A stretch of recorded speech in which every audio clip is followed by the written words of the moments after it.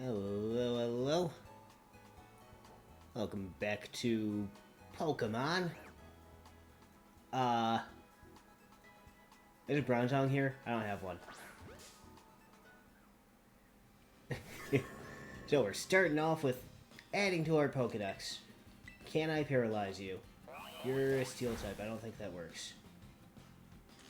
Never mind. It worked.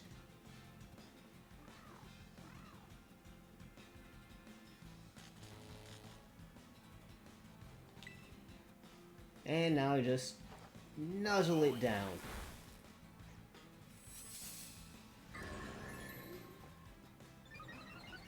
I'm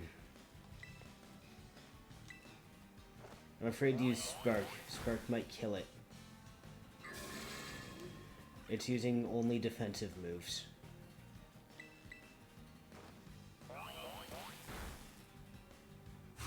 It is no longer using only defensive moves. Ow.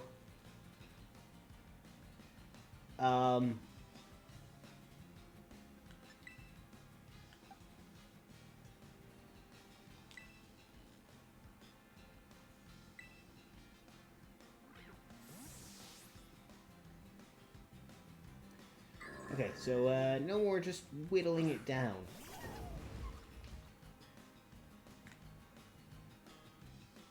Also, I'm battling from the Union Circle. Let's just throw an Ultra Ball, see what happens.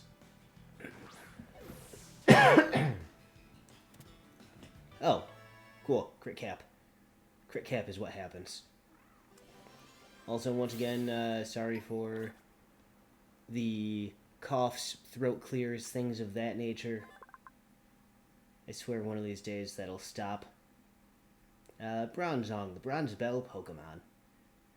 It brought rains by opening portals to another world. It was revered as a bringer of plentiful harvests.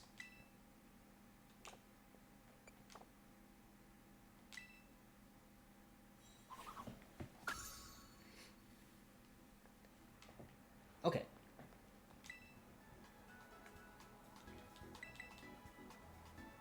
So, the plan.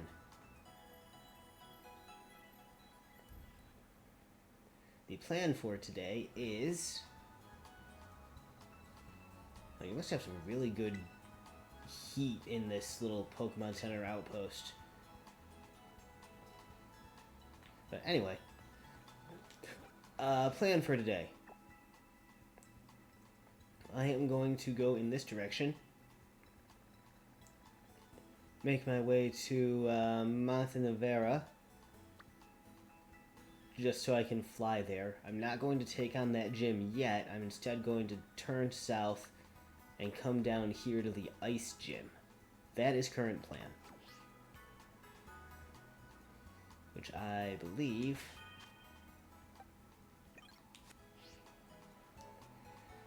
For a moment I thought this bit of grass here was a Pokemon. But anyway, I believe that I want to go this way.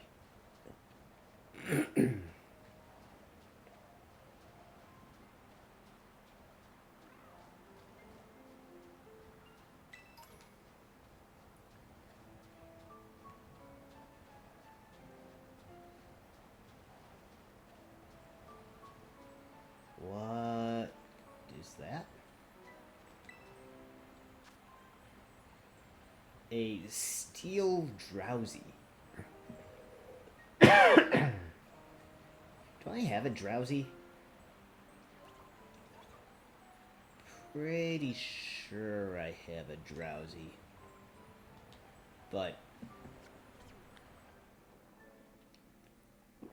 yeah, I think drowsy's pretty well available from the start. But whatever. A steel drowsy.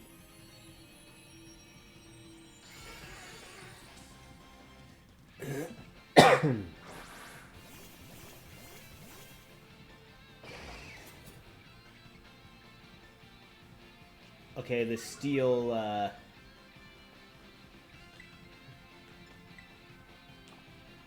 okay, yeah. But the steel Terra crystal is pretty metal. It's a giant battle axe.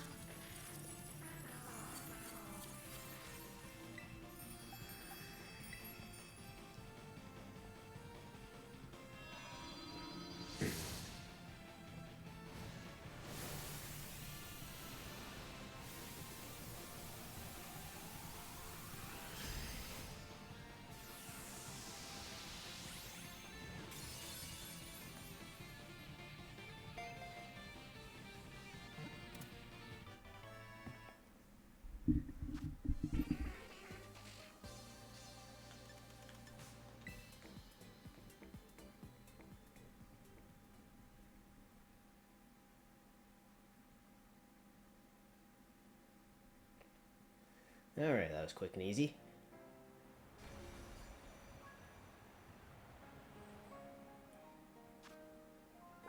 Oh, I didn't have a drowsy. Okay.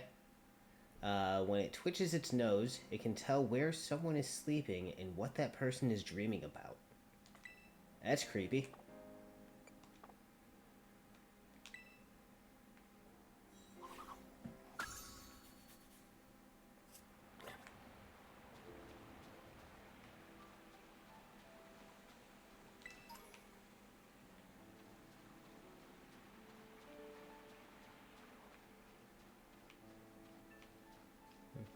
Hmm.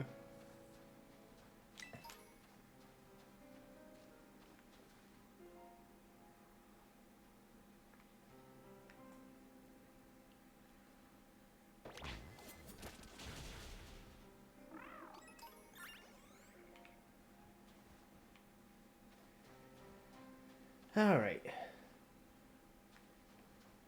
Trainer.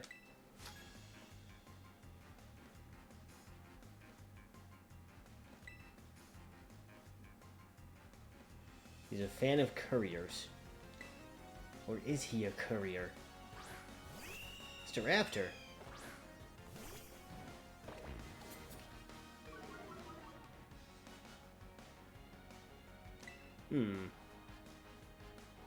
Oh, it's part normal. Okay.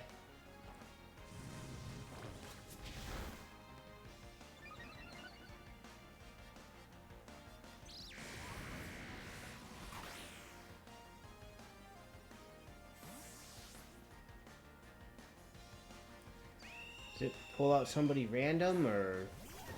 Yeah, it pulls out somebody random. Jeez. I should really, like, patch something about the battle camera here.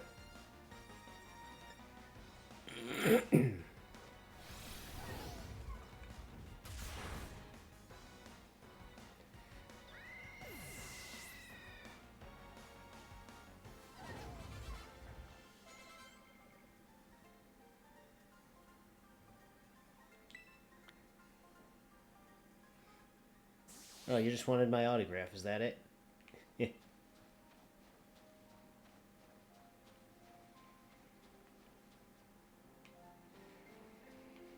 Saw the snow right next to the Bergmite, and for a moment, I thought that snow runt was a shiny Bergmite. Anyway, there's a Gardevoir here. It's level 38.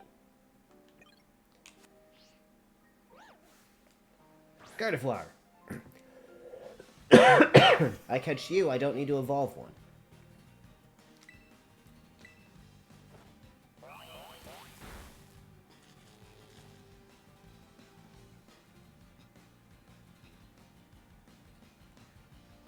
What? What? I am confused. What didn't affect Palmot?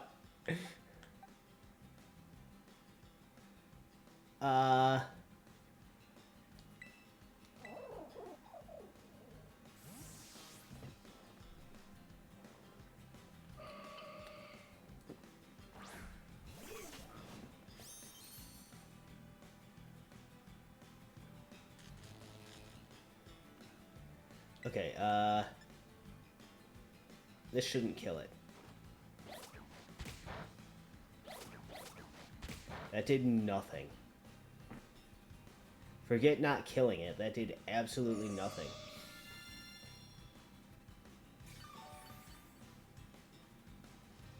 All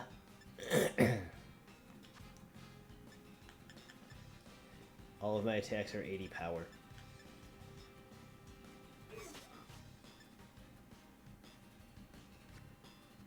Please don't kill it.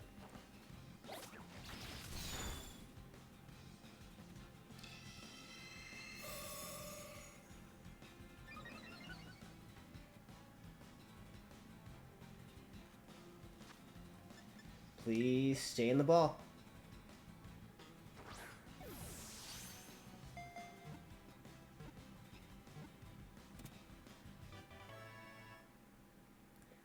Okay, good. I don't need to evolve one myself now. Oh, nice. Things want to learn moves. Palmont wants to learn Discharge.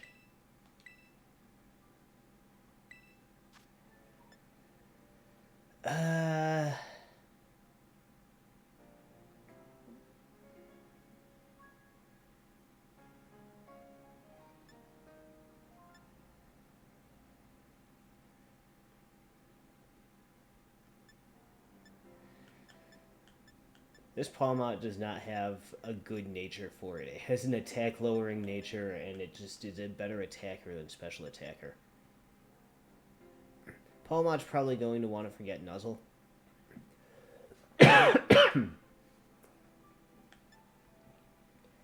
Or maybe even Arm Thrust.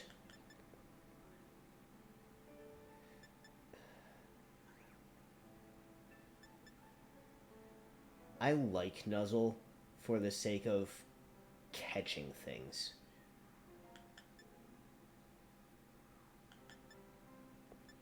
I'll forget Spark.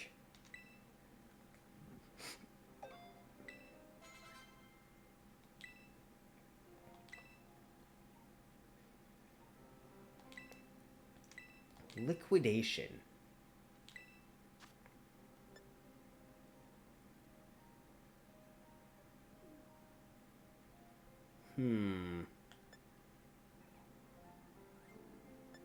Now, I like having Aqua Jet because it's water quick attack. But I think I'm going to swap it out for Liquidation.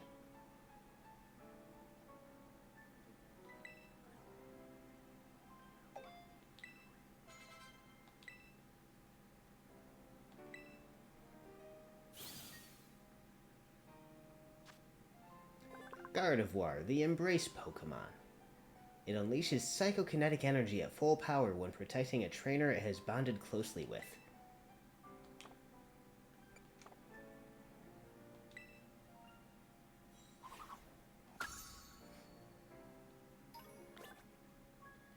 Okay.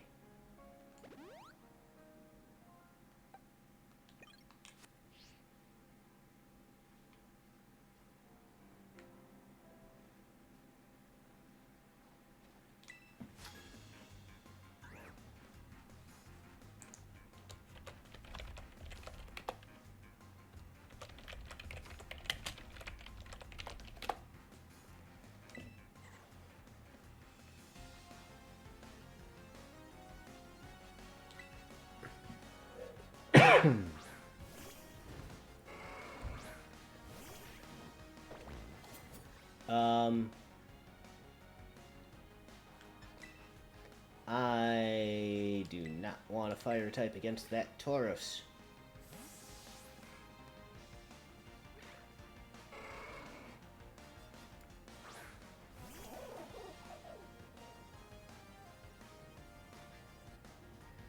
Ha, can't taunt me. I'll use my new move.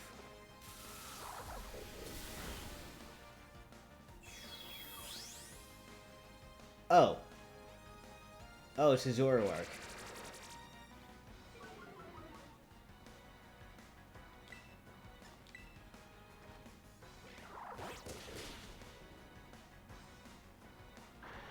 A very angular Zoroark.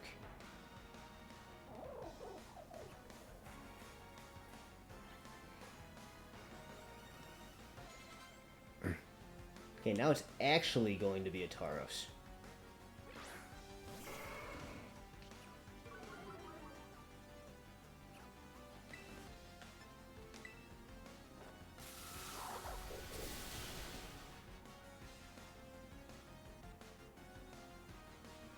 You got me with that Zoroark. Miss Magius.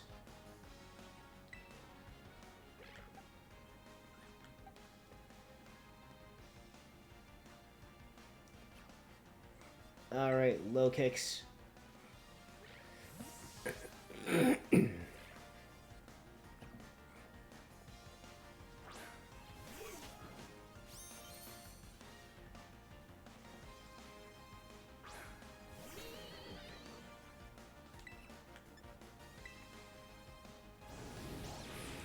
Oh, jeez. I wasn't ready for fire.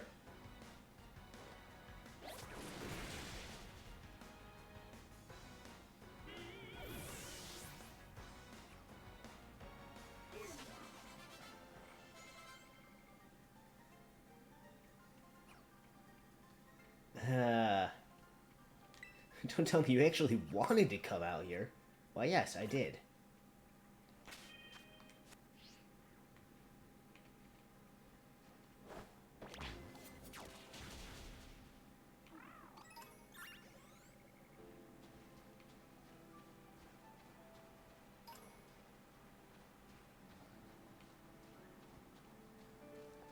Alright. Map. Where am I? I'm here. Going in the right general direction, I think. Wait, there's Wild Glaceon out here? Also, I think I need to be going up. How do I go up?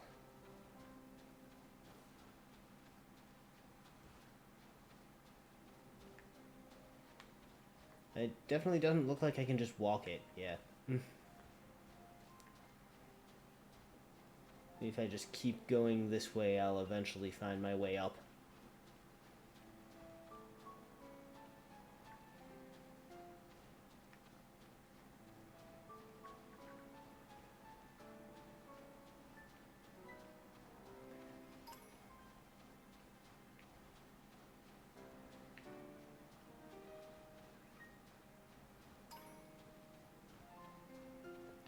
Another trainer. This is your spot, huh, trainer?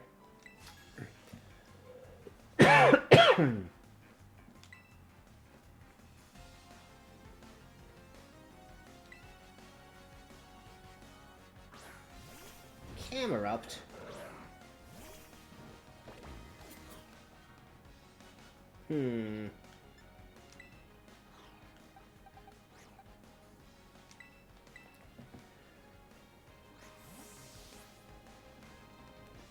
You also have 3 Pokemon.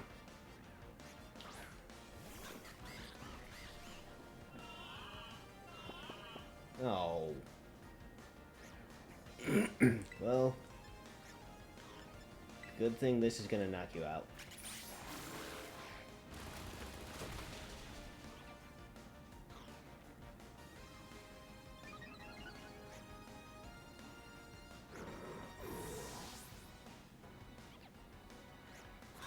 What's next?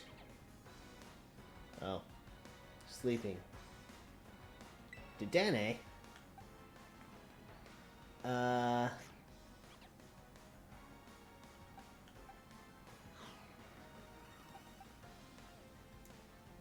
have anything that's specifically good for fairies? Yes.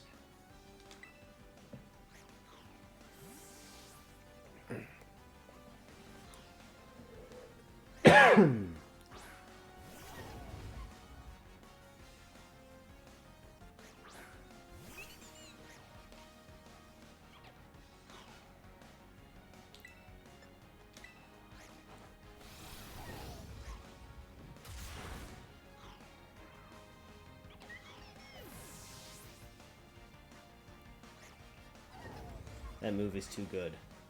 Veluza.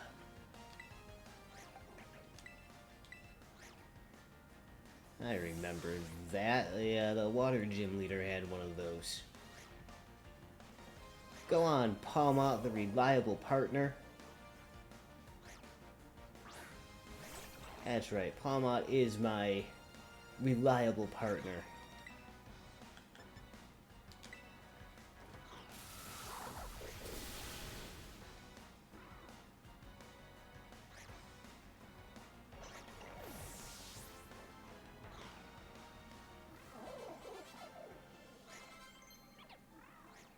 Satotl wants to learn Amnesia. I meant to hit no.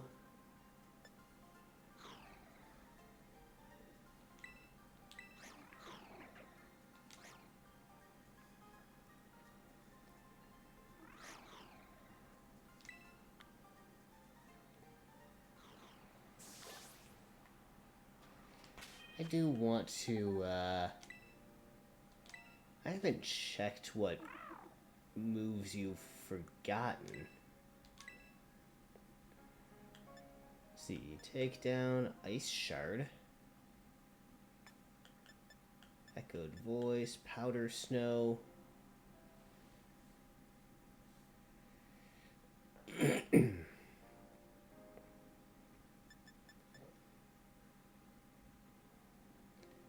I'm gonna have you remember ice shard in place of flail.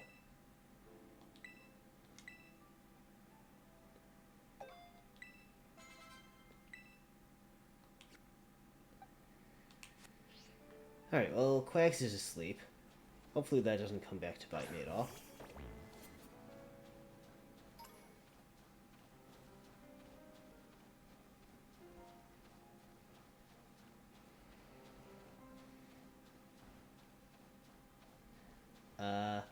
I'm definitely making my way upward.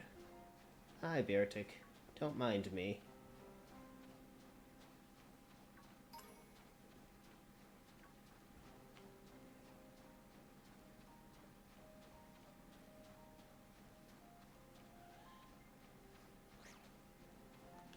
Okay.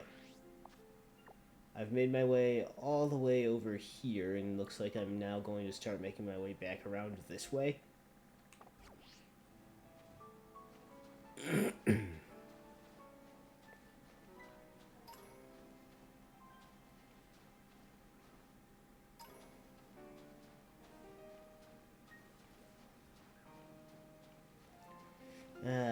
I could be riding Miraidon.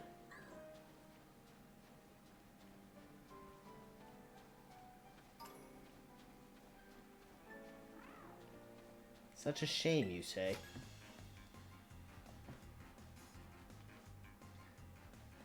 Ah. Eduardo the student. What do you have, Eduardo? Poltergeist.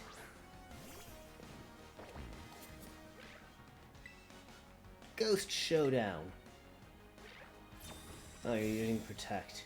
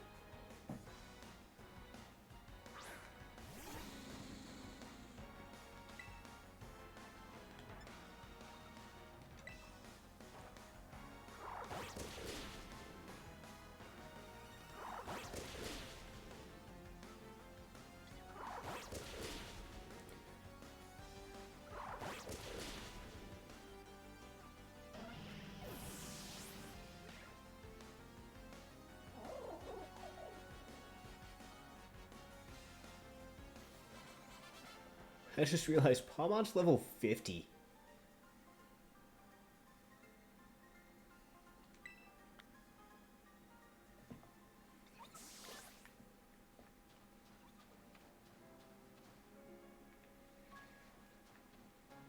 This looks like a front gate to the town.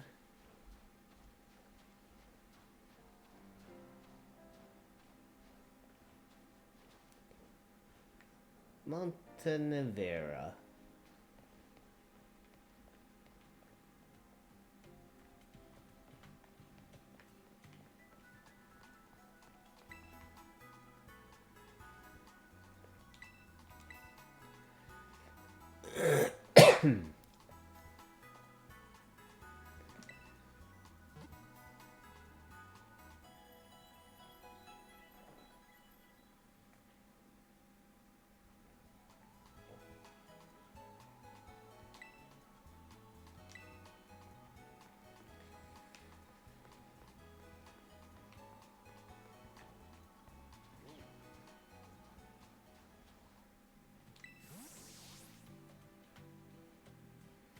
Any Pokemon that's level 50 or higher through hyper training.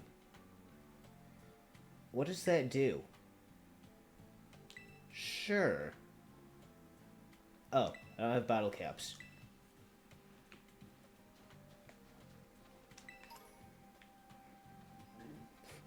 Okay, how do I get bottle caps?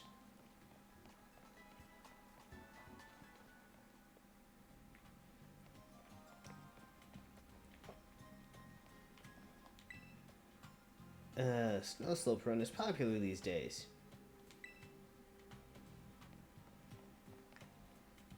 I guess, that's potentially going to be the gym challenge.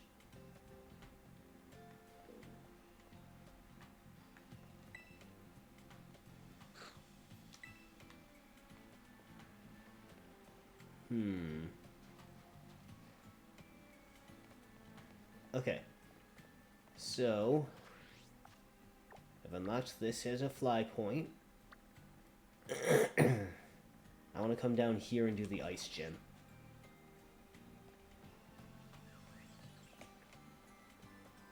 I also want to see what's around town, but...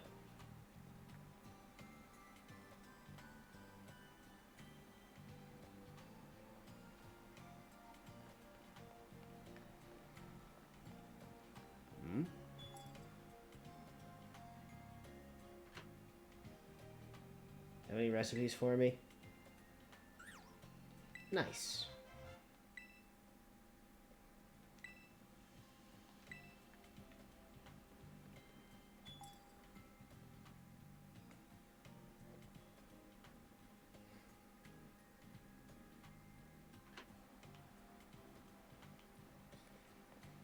Okay. So, I want to make my way south.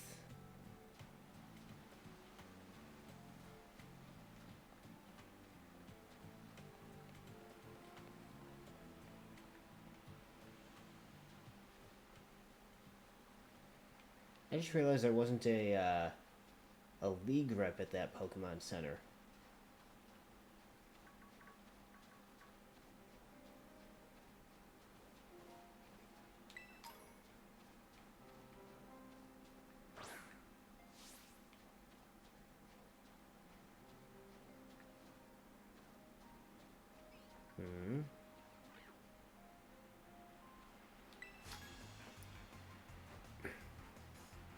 Twist my ankle climbing over some rocks. Oh no.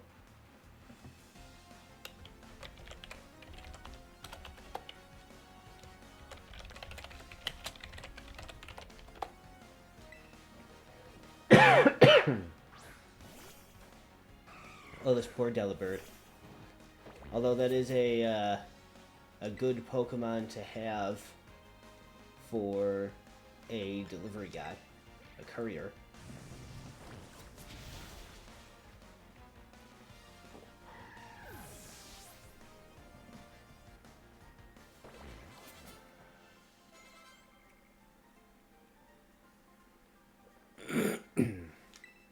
Got about my ankle, but now my pride hurts.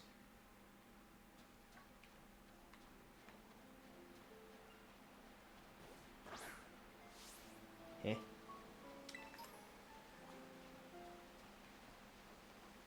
There's Psyduck up here.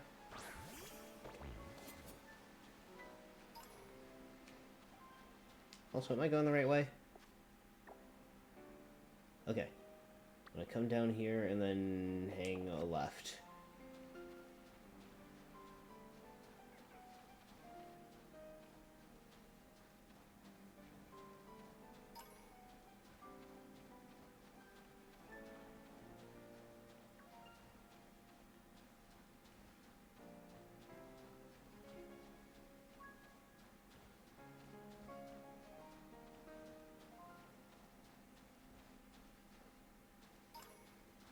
Ooh, timer ball. Those are nice.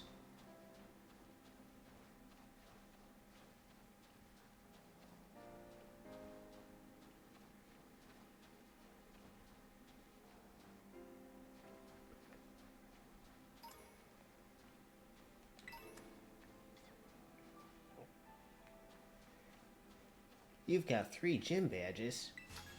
I've got 5.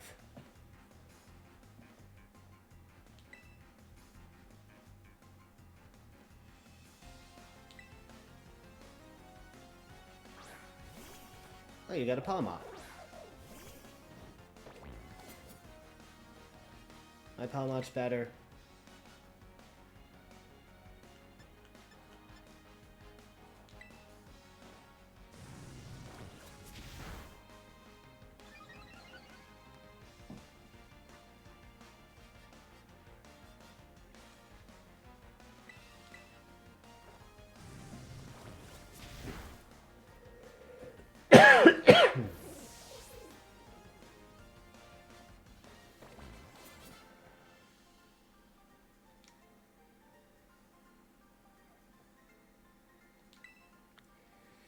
Some little kid who has more gym badges than you.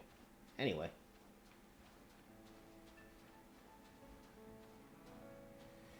I'm just going along what appears to be a path here and kind of hoping it'll get me to where I want to go.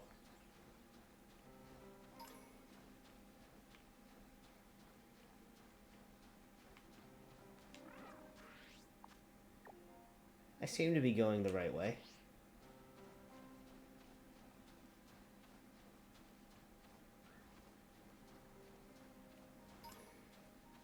Cryagonal? I don't have one of those.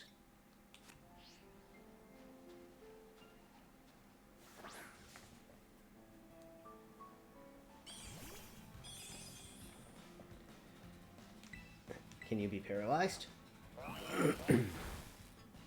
Yes, you can.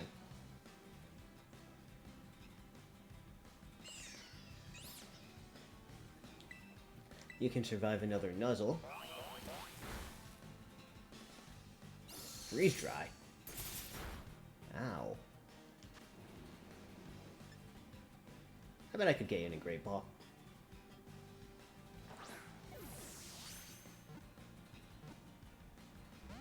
Okay, I guess not.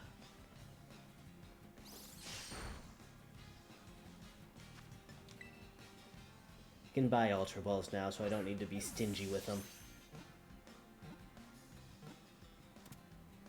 Okay, I got a snowflake.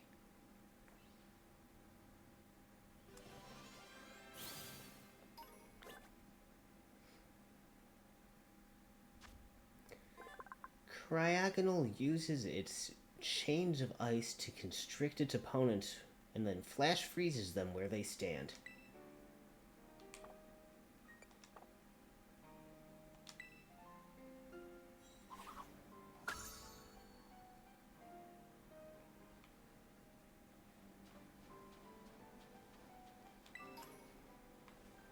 How am I supposed to get that?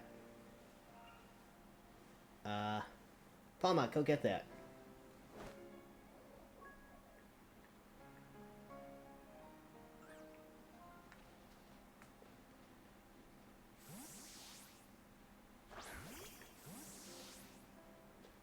Oh, whatever.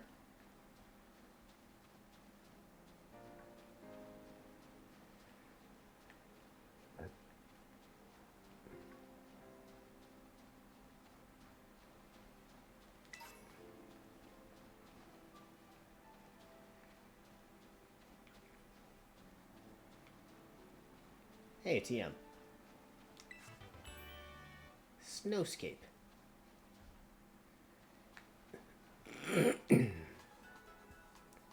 Hello, Mr. Rep. 12 trainers here. And he gave me Blizzard. Nice.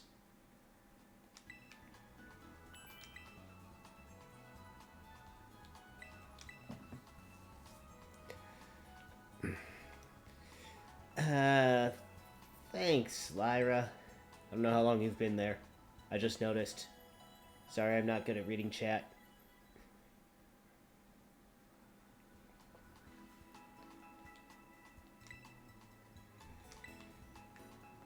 So I wonder what level this gym leader is.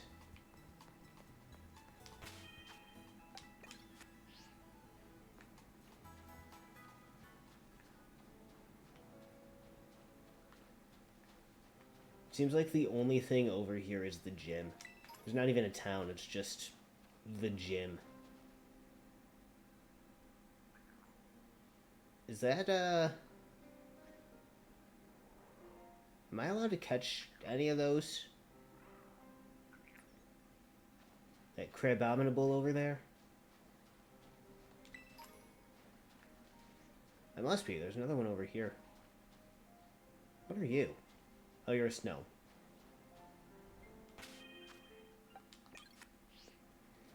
Hiya! Oh, there's a Frostlass there, too.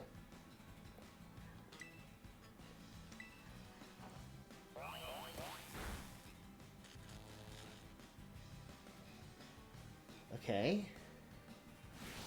Reversal.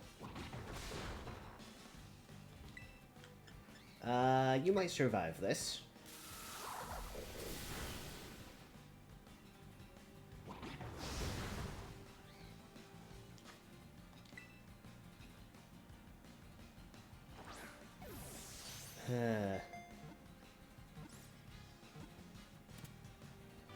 Spoilers are getting pretty overt.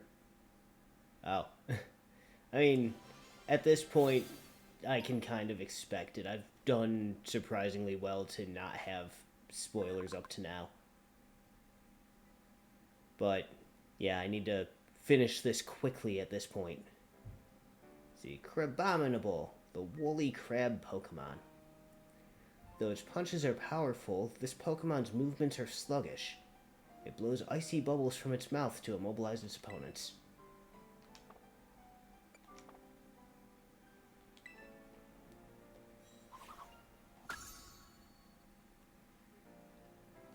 Frostlass!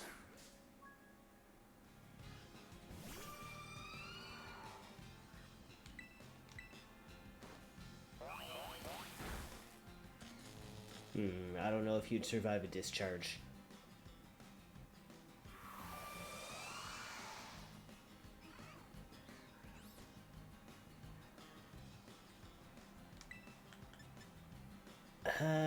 Risking it.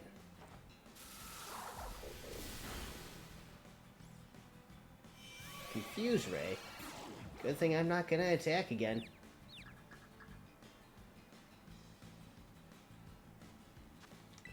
Now, Frostlass, please stay in the ball. Hooray! Crit cap.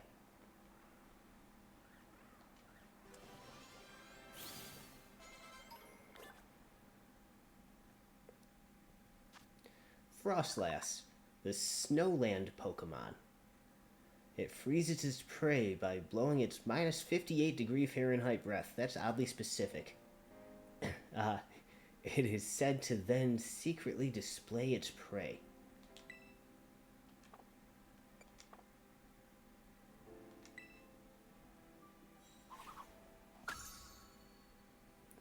Alright, now at some point I need to get a Glalie.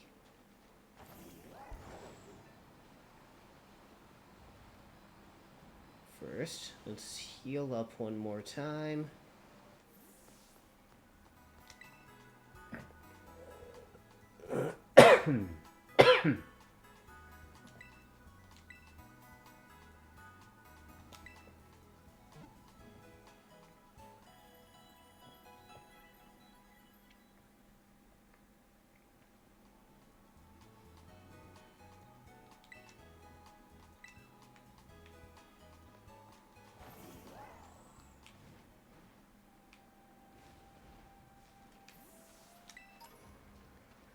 Alright, let's see how Ice Gym is.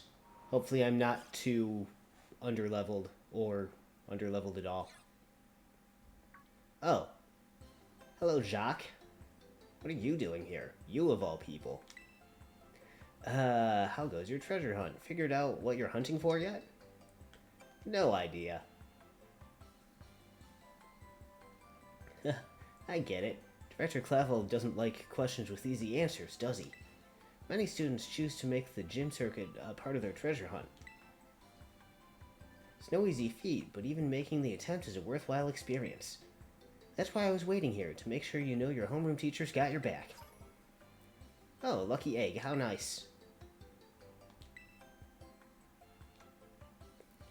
This should be handy for your treasure hunt.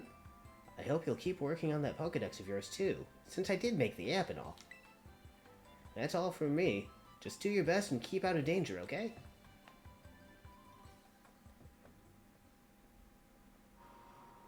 Alright.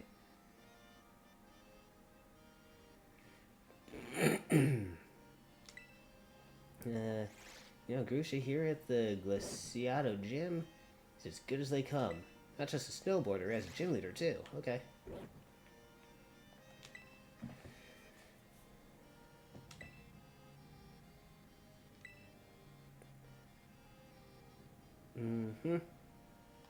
Okay, what's the gym test? The Snow Slope Run. Ride a Pokemon down the designated course and try to reach the goal within the time limit. Start the test, just head out the gym and go up the slope to your left and we'll fill you in on the details there.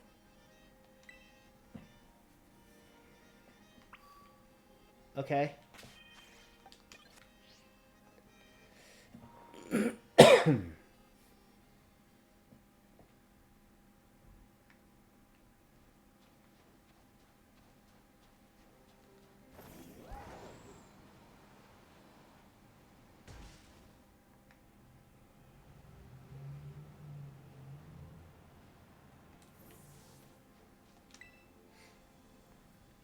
So where the Snow Slope Run starts. Task is to ride a Pokemon all the way down. Uh-huh.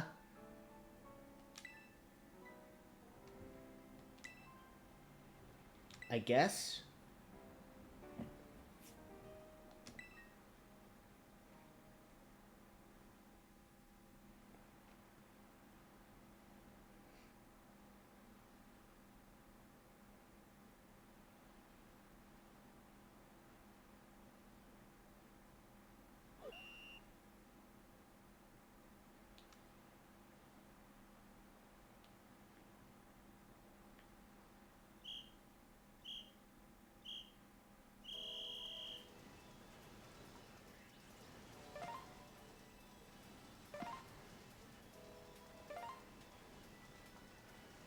Eh?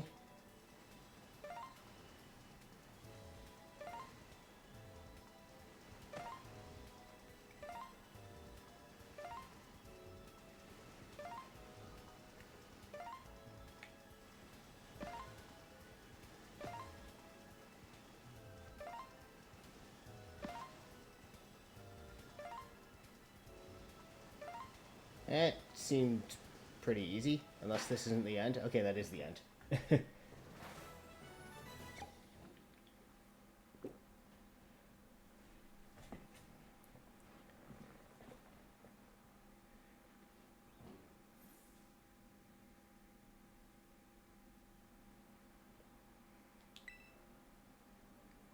Mm-hmm.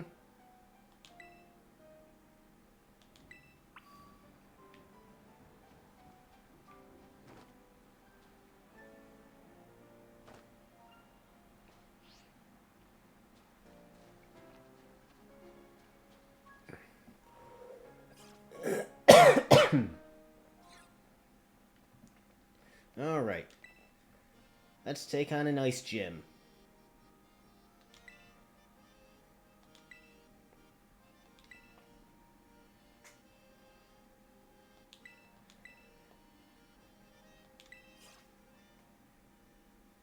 Hopefully I'm not in over my head here.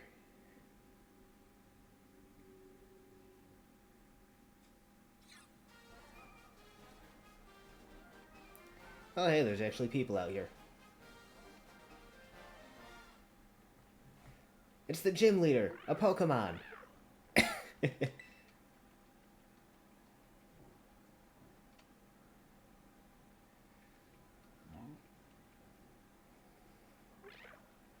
There you are. I'm freezing. I take it you're a challenger? My name's Grusha. I'm a snowboarder. Used to be pro, actually. Now I'm a gym leader. I saw you on the slopes. Your skills, yeah, they were pretty cool. But don't let that go to your head. Winter mountains are dangerous. They can throw your life right off course, easy as that. Same thing with Pokemon battles, really. It's always the most dangerous when you're just starting to get the hang of things. Today's not a great day to face me, you know. You're better off giving up. You sure you want to battle me? I'm not sure now. Still trying to act cool, huh? That's too bad. Well, this is my job now, so don't take what I'm about to do personally.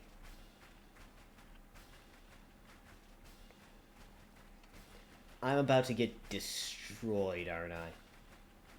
Get ready to feel the icy bite of reality.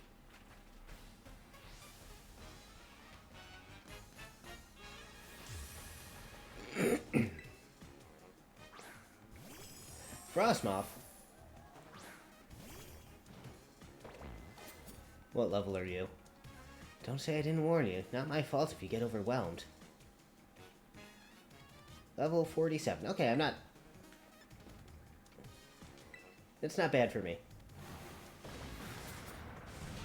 I'm a little under.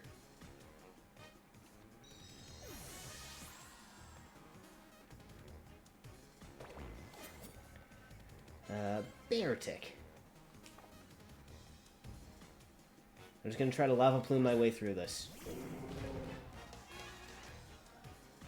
Oh, you have 4 Pokemon? Ooh, that was only half its health. Okay. You 100? You're 100 accuracy. Okay. This will finish the Beartic. Or not. Oh, it has Aqua Jet. Okay, I wasn't ready for that.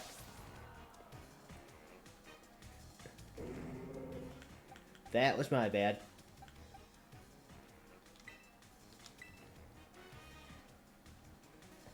I expected to outspeed it. And that is kind of sort of the exact reason I like having Aqua Jet.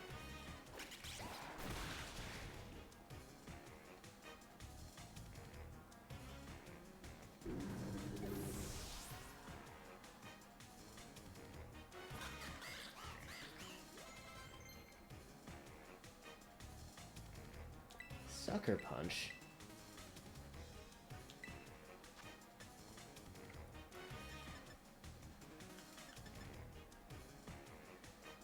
Move fails if the target's not readying an attack.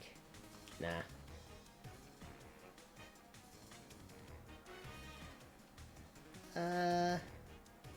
Keep my current.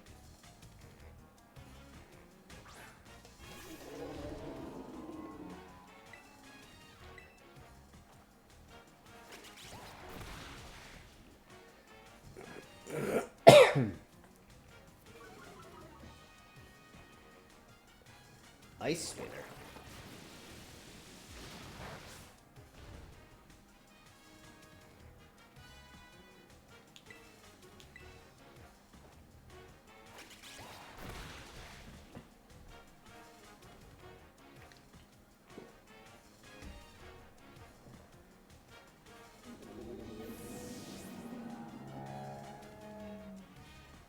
Wonder when my Citadel evolves into that.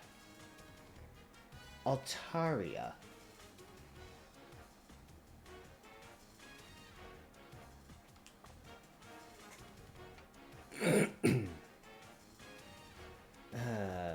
So one false step from a steep fall, huh?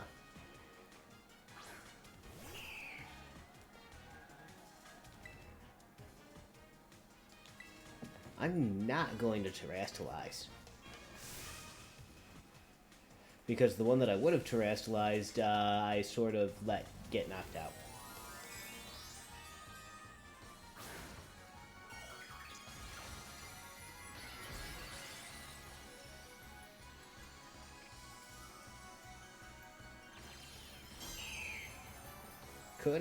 Could sack someone for a revive. Never mind.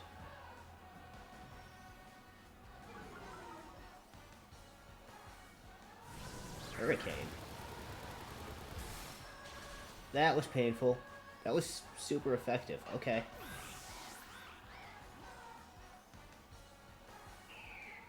I guess he has an answer for fighting types.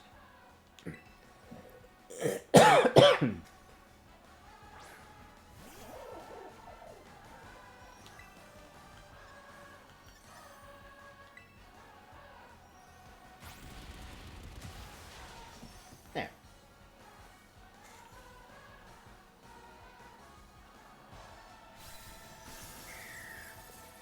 Had an answer for my fire type that I wasn't ready for with Earthquake and Aqua Jet on that same Pokemon. Had an answer for fighting types with Altaria's Hurricane. Ah, you melted straight through my ice.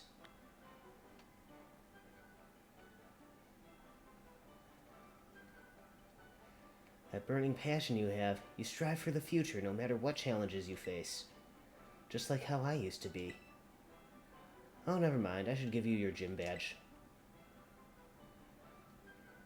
Huh? You want a photo together to commemorate your win? Come on, that's so uncool. I don't usually do that sort of thing, but okay, fine. Special occasion.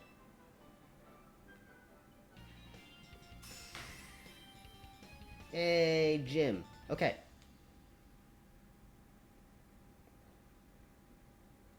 With 6 gym badges, you should be able to catch Pokemon up to level 50 more easily. They'll actually listen to you, too, which is nice. Oh, and before I forget, you should take this, too. TM for Ice Spinner.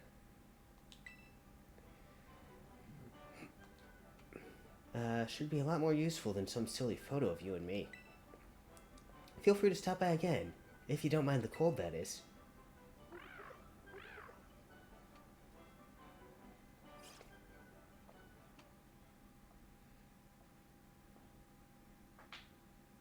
And I never see the gym leader again. Oh. Hello, Hassel. Greetings once more, Xavier.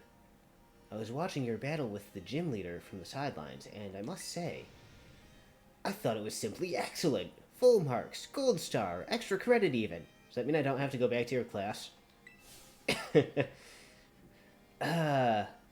Hardly had you sent out Ceruledge before you launched into your strategy. That unrelenting offensive, that flurry of attacks, what an efficient way to corner your opponent. And what artfully trained Pokemon. Such a vibrant palette of moves. I do beg your pardon. I didn't mean to let my emotions run amok like that. In summary, I simply wanted to say that you seem to have gotten even stronger. I must admit, I'm eager for you to gather all the gym badges. As a member of the Elite Four, I await the day you come to face me with great anticipation. Oh, but one thing. Don't let your studies fall by the wayside. Be sure to come to the academy now and then.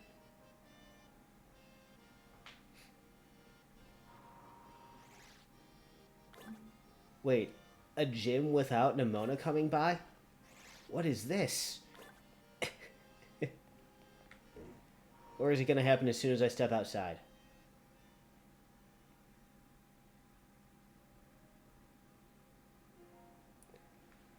No, I managed to have a gym without Nimona coming by. Maybe she isn't stalking me after all.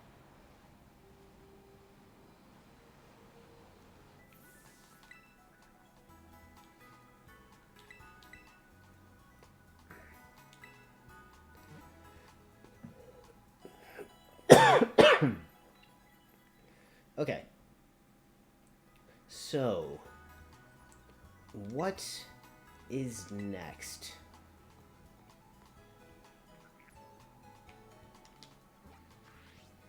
I could come back up here and do Ghost Gym. These gyms being like right next to each other, I kind of expect them to be roughly the same level. I don't really have anything specific to counter ghost types.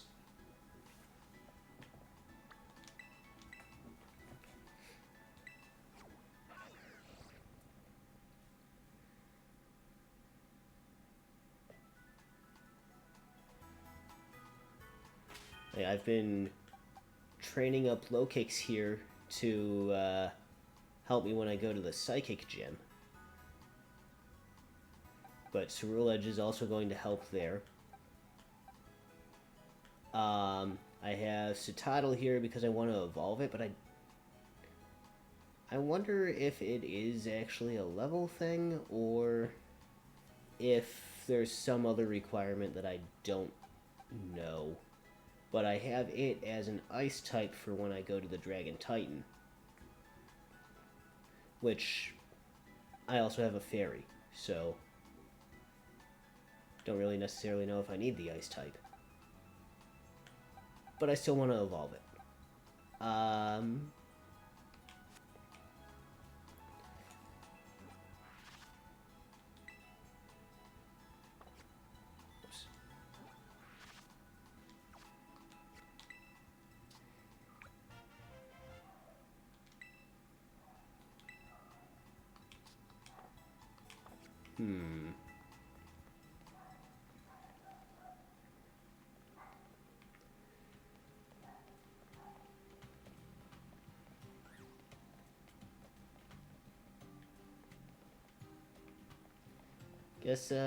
Guess I'll come up to the Ghost Gym and see what this is all about.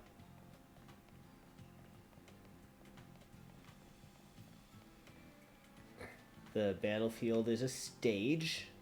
I mean, I guess they have said that this gym leader's a rapper.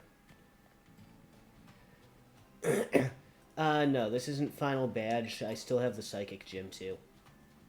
This will be 7th badge. So yeah, my current plan is... Wait, there's Bayonet around here somewhere. But anyway, current plan is Ghost Gym, then Dragon Titan, and then make my way all the way back down for Psychic Gym.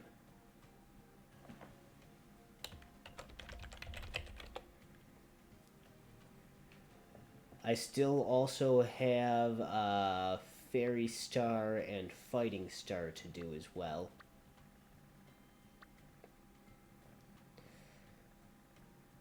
But since I'm already here, I figured Ghost Gym. And then since I'm already kind of in the area, I figured Dragon Titan. I do also want to go back to the academy at some point and do more of the classes. Originally, I was going through those off stream. I got through the midterms and I realized, hey, a couple of these teachers actually have storylines that I might just want to show on stream. So I'm going to do the classes on stream as well. But let's see what the Ghost Gym is all about and if I'm actually super underleveled here. Oh, there's Nimona. Hey, I heard the good news. Congrats on gym badge number 6. Not even 1/10 of the trainers who take on the gyms get this far, you know. But I'm not surprised that you made it. I just knew there was a reason you caught my eye. Oh please, I should be the one thanking you. Anyway, bet you could use a little warming up before you take on the gym, huh? Come on, you know the drill by now.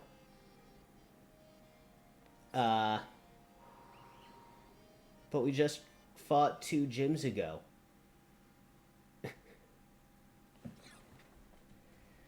It's our battle court today. Always important to check what the environment your Pokemon will be battling in. The battlefield can have these teeny effects on your Pokemon's balance and stuff, you know? Anyway, I sort of dragged you out here, but a little pre-gym warming up should do you good. Now, come on, Xavier, let's have a fruitful battle.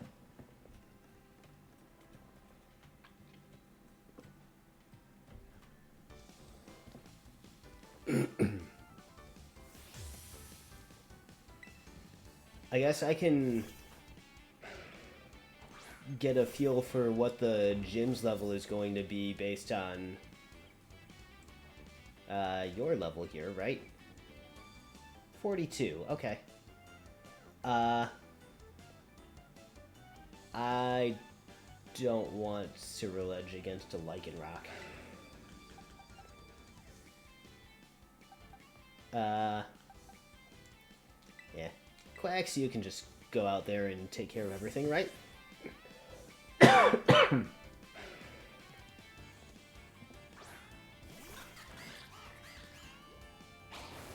Oh no, sand attack.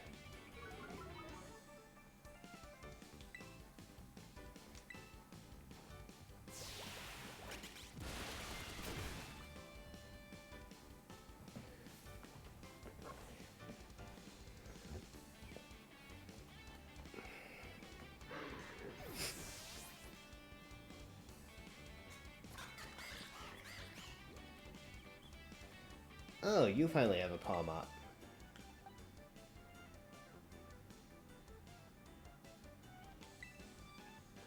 Actually, that's a bad idea.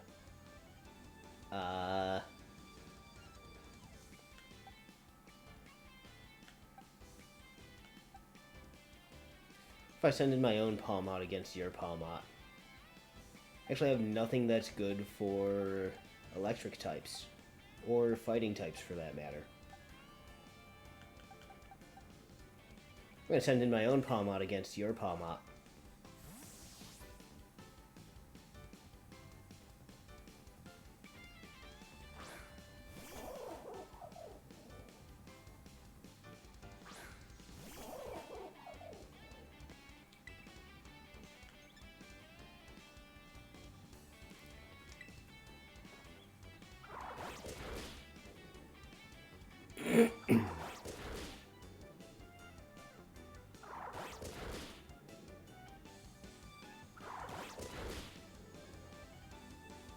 Only 4.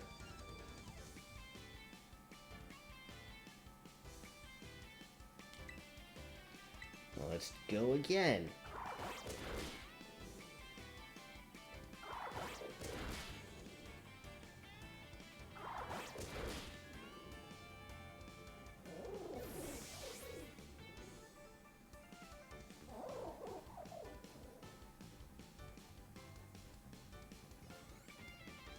About to send out Sliggoo.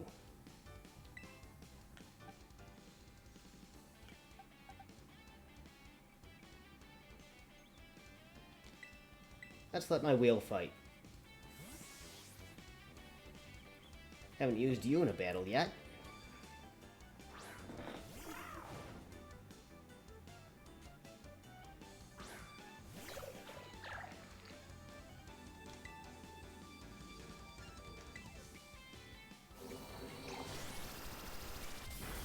Ow.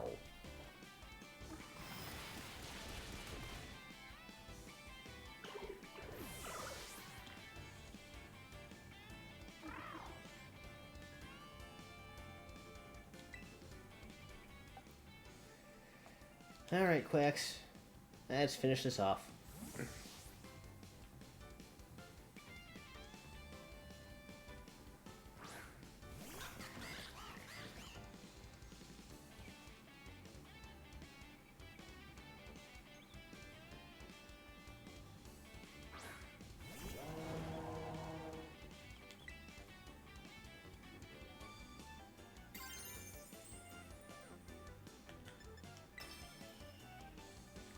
Might as well terrestrialize.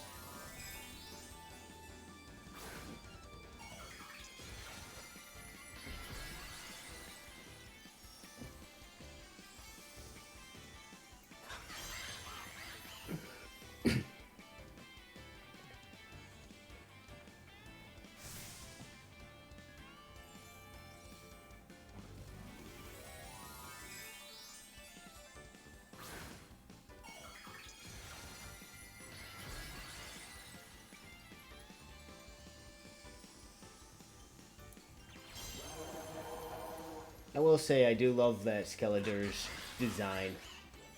Like, it kind of makes me wish I picked Fuecoco.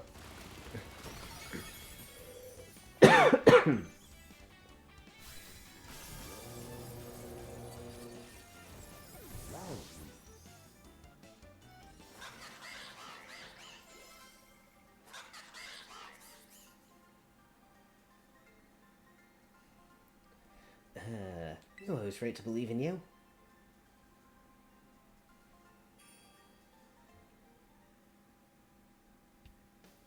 That's an L for me. Man, you've gotten so good. I think that should be enough of a warm-up. You and our Pokemon should be all set now. Here, take these as thanks for the battle. Just 2 gyms remaining. Then all that'll be left is to try out to be a champion. Give it all you got. Now, let's get you back to the gym lobby. I mean, I guess there is the gym test before. Let's see. Montanavera gym leader, Rhyme, specializes in ghost-type Pokemon. Don't get anywhere if you try to take around with normal or fighting types. I have 2 fighting types in my party.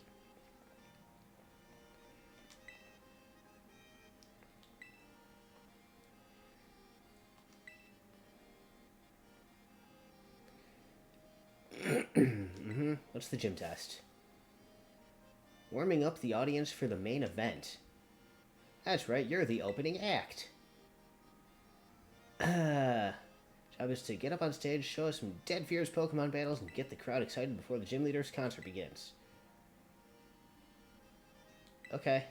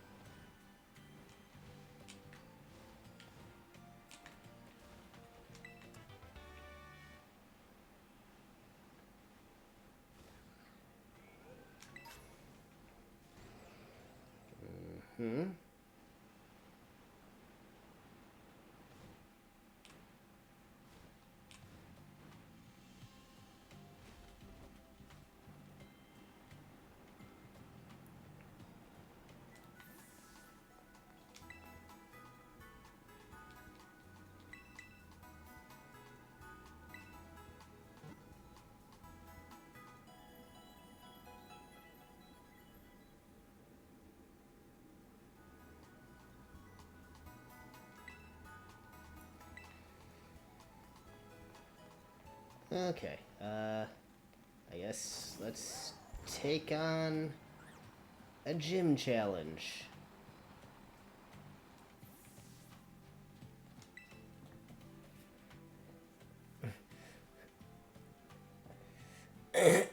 Oh look, it's Charlie. Yo, trainer. You the one performing the opening act today? My name's MC Sledge. This is the stage right here. So here's the deal. We're gonna have you do some double battles. That's where you have 2 Pokemon fight on each side. That'll let you sledge up double the opponents and get the audience twice as excited. The venue will be so hot it'll melt the Montanavera snow. Once you get the audience worked up and ready to go, that'll be the cue for our leader to take the stage. That's how you pass our gym test, yo. Your opening act begins as soon as you get up on stage. There'll be no backing down until you win 3 times in a row, so make sure you're ready. Good on the deets. Okay. Double battles. Those haven't been a thing yet.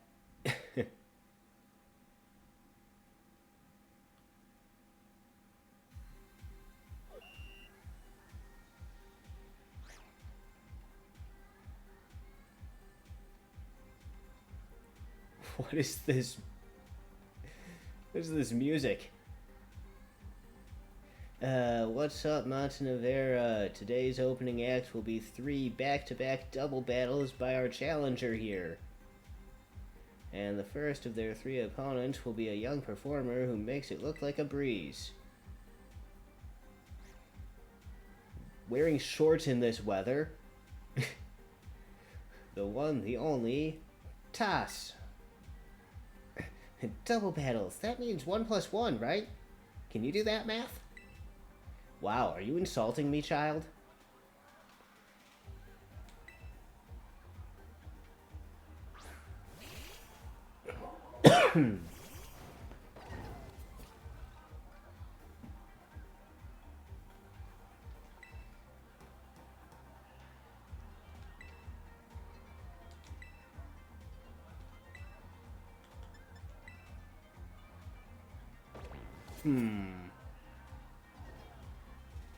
If I'm right, Cerule Edge goes first, disappears, avoids the brutal swing.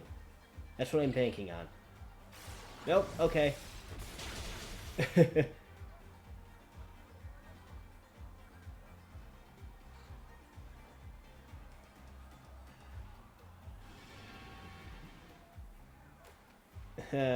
The goal was Cerule Edge goes first, but that didn't happen.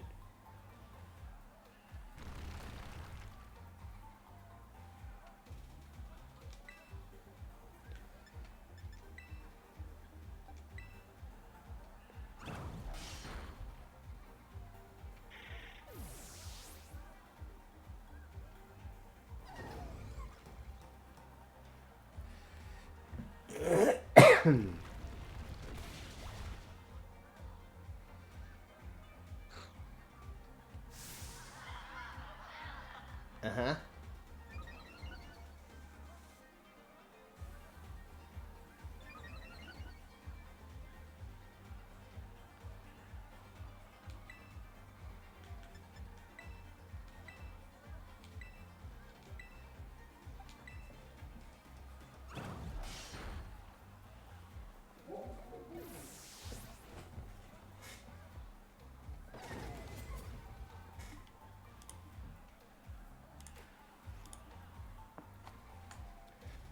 One plus one is 2, right?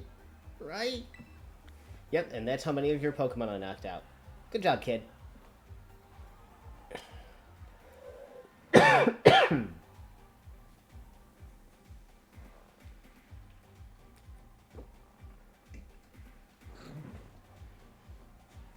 The audience's cheering got a little louder.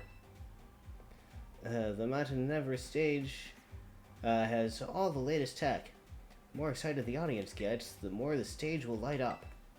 Keep on sledging, you got this. That made a noise. Was that noise my Pokemon getting healed? It's Lonnie.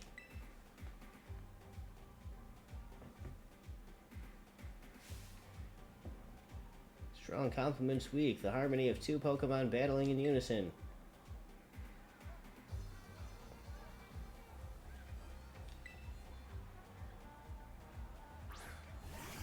Haunter and Misdreavus.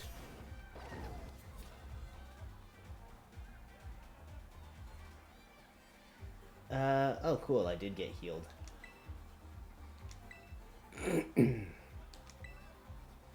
Let's do that.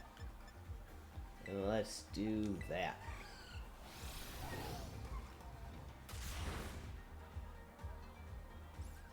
Love that Gigaton Hammer.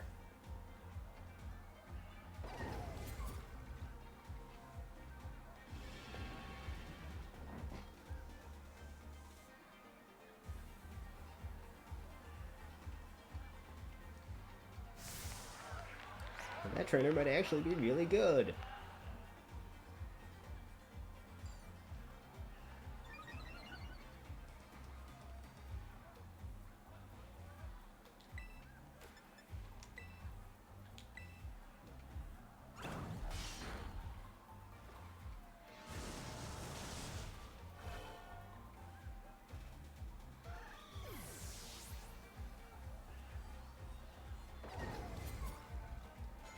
Palmot's now level 52.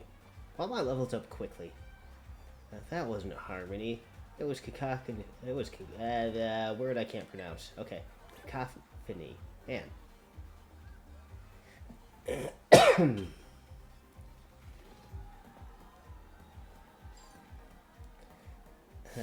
audience is really getting excited. Your opening acts turned the cheering and the stage lighting up to 11. What a surprise from our new challenger. Who'd have thought they'd sledge it up this much? Next is your last opponent, and it's none other than... me, MC Sledge.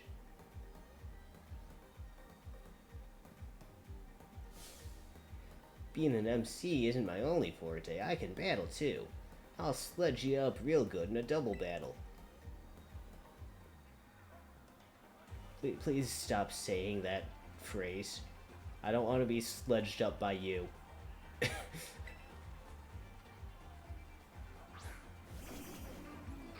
Sableye and Drifloon.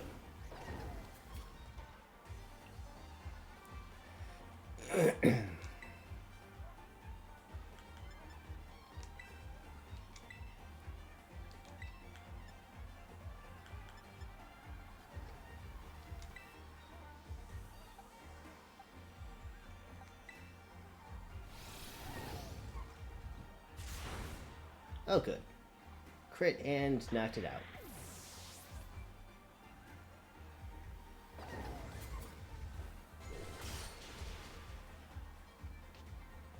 Aftermath. Aftermath, that's cheating.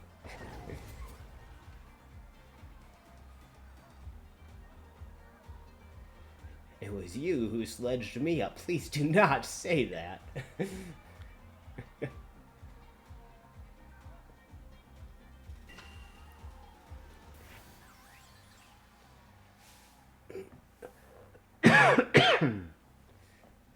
The audience's excitement has reached a fever pitch. Whoa, awesome. That was a great battle. How lucky. That was a rare sight. Congratulations, you passed the gym test. Give him a round of applause, everybody. Yay! Gym test passed. Feel a scary good sense of unity in the crowd. Perfecto. We're ready to go for the main event. Come on, everybody, say it with me. This is what you've all been waiting for. Give it up for the MC of RIP, Rhyme.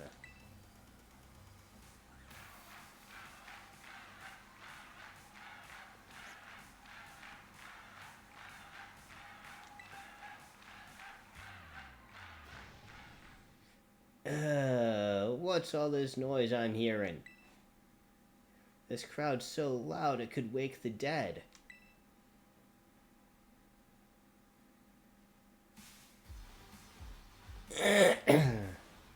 Uh-huh. Let me tell you what I want to hear. Y'all feeling good? Thanks for the killer opener, baby. Now I'll get this started for real. Okay. Congrats on the gym test. That was sick, yo. Thanks. Give us some in for some rhyme time, you feel me? Go ahead and tell the lobby staffer you passed.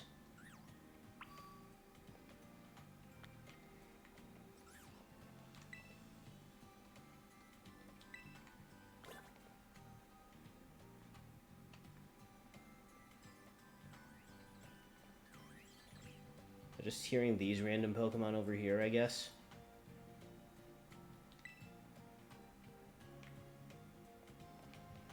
I don't know if, actually don't think I need a heal, but I don't know if I got healed and got my PP back after that last battle, so I'm just gonna heal real quick.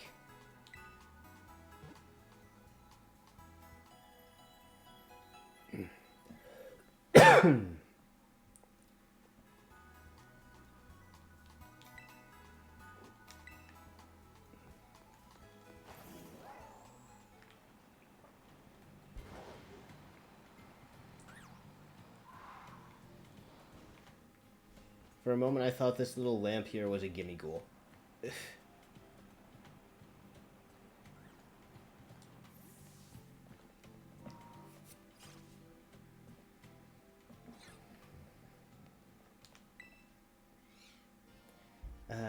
amazing job. You're a fantastic opening act.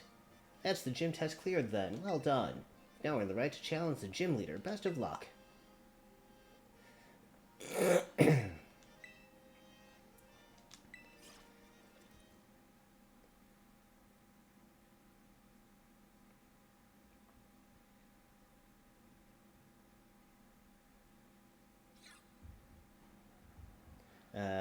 Yo. Sounds like there might be a rap battle going on over at the stage.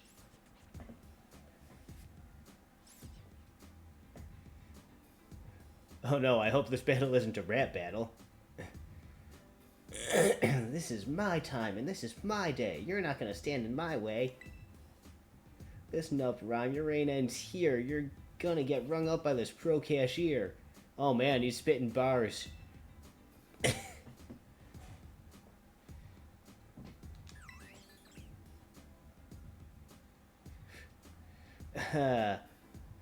Pro cashier? Well, I'm about to check out. Must have got your rhymes on deep discount. Please, you think you can step to my game? Fool, I got rhyme right there in my name. I'm a specter from which there's no protector, and victory unto me you will render when the crowd sees you're a mere pretender. You want to end my reign? Yeah, keep dreaming. Buy a book of rhymes, kid, and start reading. I'm done. You won. My rhymes totally whiffed, but I'll be back, maybe after my next shift.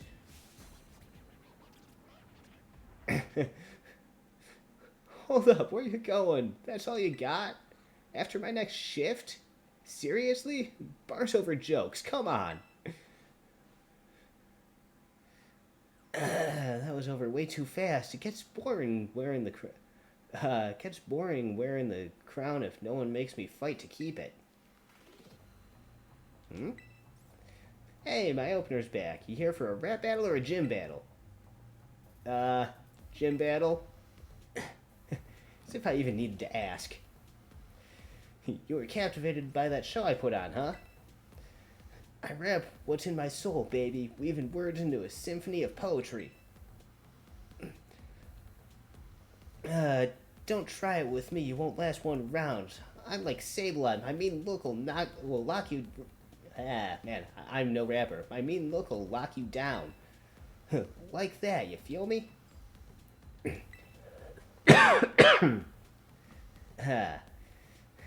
Well, let's get to it. You're a Pokemon trainer, so battle me and show me who you are. My music's not all that tops the charts. My skills with ghost types are the best around.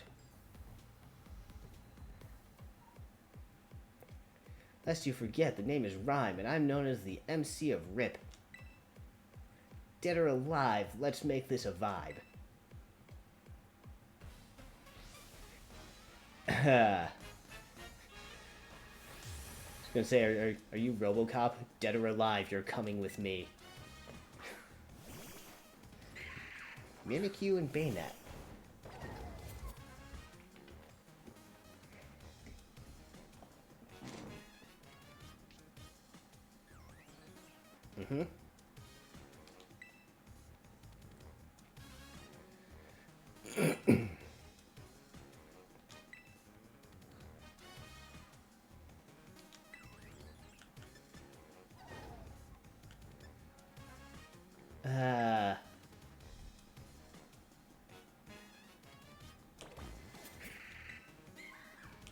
Okay. I Gigaton Hammer the Bayonet.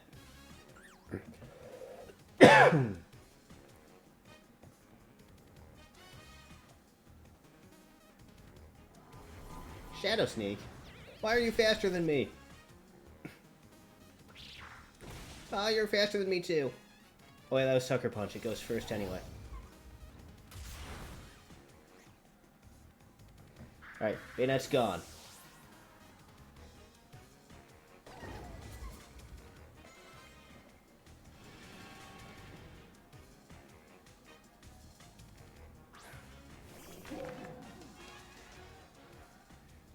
Oh snap, a super effective move. That's so tight.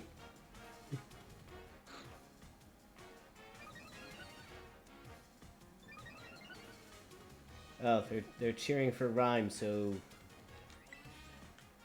buffs. Okay. Break the disguise.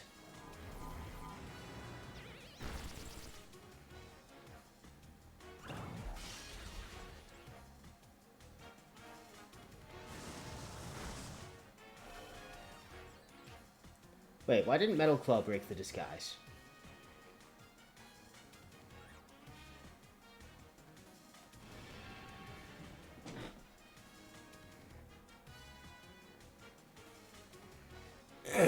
Oh, hey, I'm getting buffs now.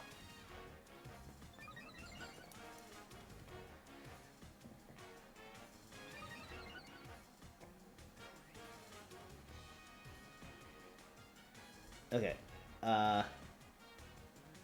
Real Edge is going to die if I don't do something about this, so...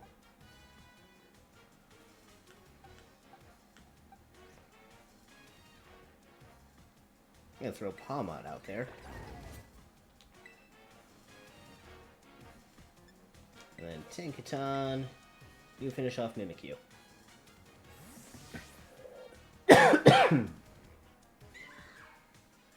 I know that Palmot's gonna be the target of that, well, everything.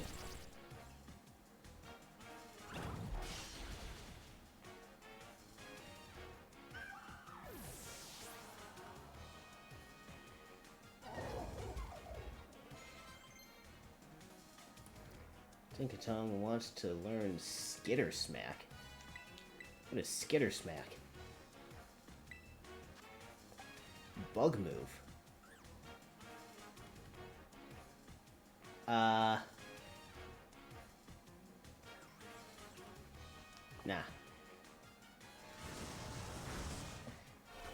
But I switched out Cerulean Edge because I knew that that was coming.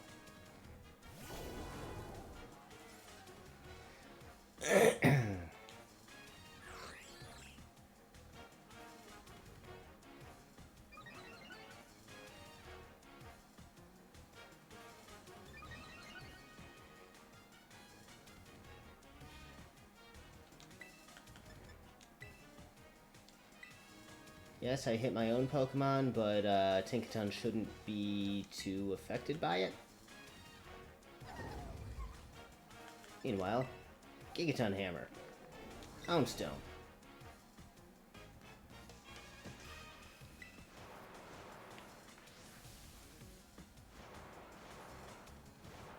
Oh no, the dogs are all rising from their graves.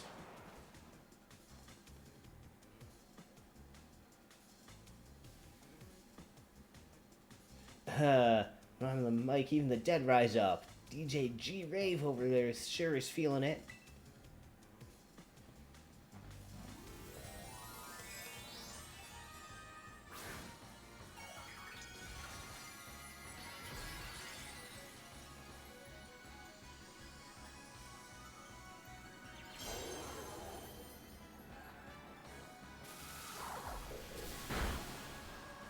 That did more to Tinkaton than I was expecting it to.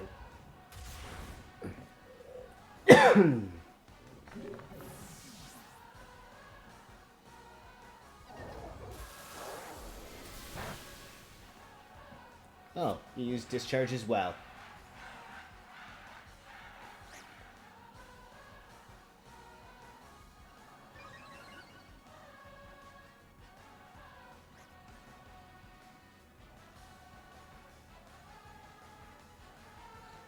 Mm-hmm.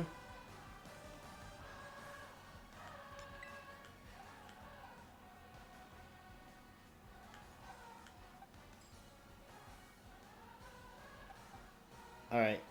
This may be a terrible idea, but I'm throwing low kicks in there.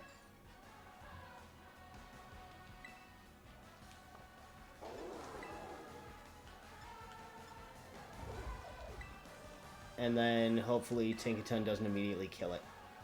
I think it should be fine. I don't think Dark is all that effective on Bug. Or Dark for that matter. It's Bug Dark.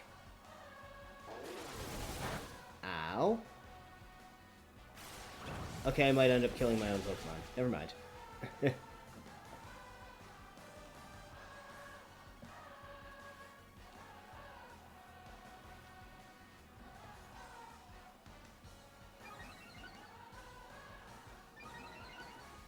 speed rose, huh? We're going for it.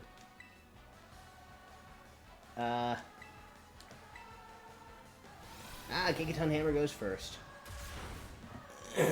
Who needs to terrastalize?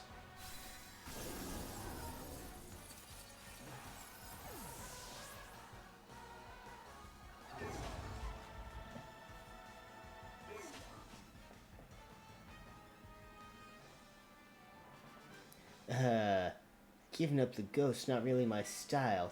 I'll let you have this one, though, baby.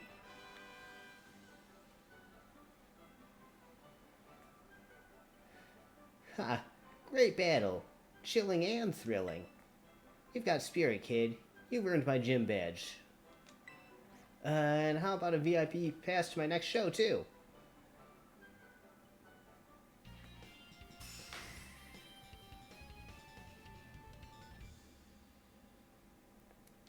Alright, Ghost Gym. 7 gym badges, it'll be easier to catch Pokemon up to level 55, and they'll listen to what you have to say, too. Feeling so good that I think I'm also going to let you have this. Shadow Ball, cool. Too bad it's over. Make your way back to my stage sometime. Maybe next time we rap battle instead, who knows? I'm sure you've got some scary good adventures ahead. I'll be cheering for you. Later.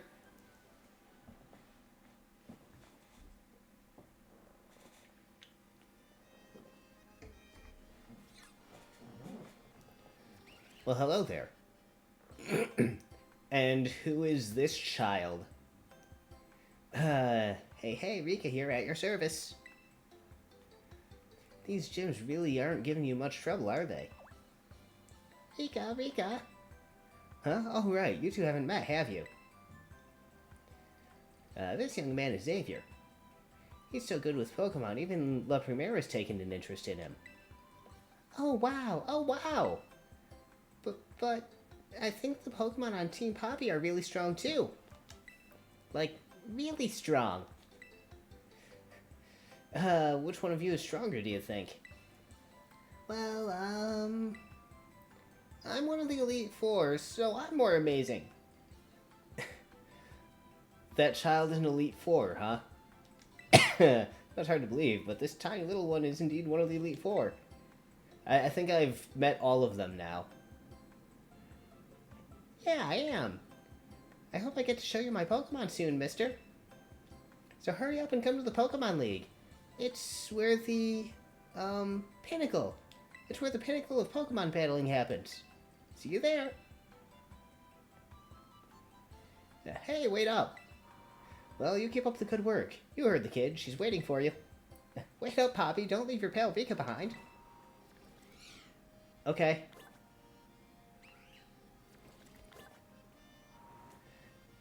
There's a random Great Ball on the floor there.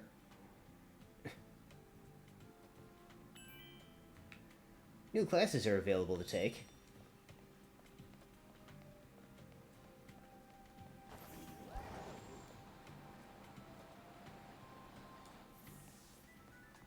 Okay. Heal up.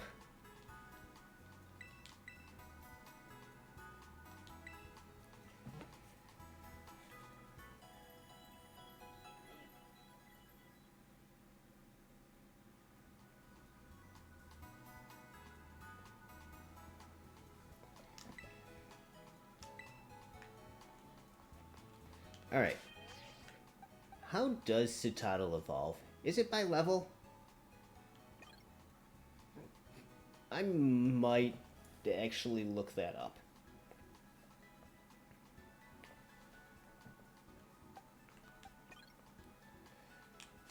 But for now, that's Gym 7. My next goal... Dragon Titan? That's the last Titan. I also have Fairy Star, who is said to be the second strongest, and Fighting Star, who is, I think, the strongest. So I have last Titan, I have last gym, and I have 2 stars to go. But first thing is Titan. Let's see. Where do I want to go to get to there? Probably here. I'll go to Medali.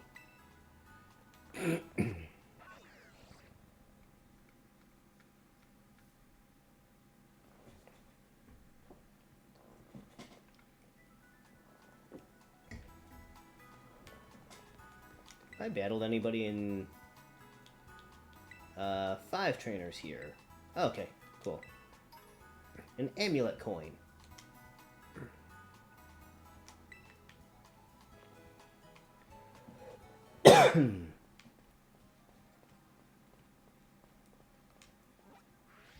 Just, oh, there's a rock one right there. I think those are both Eevees, because I never updated it to be the Charizard one.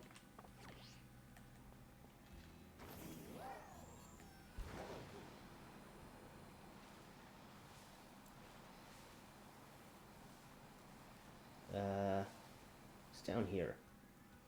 A Breloom.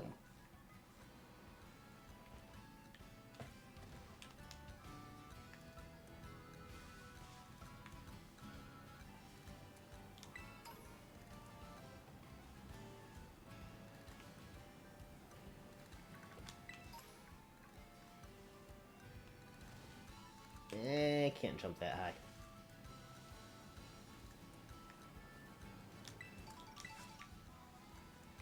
That's apparently my first Mago Berry. Almost ran into a Fungus.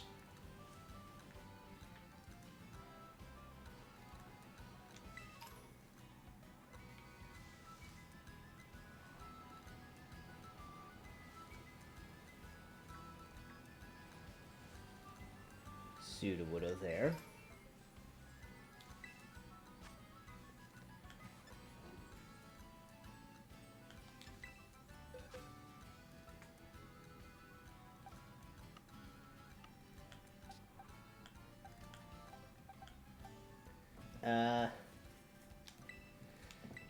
Just make this quick.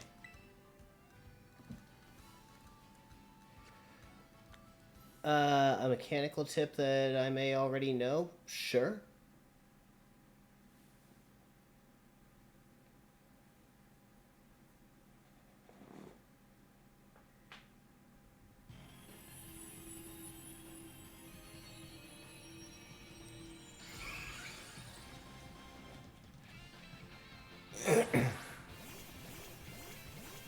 I just realized I was being an idiot. It went psychic and I came in here just as if it were gonna be normal. That's fine. I'll just overpower it.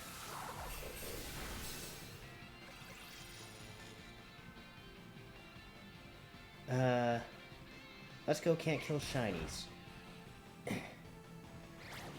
Yeah,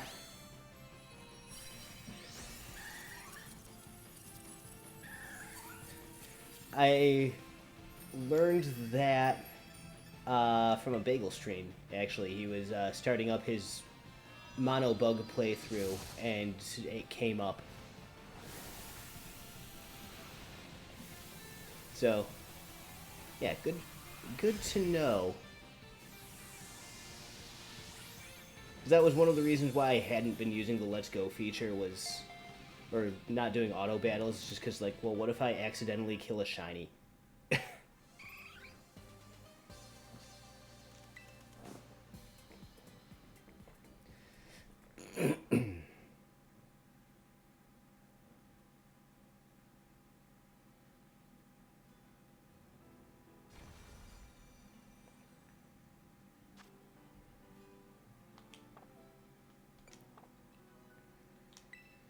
I wonder how many EVs I have now. Do I have enough for all the evolutions?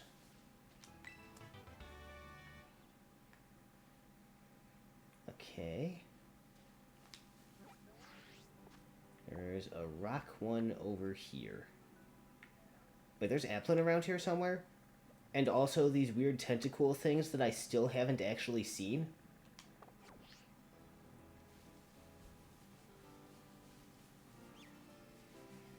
I want to search around for both of those things, but I also want to make progress.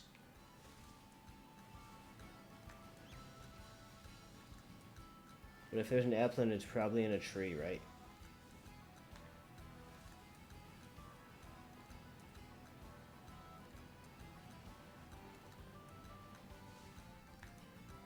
It's the tentacle thing.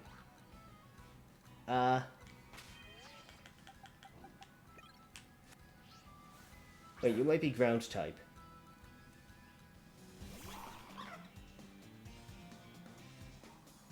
Toad School. Let's find out if you're ground type. Okay, you're ground type. So I can't paralyze it.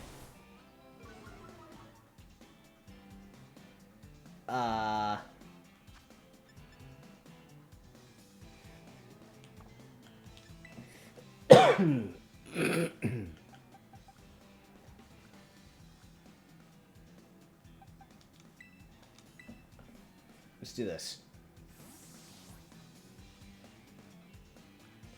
Swap in the lowest level thing I have on me.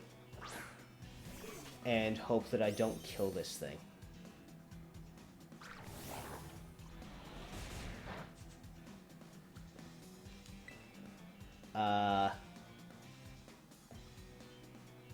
Please don't die. Oh, that was super effective. Oh, God. Well, I killed it. The first one I saw, and I killed it immediately.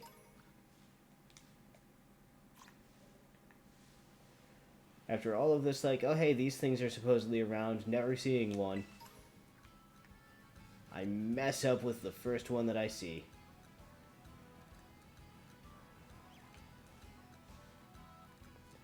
You. Oh, you're a thing. Okay.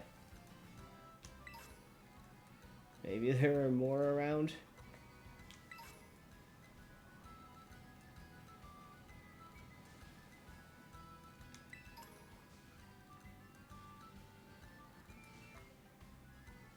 Maybe there's an applin in the trees?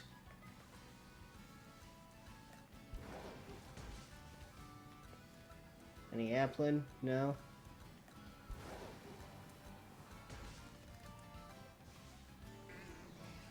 Pineco. Yes, there is an applin. I just need to not hit the primate. I want applin. No, not the pig.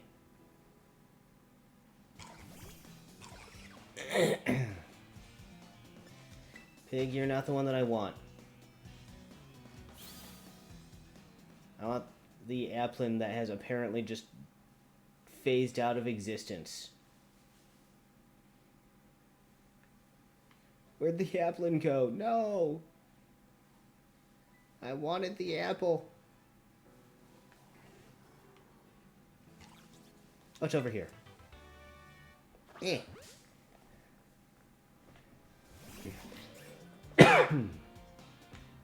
Okay.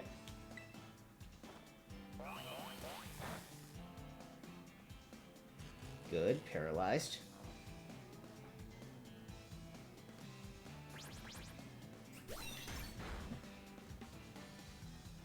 And now it should survive this, because it's not very effective.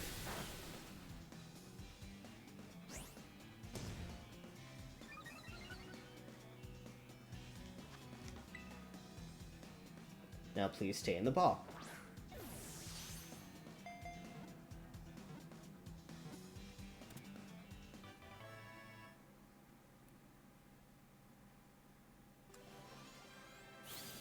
Okay, good. Applin.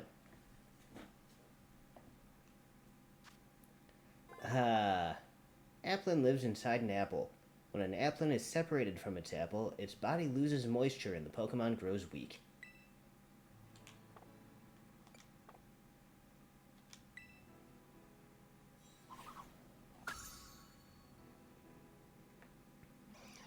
Alright, now how do I evolve you in this game? Also, let's try to use you, maybe?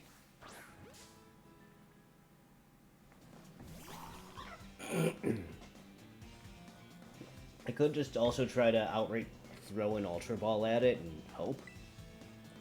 Oh god, all of that is super effective. Maybe a Body Slam won't kill it.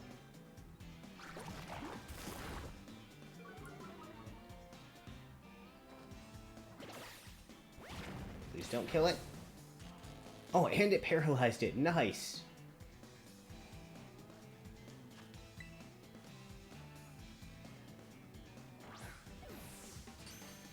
And crit cap.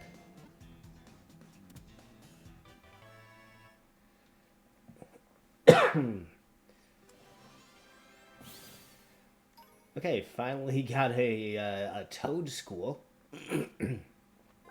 Ground grass type. Though it looks like a Tentacool, Toad School is a completely different species. Its legs may be thin, but it can run at speeds of 30 miles an hour.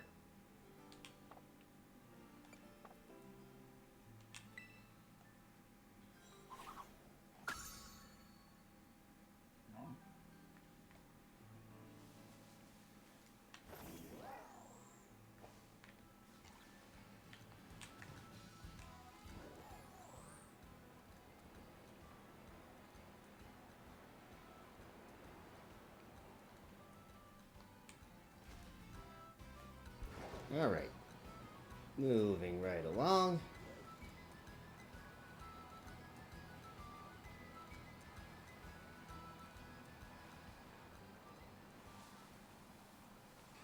Yeah. Who are you?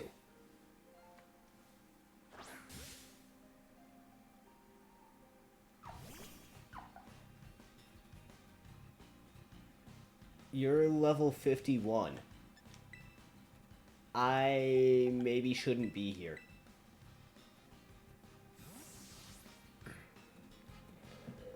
Okay,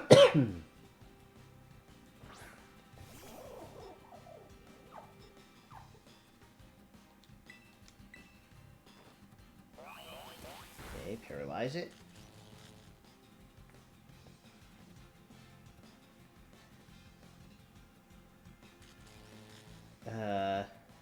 It should survive a discharge. Oh, easily survived a discharge.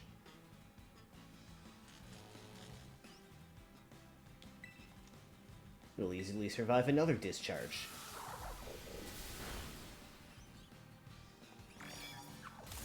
Oh, that was rude.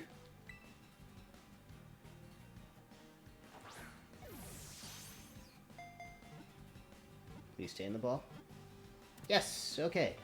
I got a Tetsugiri.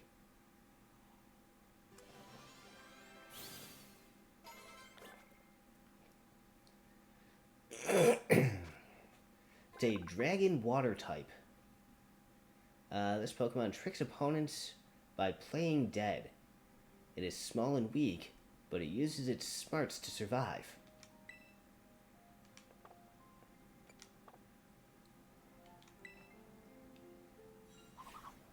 So, I might be just a little under-leveled for this area.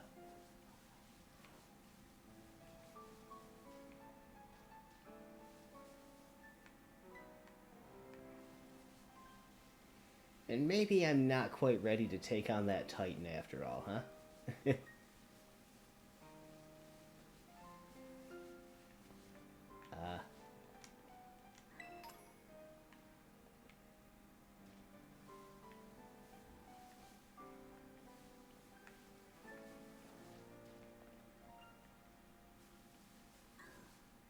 Bunch of Scyther around here. Bronzong. Gimme Ghoul.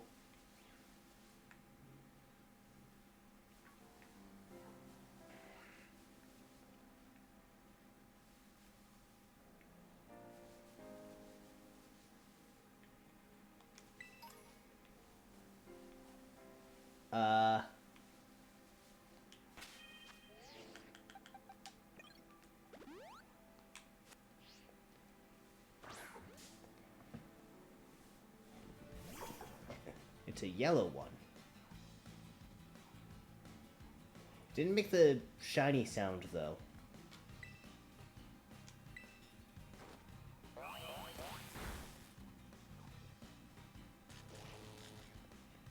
There must just be different colored... Ow! That was very painful.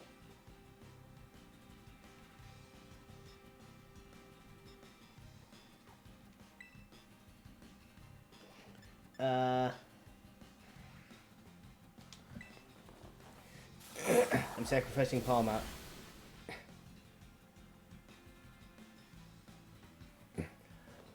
Maybe I'm not sacrificing Palma.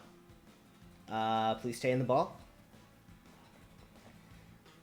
It didn't make the shiny effect, but it's also not the same color as the other ones around it.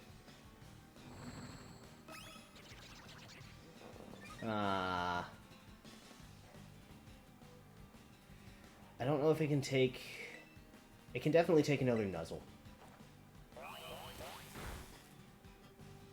I didn't think it could take another, Discharge. Please stay in the ball. Crit cap. Nice.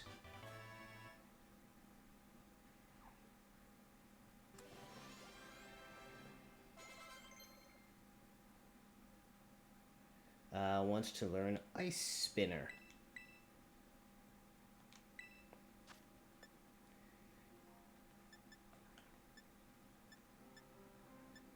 I guess Ice Shard.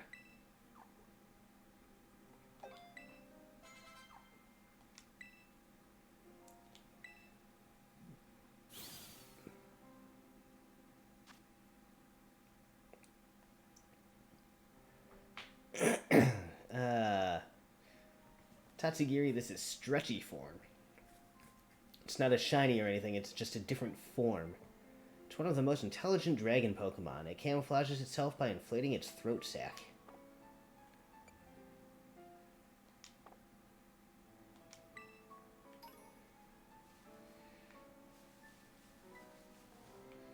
Okay. So...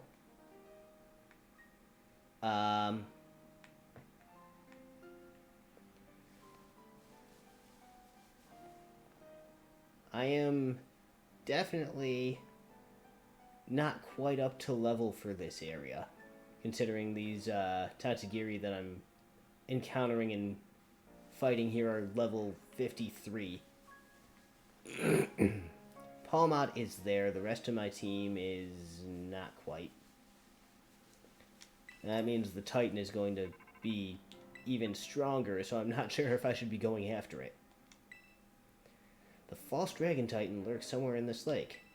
Not a single person's ever caught a glimpse of it. Must be some kind of truly terrifying beast.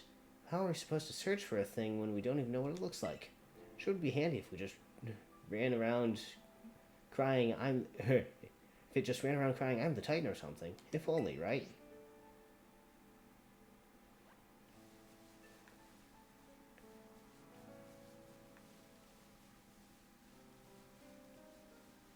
Don't mind me, Scyther.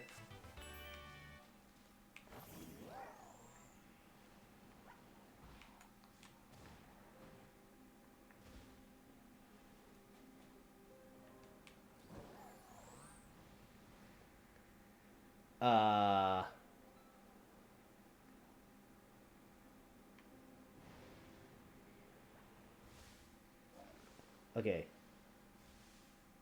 That is... It looks kind of like a Whiscash, but it's not the Whiscash that I know.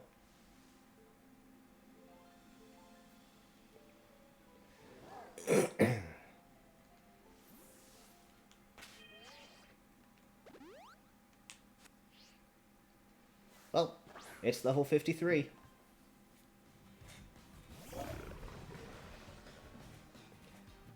Dundozo?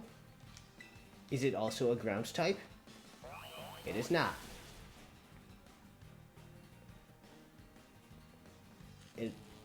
Okay, good. For a moment I thought I didn't get paralyzed.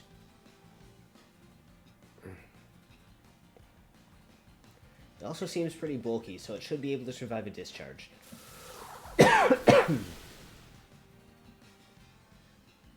That almost didn't survive a discharge. Order up. What? It just threw sushi at me.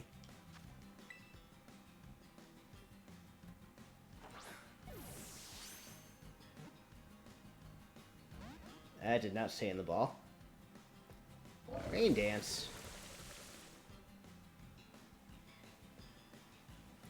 Please stay in the ball.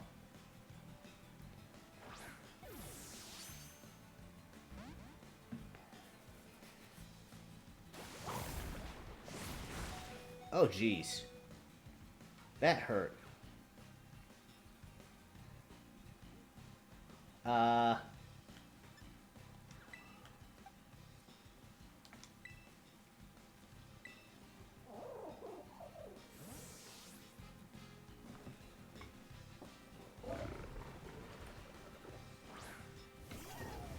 Send in someone who might be able to...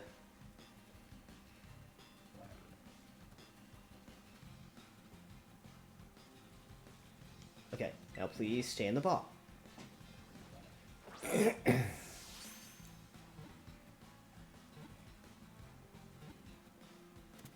Oh, good. Okay, got a Dundozo. Everyone's leveling up. Cerulege wants to learn Bitter Blade.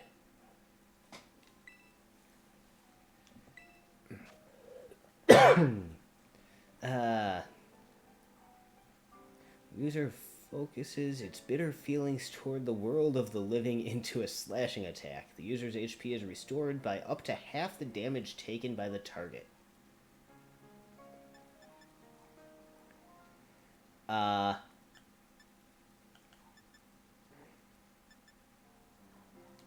Yeah, let's get rid of Lava Plume.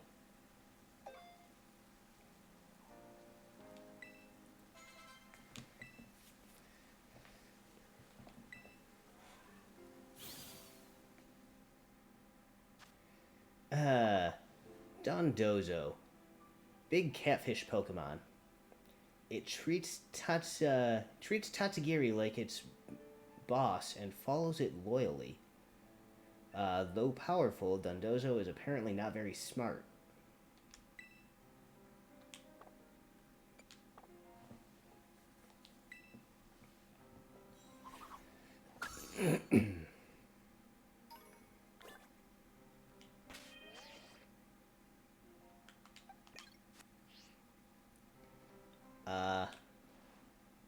That's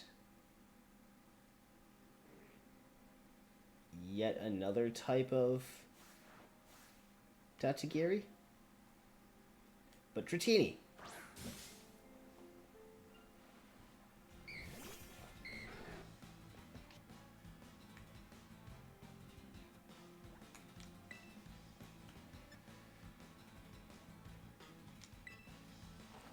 Please don't kill it. Good. It should be able to handle one more of those. Please don't kill it.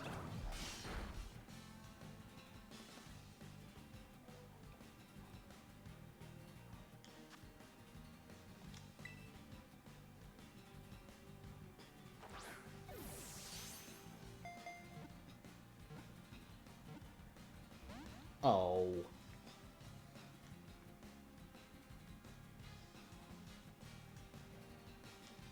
Please stay in the ball, Dratini.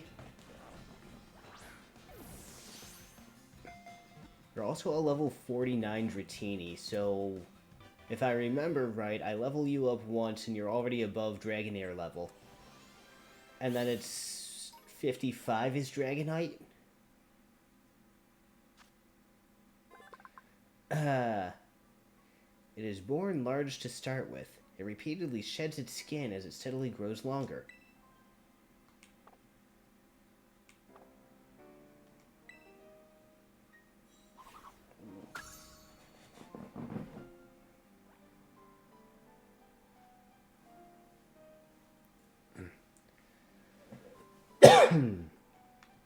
Don't have one of you, Veluza.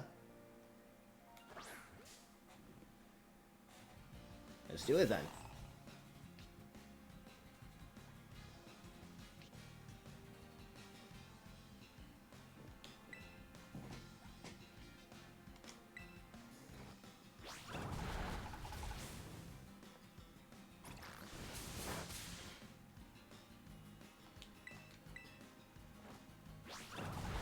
Oh, jeez. That crit almost killed it. That did a lot of damage. Now, please, Veluza, stay in the ball.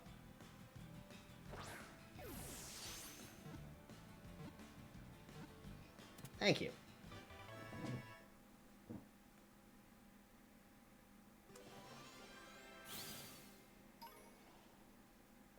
Veluza Fillet. Oh god, I filleted it? It's a water psychic type. Veluza has excellent regenerative capabilities. Okay, so I guess it's fine that I filleted it.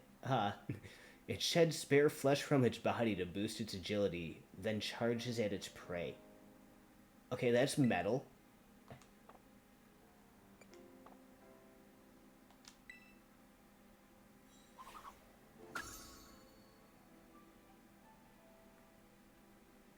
Alright, I'm gonna picnic for the sake of healing.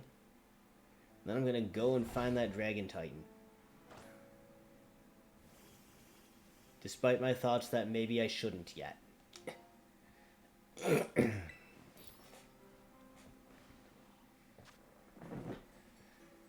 Alright.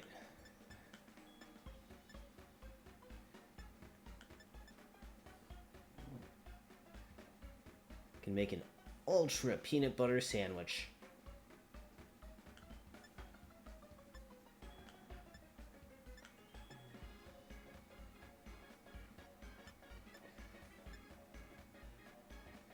Oh, this gives me some level 2 powers if I do the great sandwiches. Noodle sandwich.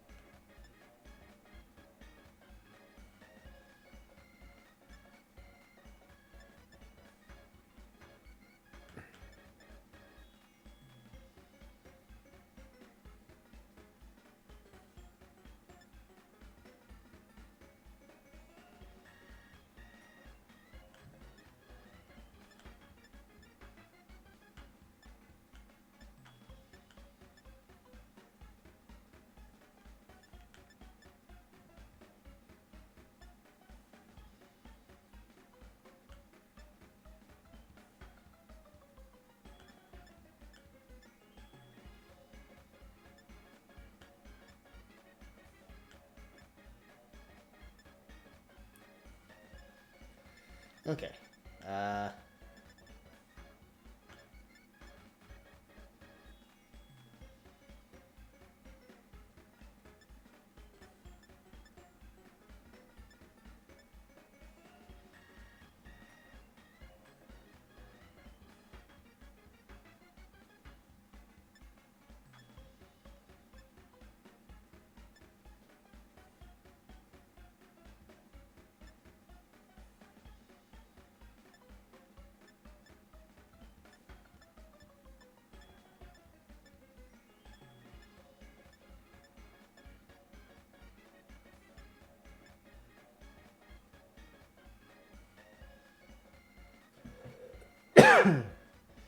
Maybe I should have done this before the, before going after these Pokemon for catching Power Dragon level 2. Since I'm in an area with dragons.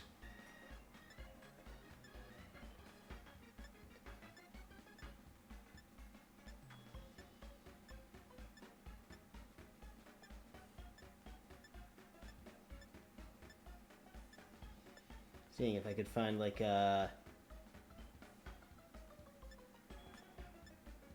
like an experience point power for dragon that also doesn't have just way too much.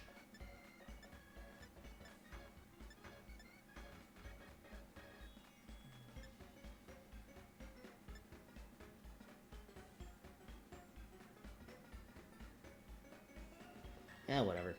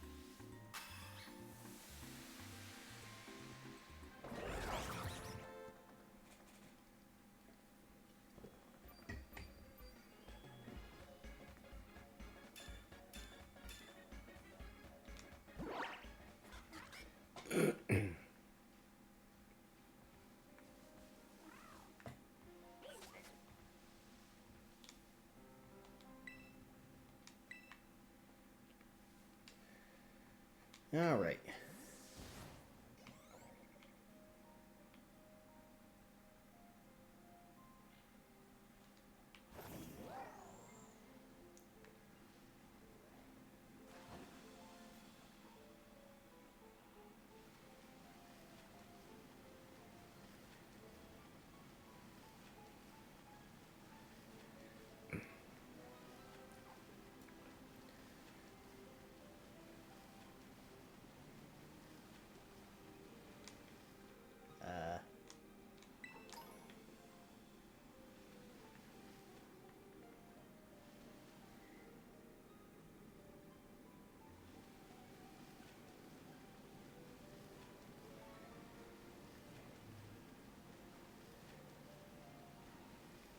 It's a strange Terra type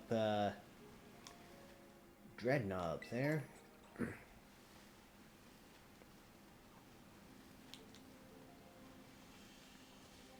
Okay.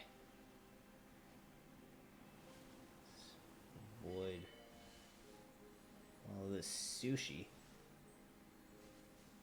Wait, these are all... Heh? I thought there was... Am I crazy? There's a fairy den somewhere here, I thought. It's supposed to be here?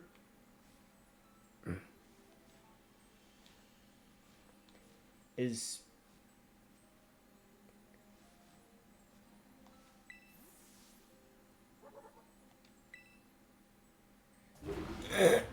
Oh.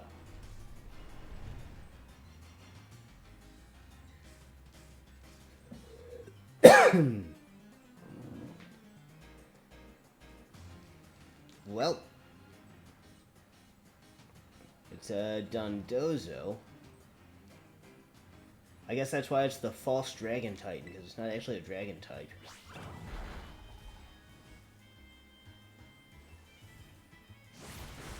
That hurt quite a lot.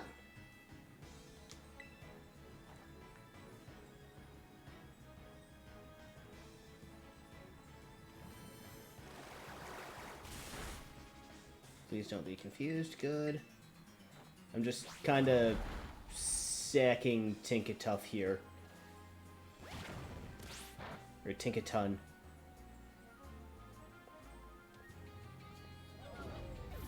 That was not prepared for... I should have been prepared for a non-dragon with it being, you know, the false dragon titan.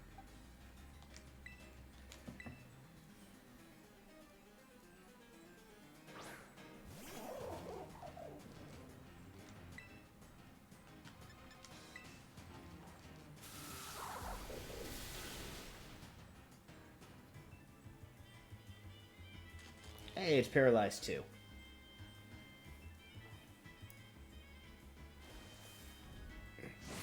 That hurt.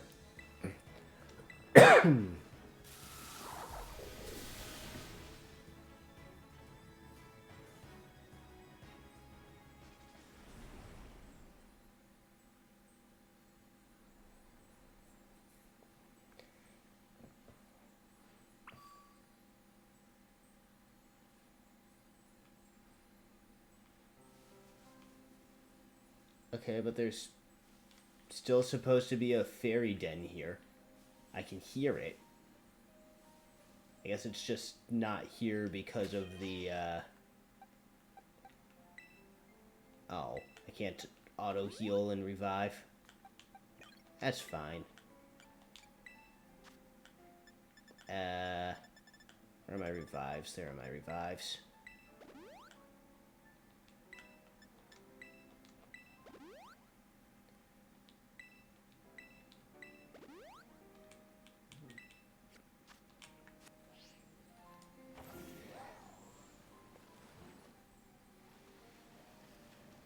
Alright, now where did that Titan go?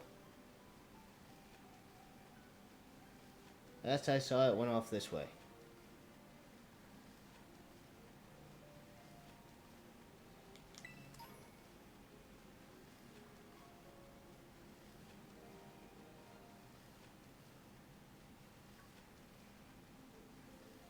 Hi, Gyarados. Bye, Gyarados.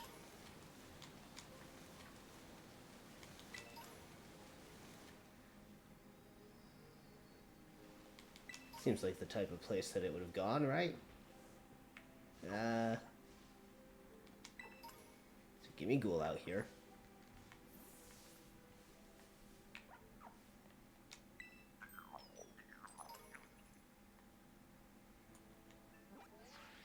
Where did it go? Oh, back over there.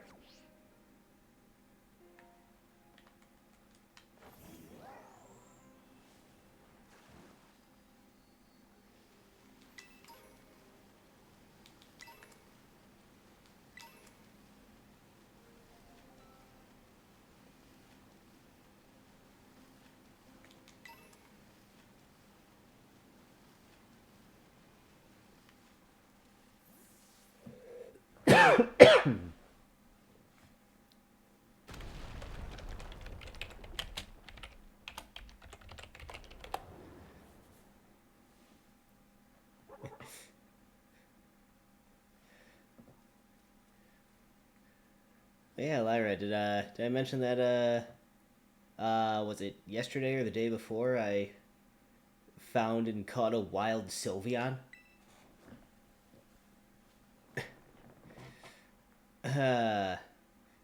So that's it. Sure is one big, dragon? Wait, is that even a dragon, or is it a fish? Huh.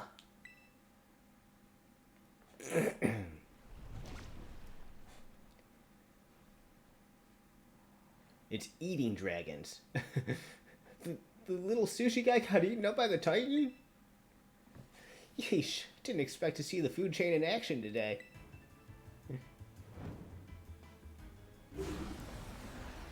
Is it becoming a dragon now? Is the power-up making it a dragon?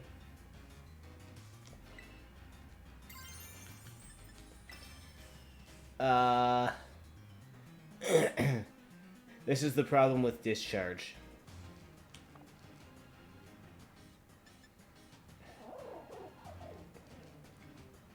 If I just nuzzle, though, it probably won't be enough.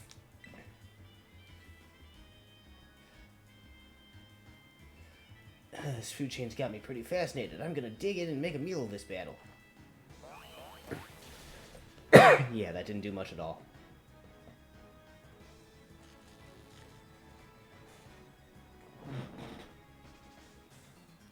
Uh-oh.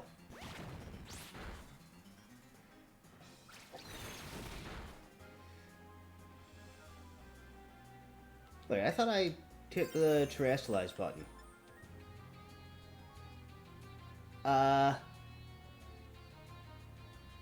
I'm gonna say, sorry, Greedent.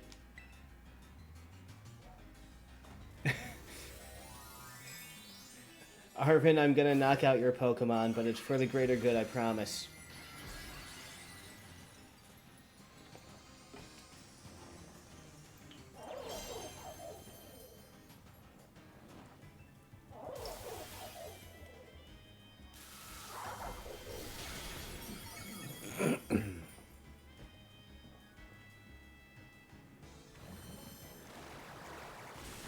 Please don't confuse me.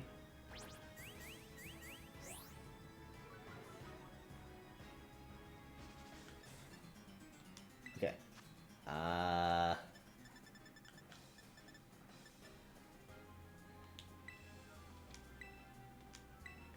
Heal up.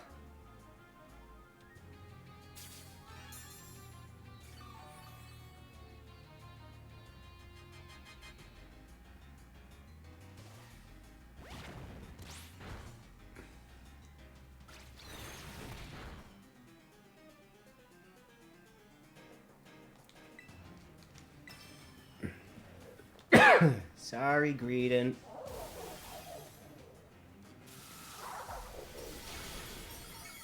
Oh, it wasn't quite enough to finish it.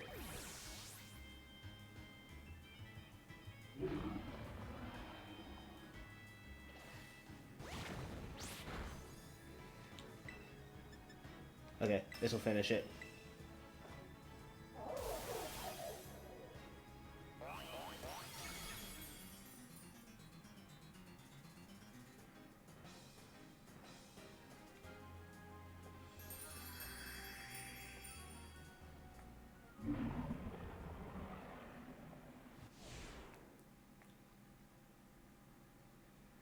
Alright, that was last Titan. Now the Titan's taken care of. Next up on the menu is that Herba Mystica. Well, the little sushi guy escaped without becoming that thing's lunch.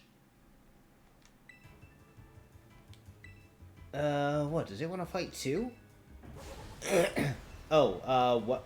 What?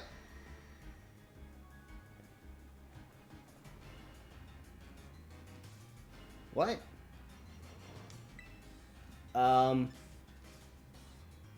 Okay, I can terrestrialize again. That's nice.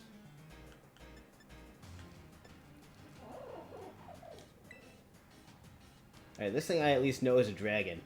I am getting double tightened. Oh, did it eat some of the Herba Mystica that the Titan ate? Oh, jeez.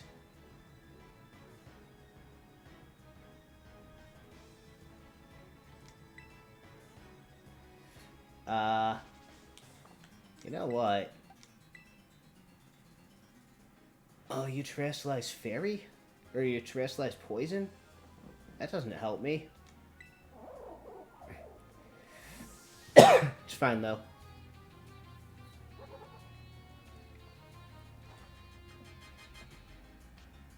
If you try to Dragon Pulse me, it's not gonna work.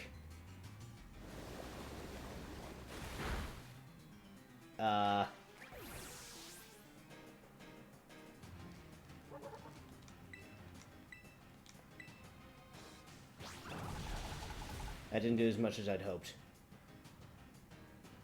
Icy Wind.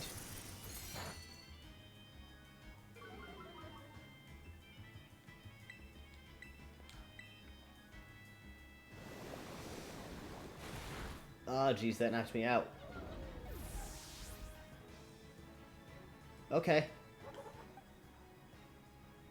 I guess, Palma, you're back up.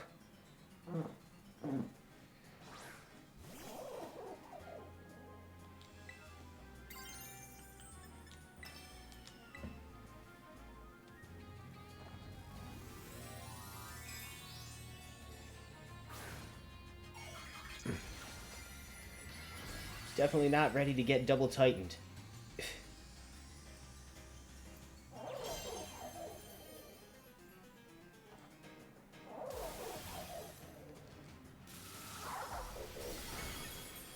I didn't do nearly as much as I'd hoped. Now I'm being taunted.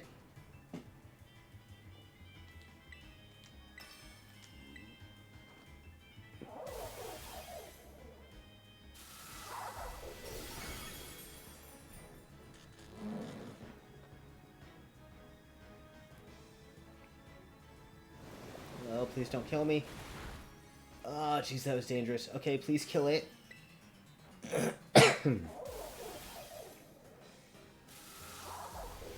Oh, wasn't quite enough. I'm sorry, Palmot. Oh, it couldn't move. Yay, paralysis. Good job, Palmot. Finish it.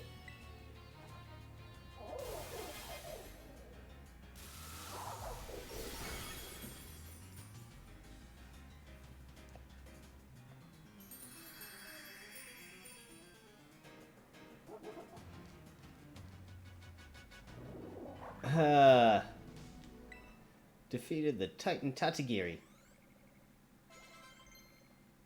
Okix wants to learn First Impression?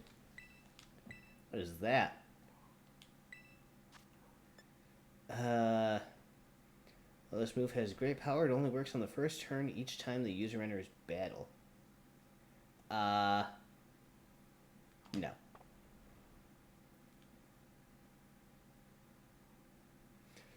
Is it actually over this time?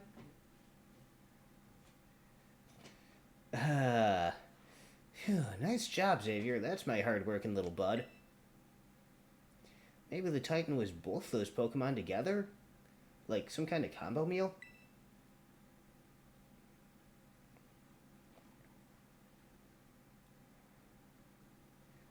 Little one came out of here, which means there should be some Herba Mystica inside. Let's go!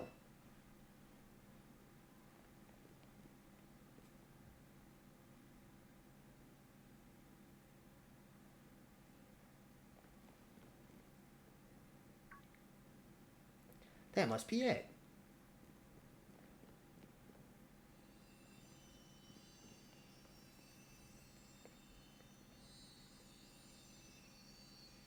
The last Herba Mystica. The spicy one. I'll steer clear of this one. Okay, let's see what the book has to say. So it seems the spicy Herba Mystica is supposed to boost your metabolism. It gives your circulation a boost and helps flush out all those toxins, along with a ton of sweat. You know what's next. It's chow time!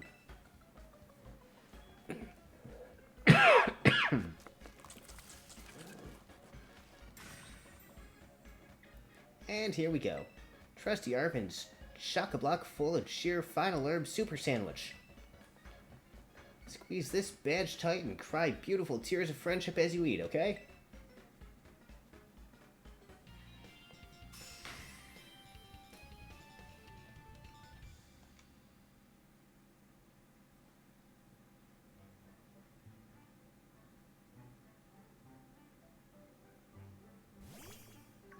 Naturally.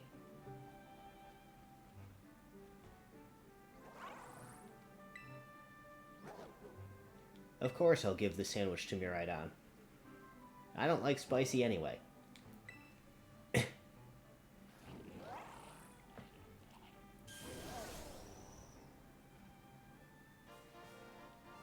Miraidon will be able to climb up vertical surfaces now. Cool. Guess it's Mabastiff's turn.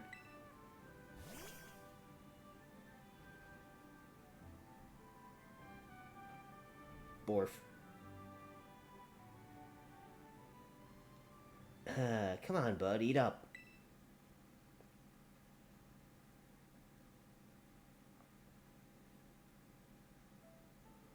It's gonna make you all better, I promise. Xavier and I, we really did our best to get this for you. We're gonna play with your favorite ball as much as you want. You know, just like we used to. Please, get better. That's all I want, really.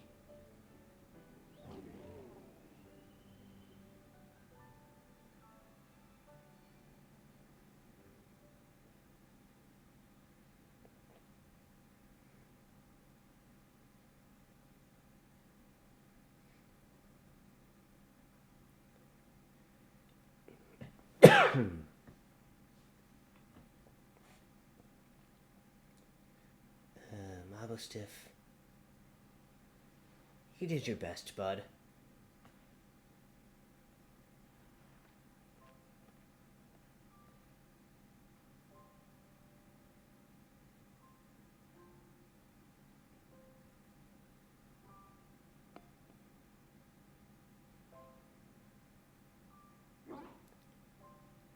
That was a hearty rough.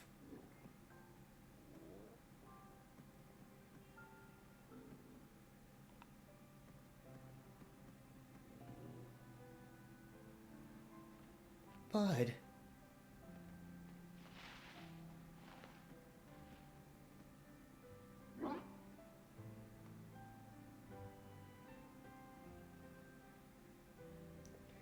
I know, bud. Me too.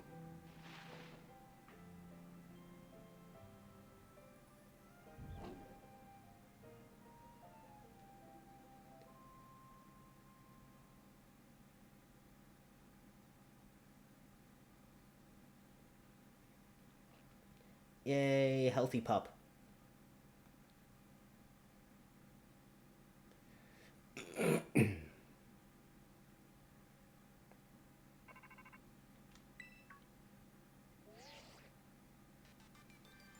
Hello, Xavier. This is Turo. What? It seems that Miraidon has regained all its powers, except for the power to battle. It should now be able to climb up any vertical surfaces it grabs onto while you're riding upon it. Okay.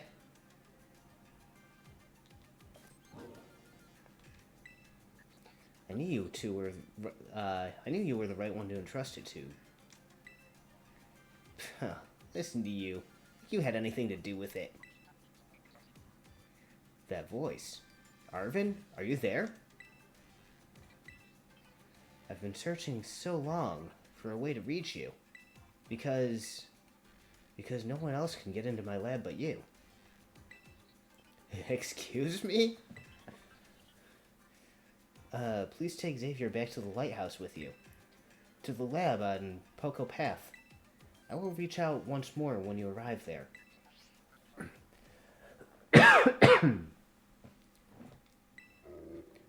Wolf? Okay.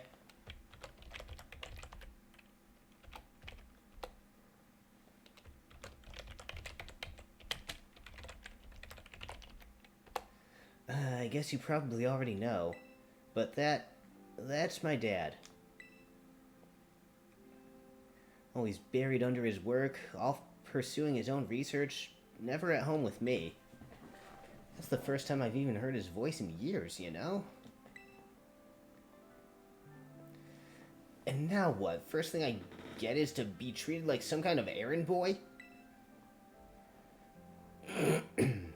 He's seriously unbelievable. But I'm guessing you and Miraidon probably want to go, eh? Not gonna lie, I feel like my blood's boiling, but sure, fine. I'll get you into the lab. What else can I do? The lab is off Poco Path at the lighthouse where you and me first met. Come on, let's get moving before I change my mind.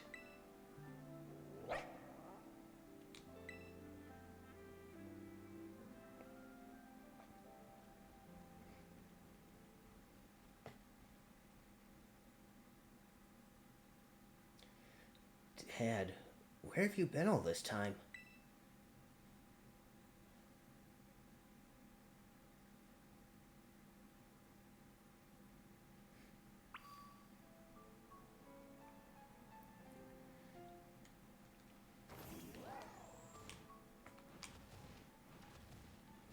I can just climb up things now.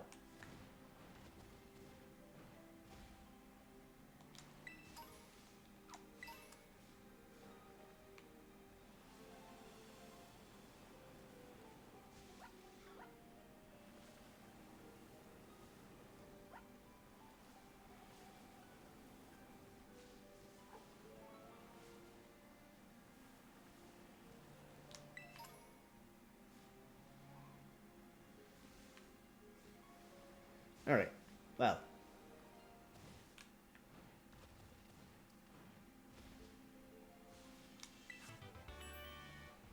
Ooh, Dragon Claw.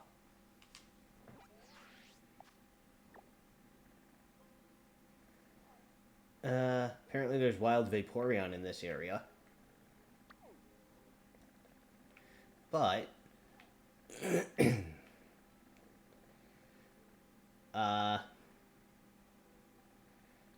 now where to? I have done all 5 of the Titans. I have 1 gym left, the Psychic Gym all the way down here, and I got 2 Star Bases left. And apparently also a thing to do with the lighthouse. I think first, I'm gonna go to the academy.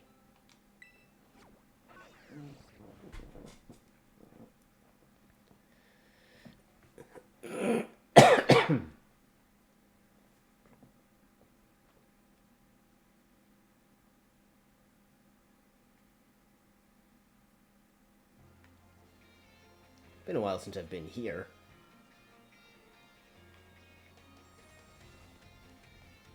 Oh, did catching dragons get me? It sure did. 180 volumes.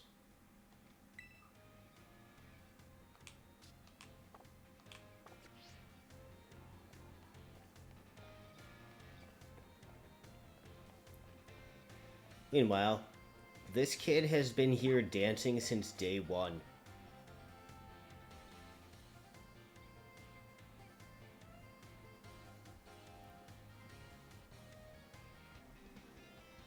Like, do you ever stop?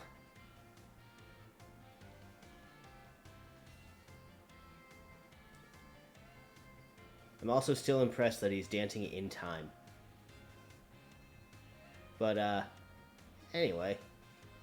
I am going to take a quick break here, and then, when I come back, we're gonna go to class for a little bit. But, I mean, just a moment, I will be back in a couple of minutes here.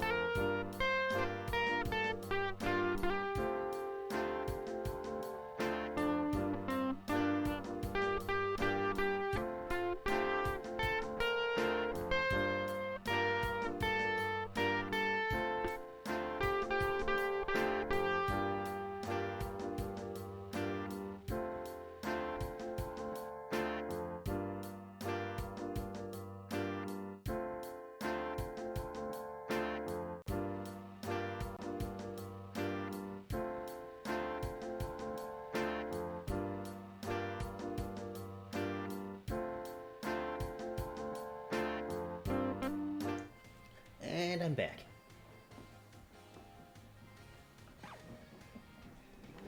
So, this kid's just dancing his heart out. Alright.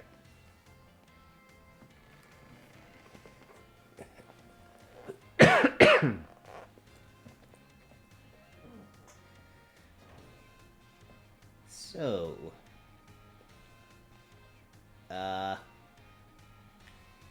let's go to school.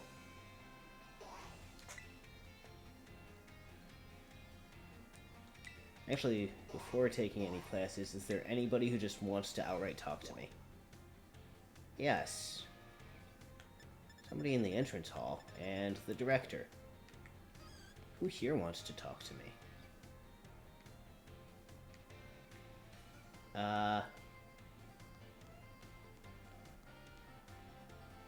There. Nobody over here.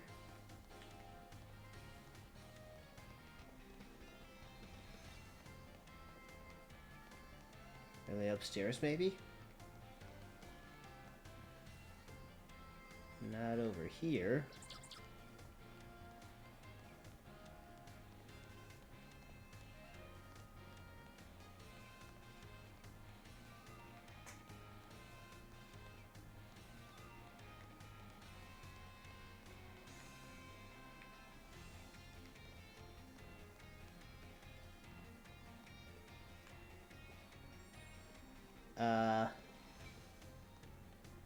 Who wants to talk to me here?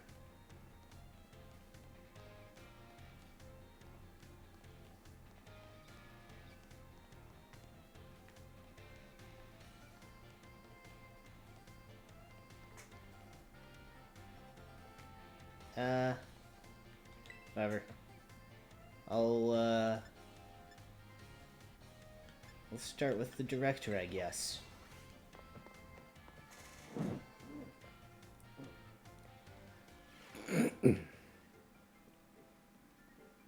Hello, director.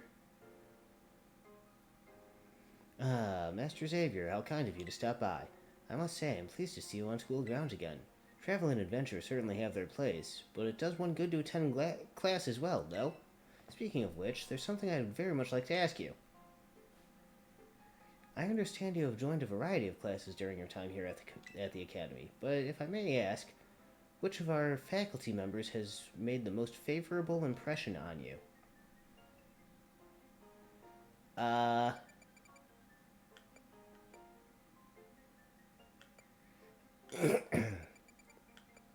Jacques. I'll go with Jacques. Oh, Mr. Jacques from biology class, you say? Yes, he's a fine teacher, a most earnest and hard-working fellow. We are truly blessed to have so many wonderful teachers and staff members at Uva Academy.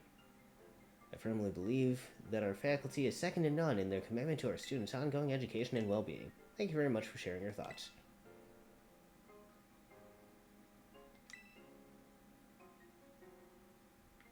Okay.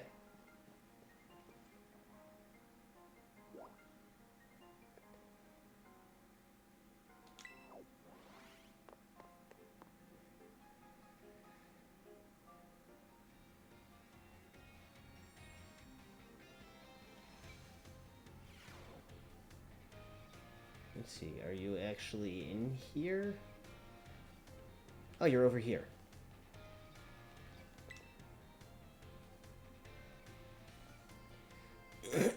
Oh, hey, Xavier.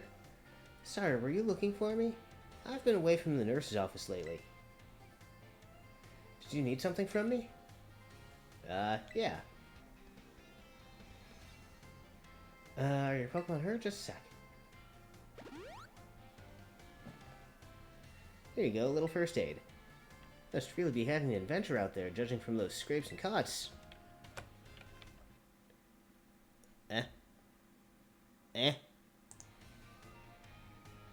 I hit a button there. My bad.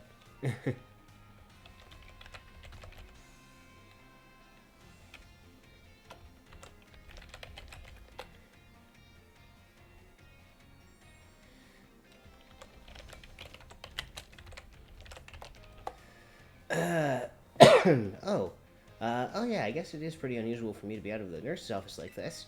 Well, I'm actually doing a bit of studying. Thought I'd try my best at the health teacher certification exam one more time. You can do it. Just so you know, totally not because I'm inspired by a certain somebody working hard at their treasure hunt, okay? Well, maybe I am just a little bit. So, thanks. Yeah. Oh, my break time's almost over. I know you'll be cheering me on, Xavier. I feel trusted by Nurse Miriam. Okay. Anyone else? Anywhere else? Nope, okay.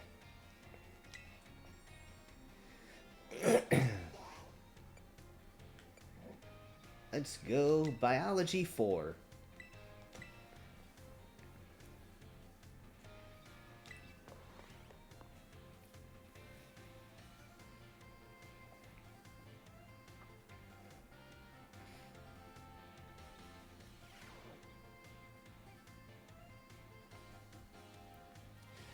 Hello. I hope everyone's ready to learn some new things today. You all did really great on the midterm exam. Thanks for answering my little question at the end, too. I'll be sure to keep your responses in mind. Alright, we're now heading into the last half of our classes together. It's time for our knowledge to evolve and grow, just like our Pokemon. Evolution. We're going to learn about the fascinating phenomenon of Pokemon evolution. As your Pokemon battle and level up, they learn moves and get stronger. And for some Pokemon, once they've leveled up enough, their appearance changes, and their stats increase, sometimes by a lot. That's Pokemon evolution. Pokemon become very strong when they evolve, making them trusty partners in battle. But some people prefer to keep their Pokemon in their adorable pre-evolved states. To do this, you just need to remember a certain button when your Pokemon begins to evolve. To cancel evolution, press the C button, because there's definitely a C button. That's right, everyone. B for best answer. If you press this button soon after Pokemon begins to evolve, you can stop it from changing. You can also let the Pokemon hold an item known as an Everstone to keep it from evolving. And keep in mind that the requirements for evolution differ from Pokemon to Pokemon. Some may evolve by having a certain item, such as a Firestone or Thunderstone, used on them. Others may have to learn a specific move or defeat a specific Pokemon in battle to evolve. The way Primeape evolves into Annihilape is especially strange. Wait, Primeape evolves? You see, there's a certain move that... Oh, come on, tell me! Okay, so... Today I learned Primeape evolves, and to evolve it apparently needs a certain move.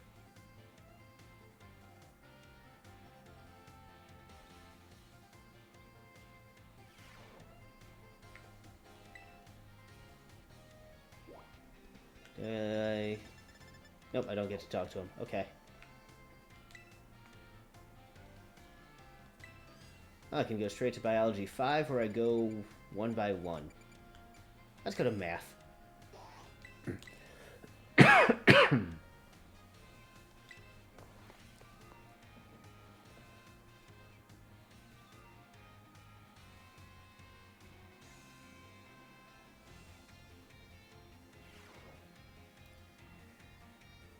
Hello everyone, well done on the midterm exam. Some of you earned perfect scores, and others seem to have a bit of trouble, but I can tell that you all tried your best. Quite pleased to say that every last one of you passed. I only assume that this means you'll have all come to love numbers. Stay sharp, try your best for the rest of my classes too. Speaking of staying sharp, do you know how that word applies to Pokemon battles? That's right, it has to do with stat boosts. Pokemon stats can rise and fall throughout the course of battle. For example, if Pokemon uses the move Work Up, and its attack and special attack will raise by one stage each. And as you may know, each time Pokemon's attack or special attack raises one stage, moves affected will deal 50% more damage.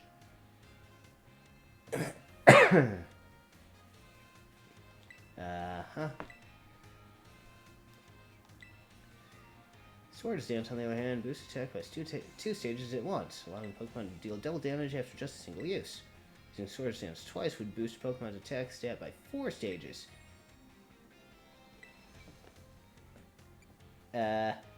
Triple damage.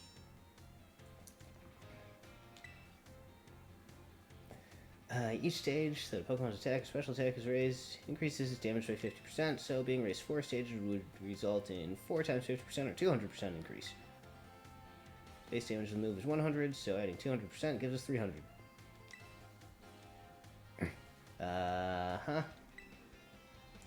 Type matchups, crit hit damage, other factors, yada yada.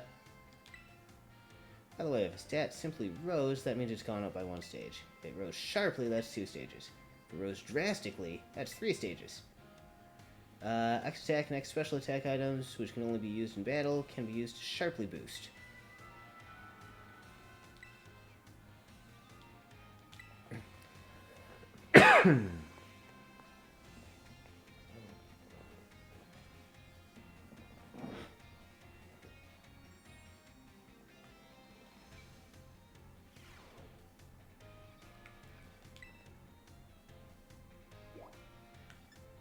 To the cafeteria.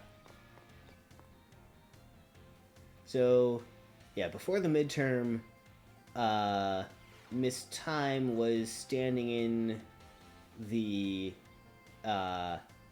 entrance area, talking about how she felt like someone was watching her.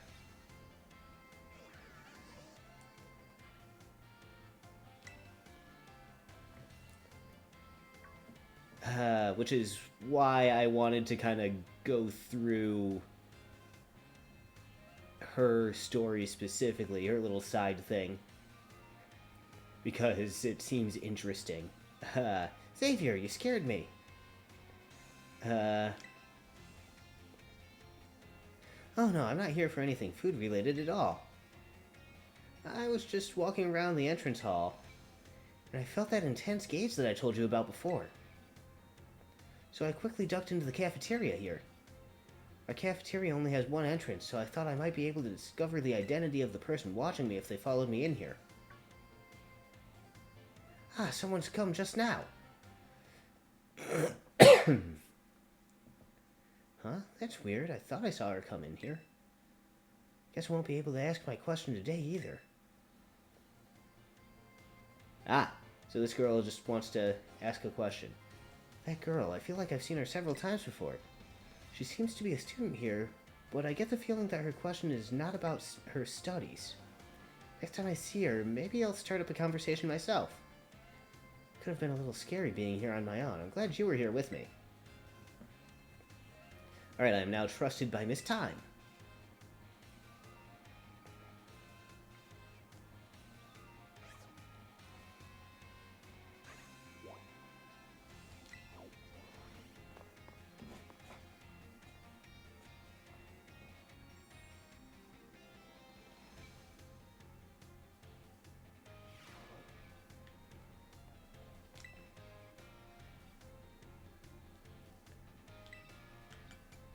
Alright, history.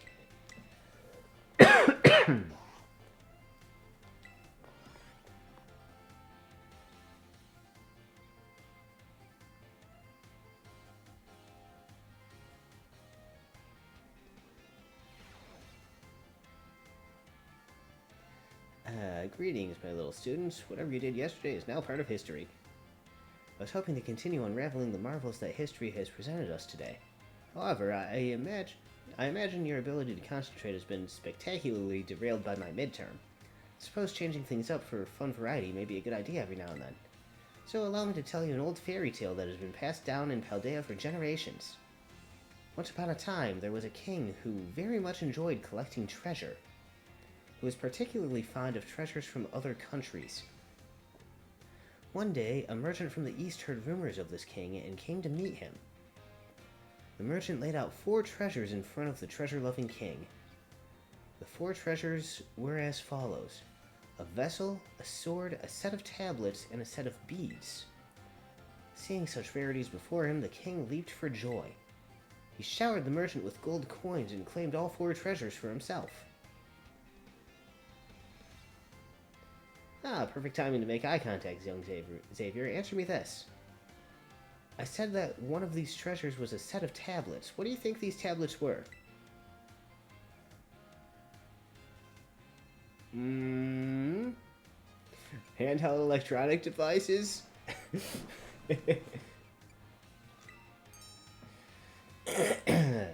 Daily pursuit of knowledge serves you well.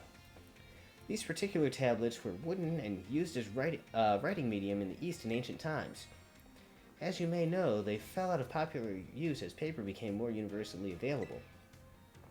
For the king to consider these paper substitutes treasures, they must have been of superb quality. That, or perhaps they had some amazingly profound teachings written on them. So the king obtained these 4 treasures, and on that very night, it is said that a terrible disaster rained down upon his castle, reducing it to rubble by dawn.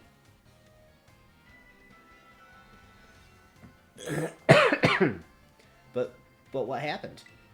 Is that the origin of the crater? If you're interested in how the story ends, you may come see me outside of class hours. Okay, time to go and see her outside of class hours.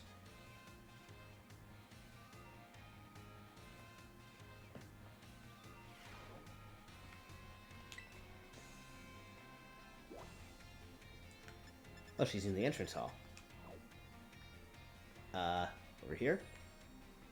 Over here.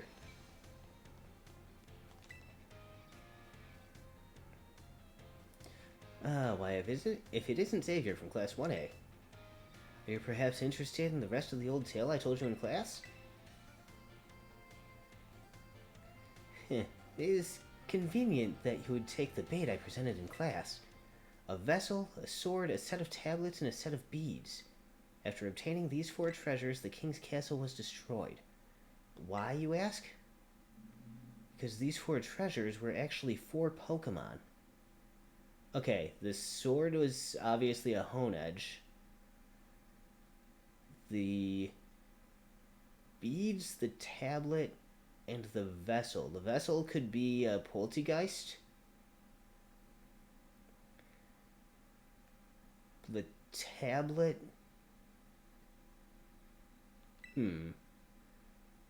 As these Pokemon were passed from human hand to human hand as treasures, they slowly became tainted by hubris and greed.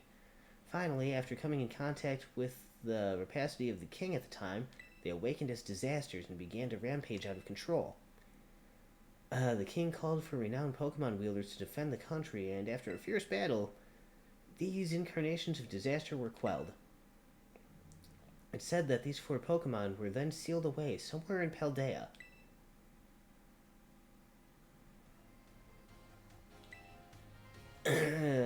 Say the story is just make-believe? No.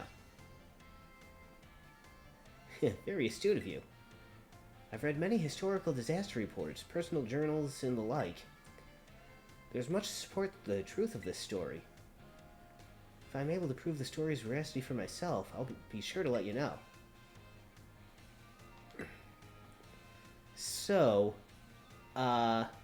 the evil stakes that I've been pulling out of the ground are sealing these 4 Pokemon. There's also, like, a chained gate thing, like, over here somewhere. I think, like, over on this wall, or maybe all the way back here. It's over here somewhere.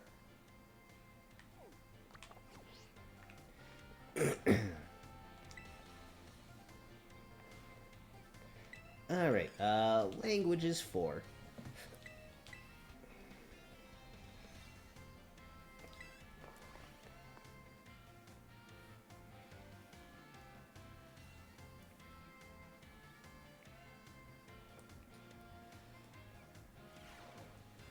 How did you like the midterm exam? You all did really great. We're halfway there, and now time for another lesson. Are you ready?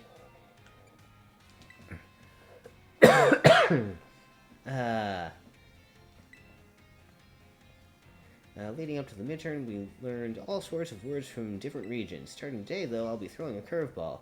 When we begin listening comprehension. Go for it, my assistant. Pikachu. Uh-huh. As you just heard, Pokemon can also use words to communicate. It's not always easy for us to understand them, but their words have meaning just as ours do. Pokemon can use language to share all kinds of information with each other, like the location of food or whether there may be predators nearby.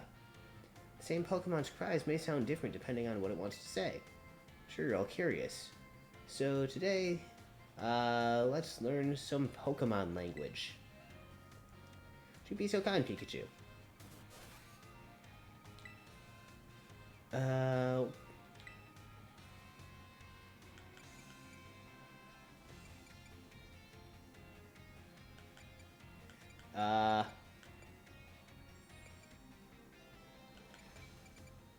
Say it again, Pikachu.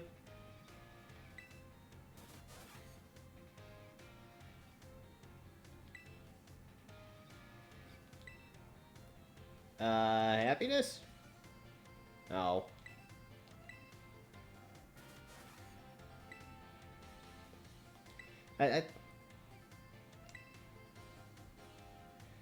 Its face and its voice did not match up there at all. It's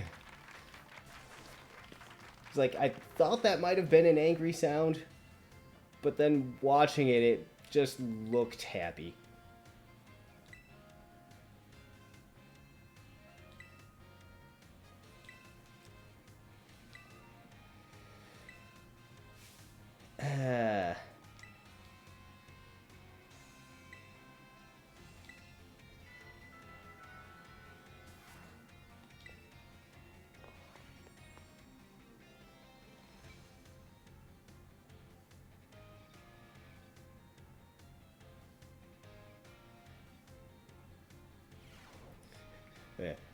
That's why I didn't want to do classes on stream, because I was, I'm gonna get stuff wrong and look like an idiot. Can't answer questions right in this game for kids.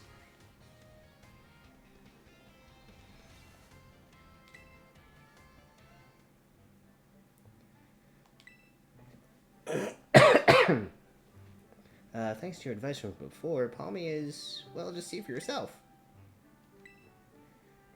Oh, right. This Palmy was on the roof and was apparently injured, so I said, give him a potion, and it seems very quiet. Yeah, it's feeling better, but this particular Palmy may just be a bit meek, I suppose. I had Nurse Miriam take a look, and she says there's nothing wrong with it health-wise. So it shouldn't have any injuries, ailments, or the like. Even so, it never utters so much as a cry, which is odd. That part has even Mr. Jacques here stumped. Sorry that I couldn't be of any help. Don't worry about it. I have some more information now thanks to the Academy's security cameras, though. It seems Palmy was attacked by a wild Pokemon and fled here to the Academy grounds. Maybe it's still in a bit of shock from that experience and can't bring itself to speak yet?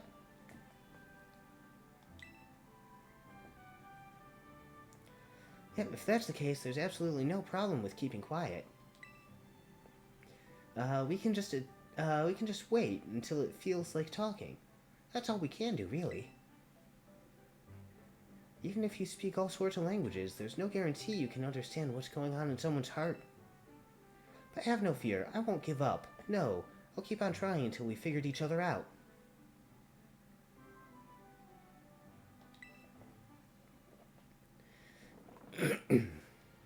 Okay. Oh, there was a door there. I didn't even know.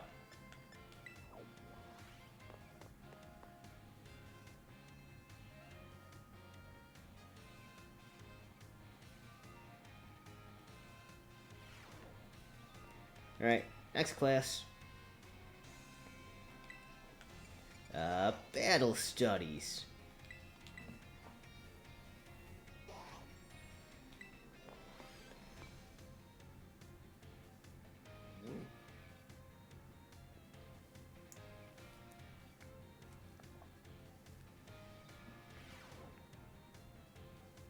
Another day, another round of battle study. You all gave everything you had on the midterm exams. Well done. We'll resume our regular classes today, so keep up that energy for the second half of the term. Have you all been using the R button to send out your Pokemon? If you do, your Pokemon will run off in the direction you're facing. It's a super useful tactic that lets your Pokemon pick up faraway items for you. That's not all. If there's a wild Pokemon near where you send out your Pokemon, they'll start battling each other. We call those battles auto battles. Just as the name implies, your Pokemon will act on its own during auto battles, meaning you won't have to give it commands. And if your Pokemon wins, you'll get experience points, just like you would in a regular battle. If you make good use of these battles, they can be a really efficient way to train your party. But you'll want to remember that Pokemon won't evolve or learn new moves right away if they level up from an auto battle. Also, if a Pokemon loses an auto battle, it'll come back with just a small amount of HP left. Make sure to heal it up right away. Oops, just about did the whole class as a one-sided lecture. Don't have any questions so far. How do I stop an auto battle? There's no stopping an auto battle once it starts. You'll have to wait and see how it plays out. You can call your Pokemon off before the battle starts, though, if you press the ZR button while your Pokemon's still on its way to the opponent. Even during auto battles, our Pokemon are out there battling for us, their trainers.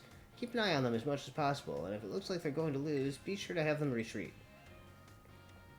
Also, this goes without saying, but Pokemon with low HP are already worn out. They probably won't enjoy auto battles as much, so don't work them too hard, okay? In conclusion, auto battles only work if a trainer and their Pokemon have a relationship of mutual trust. Be smart with how you use auto battles, and don't lose the trust of your Pokemon.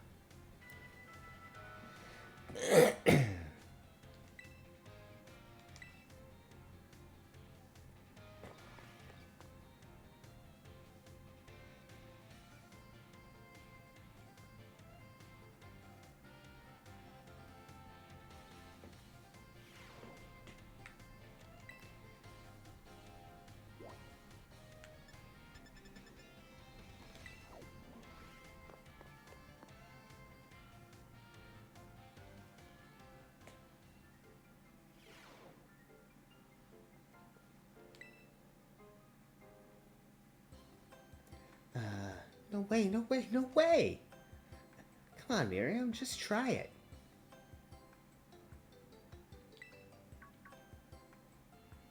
Oh, great timing, new kid. Here's Miriam here who won't try the sandwich I made. Well, duh, I don't want to get a stomachache. You won't, probably. I still remember that sandwich you made me with meat filling and meat for bread. That one really messed me up bad. I hadn't trained in the art of sandwich making yet back then. I was young and thoughtless and... Young and thoughtless? It was last month! So, as you can see, I'm not getting anywhere trying to persuade her. Even after I went through that intensive sandwich making training, it kinda makes me sad. She went through intensive sandwich making training?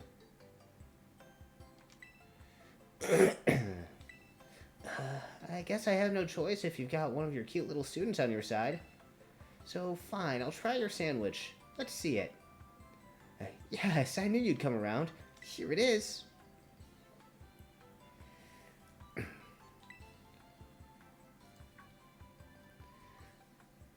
It's a little strongly flavored, but I guess it's not bad. Woohoo, my training paid off. I'm so glad my sandwich pleases the great Nurse Miriam. I look up to you, you know. I feel trusted by Miss Dendra. Hooray. Thank you for trying it, and thanks to you, new kid. You know, Dendra, you could learn my name. I'm not new kid forever, you know. It's apparently been a month, at least, since I got here. And she's run off again. That was weird. But that's just how Miss Dendra is, I guess. She's always coming into the nurse's office with some injury or another, too.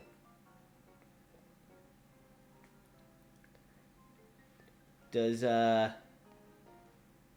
Miss Dendra have some kind of crush on our nurse?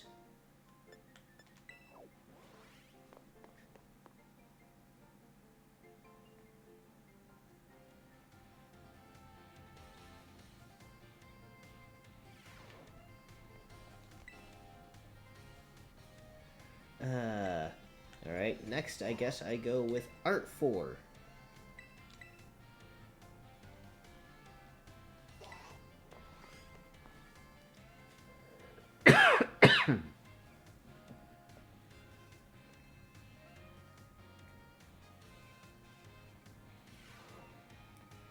Hello, class. It is I, Hassel, yet again. I'm pleased to say that everyone did very well on their midterms. As a reward for all of your hard work, we have a special guest visiting us today. Now then, Gracie, please come in. Oh, he's the gym leader. The grass gym leader.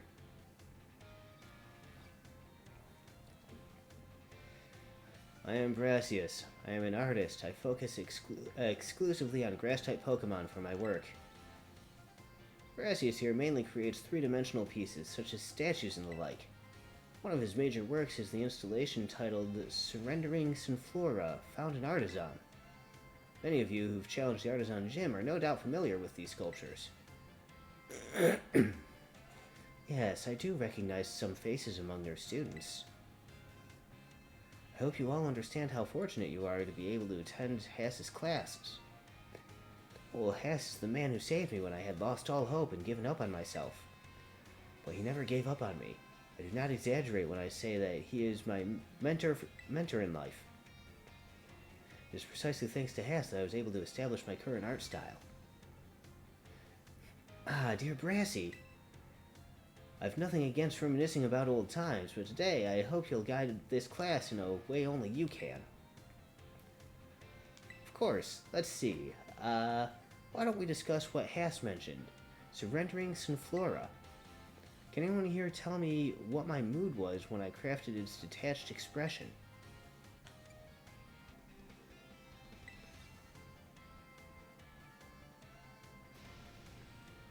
I made the sculpture. I had surrendered all hope. I was prepared to give up everything. I had resolved to give up my life as an artist if that piece did not receive proper recognition. Hence the name Surrendering Sunflora? Were all of those answers wrong? It's exactly it, Hass. I started out as an artist. I experienced many hardships. I even became deathly ill and fell into a slump that drove me to desperation. I began worrying only about what would sell. I was concerned only with fame and fortune. But all of my pieces during this time had no depth. They were all shallow trash. It was then I met Hass. He helped me realize how petty I was being. I'll spare you the details, but in the end, I was able to leave all that behind. And that was also when I crafted the Sunflora. Remarkable. Even I didn't know the full story until now. This kind of thing is hard to tell someone, especially when they're so close to you. Now, I don't doubt that you adolescents will often find your heads crowded with worries. My advice to you is simple. Be honest with yourself and do whatever your heart desires. So long as you don't cause trouble, that is. That's all from me. Must admit, I'm beginning to feel a bit embarrassed, so I bid you farewell, Hass. And farewell to your pupils as well. Oh, Brassy, I can't believe it. Such a wonderful class.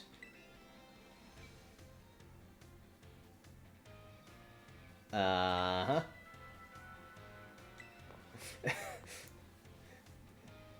Hassel just broke down in tears in front of us.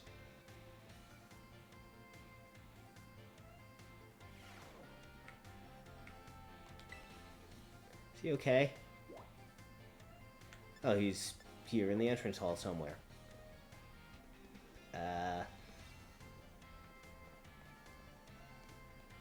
Over here, maybe? No? This way? Oh, she's still here.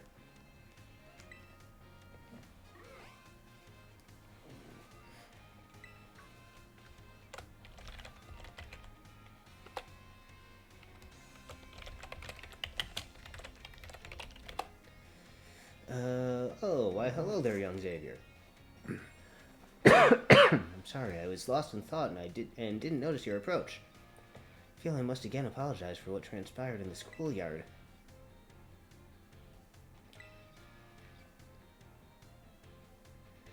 Ah, that's very magnanimous of you.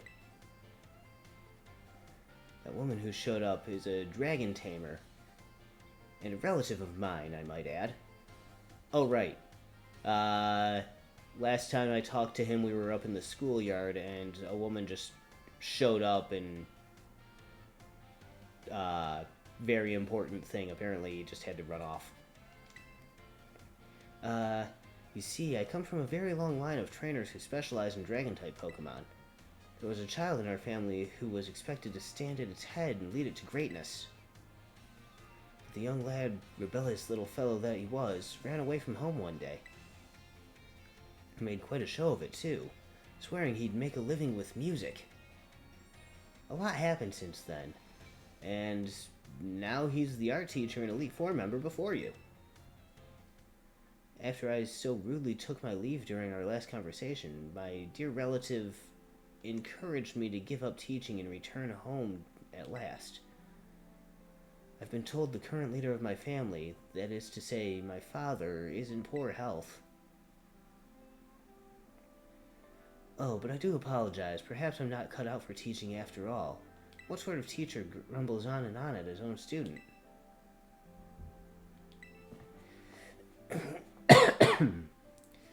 Ah, my dear Xavier, you have no idea how much your words mean to me. Thank you. Thank you so very much. I'm now, trusted by Mr. Hassel.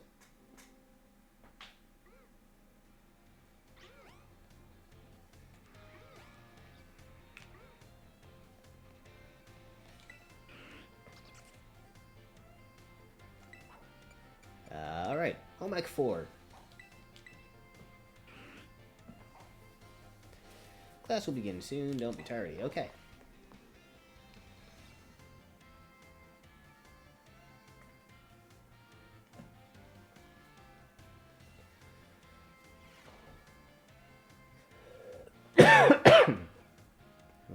Put away your phones, it's time to begin class. Though some of you had to retake the midterm exam multiple times, I'm glad to say the majority of the class passed without issue. I feel honored to see that the knowledge and skills indispensable for daily life have taken root in all of you. I trust that you will all work just as hard on your life skills in the second half of our course as well. Let us now turn our attention to the topic of the day, which was inspired by a question I received on the subject of meal powers. The student who asked this question is a young man who enjoys the culinary arts. He tells me that he regularly researches culinary techniques on his own and pays careful attention to the ingredients he uses. Arvin? He also spends day and night studying all aspects of the culinary arts. But despite this, he is baffled by his inability to increase the effectiveness of his meal powers. So tell me, since you did quite well on your midterm, what should our this young man do to increase the effectiveness of his meal powers? Well, Arvin, Arvin?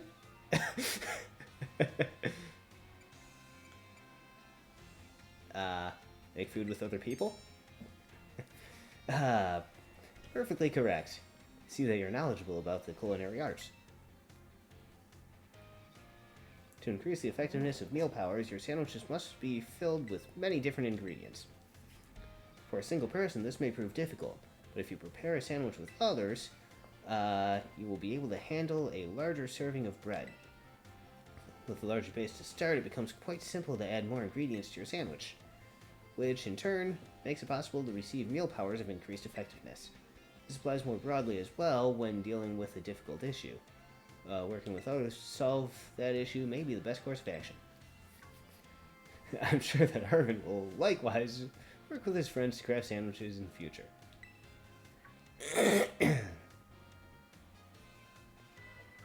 The identity of the male student is a matter of privacy, so I would like to ask you do not pry too deeply. Our time together has come to an end for today. I bid you all farewell.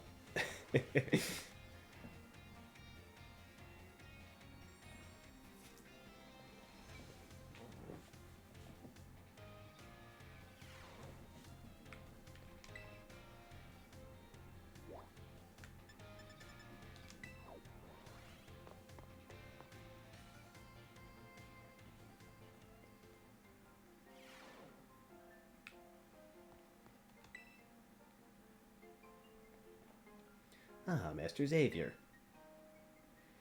There's something that I would very much like to ask for your help with. Well, you see, I do not want anyone to overhear this, but I hear rumors of an incredibly sweet condiment that exists somewhere in the Paldea region. I absolutely must experience that ambrosial sweetness for myself. You are the only one who knows of my insatiable sweet tooth. Thus, I have no one else I can turn to for help in this matter. I cannot go looking for this condiment myself, lest I destroy the image my students have of me. I will repay you for your troubles, of course. Give it some thought if this piques your interest. In the meantime, I will gather what information I can about this incredibly sweet condiment. I will share what I find with you as soon as I have more detailed information.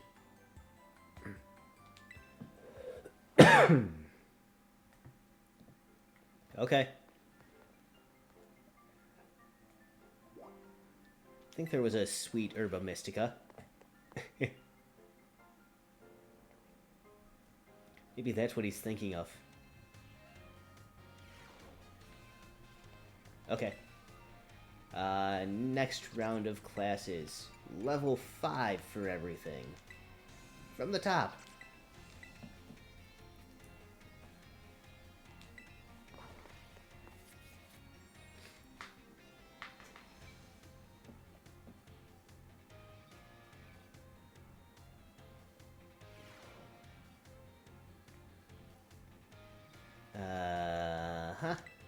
Before we get going, do you all remember the final question from our midterm exam? Nope. Well, Director Clevel found out about it somehow, and I got yelled at. Whoops. Apparently, he could tell I was hiding something just by looking at me. Must have noticed the color flush right out of my face. I think the last question was something along the lines of, "Are you enjoying the Pokédex app?" or something. Speaking of color, today I'd like to teach you all about the colors as they pertain to Pokemon. Some Pokemon have slightly different coloration or patterning on their bodies based on their gender or individual differences. In very rare cases, Pokemon may have a wildly different coloration compared to others of the same species. We call these specimens shiny Pokemon. It is quite rare to cross paths with one. Does anyone here know what the likelihood of finding a shiny Pokemon is? I think it's that, unless you have, like, shiny charm and stuff. Wow, that's right. The makings of Pokemon Professor. Shiny Pokemon appear at a rate of 1 in 4,000. Isn't that amazing? Probability of encountering one in the wild is the same as hatching one from an egg, too. Eggs from a pair of Pokemon raised around different languages are a special case. There's a higher than average chance that a shiny Pokemon will hatch from these eggs, but we haven't been able to figure out why that is just yet. I've also heard rumors of a charm that increases your likelihood of finding shiny Pokemon when you have it in your bag. Can you believe that? This claim can't be scientifically verified, but it sure would be fun if it were true.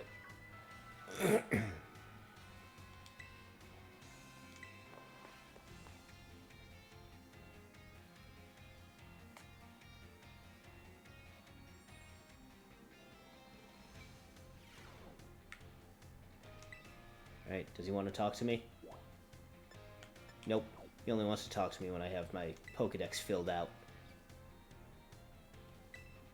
Oh, Biology 6 is available too, but let's go do all the 5s first.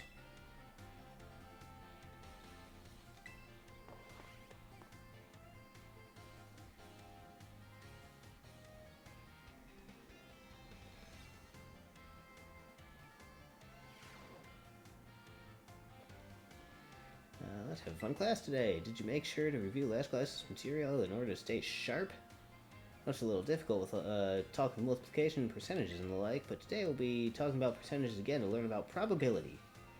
It sounds like you're going to have another difficult class, but did you know that all of you already deal with probability on a regular basis? Pokemon moves generally have a property called accuracy, which determines the probability that they will hit. Accuracy of tackle is 100, or 100%. So if you were to use tackle 100 times, you could expect it to hit all 100 times. Move Hypnosis, which puts opponents to sleep, has an accuracy of 60, or 60%. Means you could expect it to hit 60 times in 100 uses. To put it another way, out of 100 uses, you could expect it to miss 40 times. Many of the truly powerful moves often tend to have lower accuracy, so when you're deciding whether to go slow and steady with moves that are sure to hit, or hard and fast with stronger but less accurate moves, you're already studying probability. Perhaps Surf and Hydro Pump would be good examples of this for this discussion. Surf has a power of 90, its accuracy is 100, meaning you can expect it to hit every time. Hydro Pump's accuracy is 80, but when it hits, its power is 110. So between Surf and Hydro Pump, which move would you want to use yourselves? Depends on the situation. Oh my, so you're always considering various possibilities. I may have made it sound like there's a correct answer here, but there's not. You're free to use any moves you wish. Factors like PP or the number of targets hit may make some moves more suited for certain situations. However, trading accuracy for power or vice versa is purely a matter of preference. This Surf versus Hydro Pump debate has been ongoing for quite some time. Personally, I'm more invested in debating Rock-type moves, Rock Slide and Stone Edge.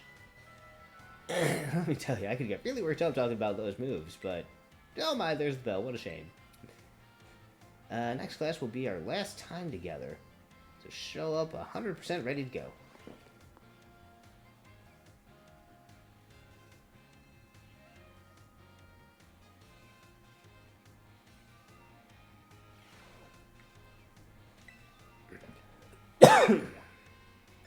Oh, she doesn't want to talk to me and finish out that story. Alright. History 5.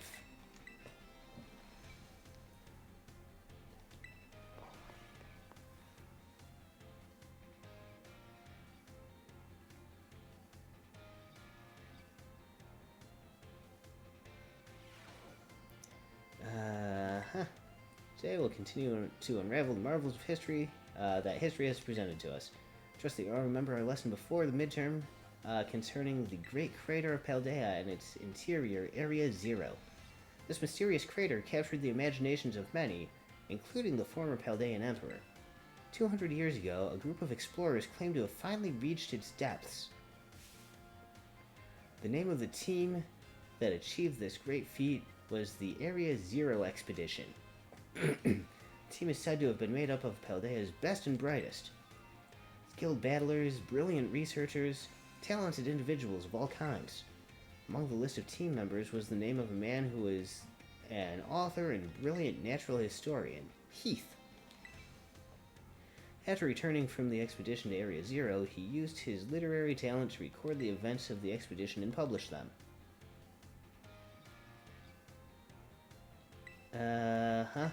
What's the name of the team?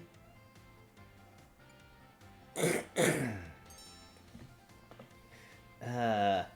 pick up on and remember a term I simply slipped into the flow of the lecture, you really are quite the clever one. Correct name for this team was the Area Zero Expedition. The record of their activities written by the expedition member Heath can be found in bookstores and the like even today. This record is known as the Violet Book. At the time, the entire region of Paldea was absolutely buzzing about Area Zero. The Violet Book was so popular that practically everyone had a copy. However, the book itself was full of fantastical descriptions and illustrations of things that could never be thought of as real. The masses began to call Heath a liar. Even the truth of the expedition making it to the bottom of the crater was called into question. The Violet Book was condemned to the shelves of used bookstores just as another book of wild paranormal stories. There's a copy on one of the bookshelves on the ground floor of the entrance hall. Feel free to have a read if you're interested.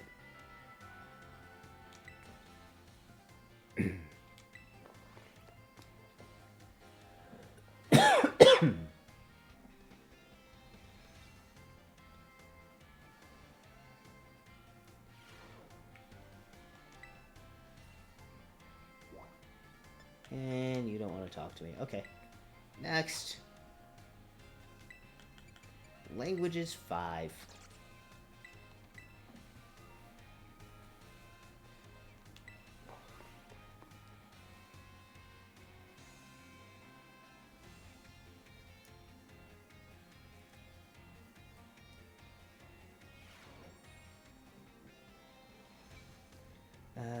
hope you're doing marvelously well. It's time for another language lesson. Expect no less. Even your replies to my question are excellent. Today, we will once again be focusing on listening.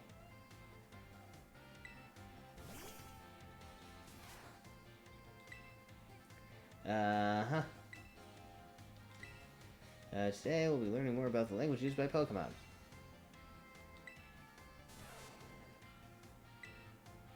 That sounds a little bleak, doesn't it? His voice seems a little lower pitched, too.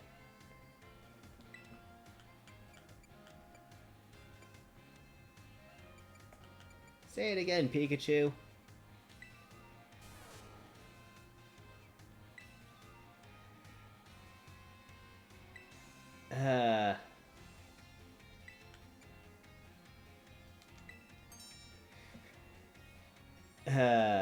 Salvatore just kind of gave it away, saying, that sounds a little bleak. Kind of makes you want to cry, doesn't it? That's right, I had my little Pikachu cry as if it was crying. Funny joke, right? Don't you think it did a great job? Give Pikachu a round of applause. That's a happy cry. Uh-huh.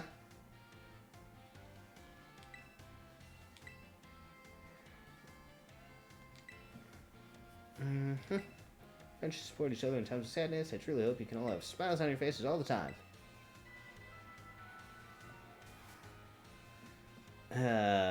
Next lesson will be our final lesson together.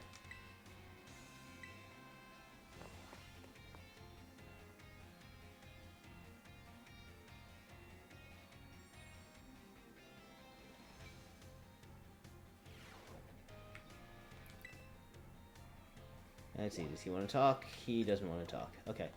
Nobody seems to want to talk after Class 5 here. Battle Studies 5.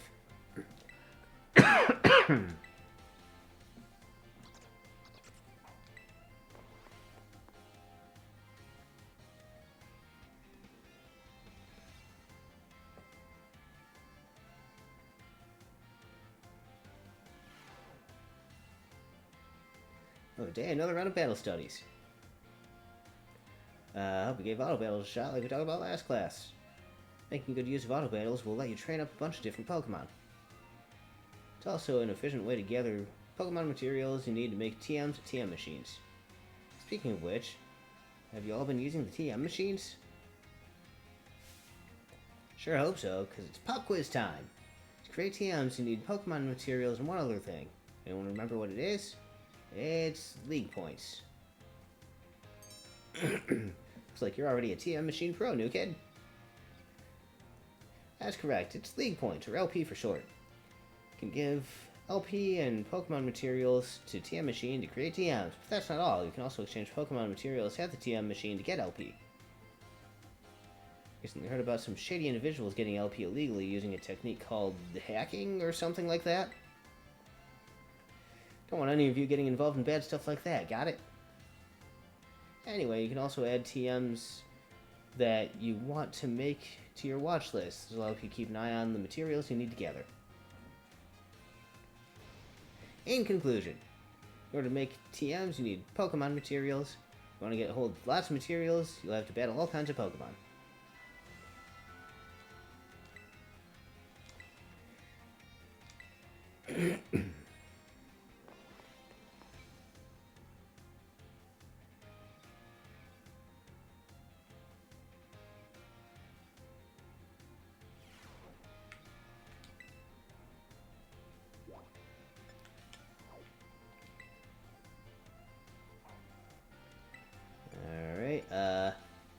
Art, and then home ec, and then I go through the 6s.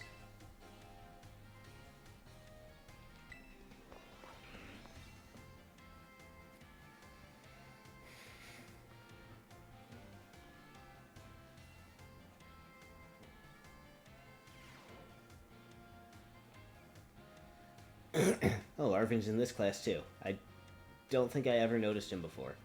Hello class, it is I, Hassel, yet again. First, allow me to apologize for losing my composure during our last class. I was so touched by Brassy's story that I simply couldn't contain my emotions. I'm sorry for making such a scene. I certainly got a very stern talking to from Miss Time after that class. Anyway, let's shift gears and dive into the material for today's class. Now, have any of you heard of the 10 sites of Paldea? As the name would imply, there are 10 sites in Paldea that are considered spectacularly beautiful.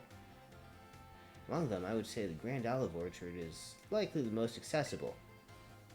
You can see the field after field of olive trees from the hill on the way to Cortando.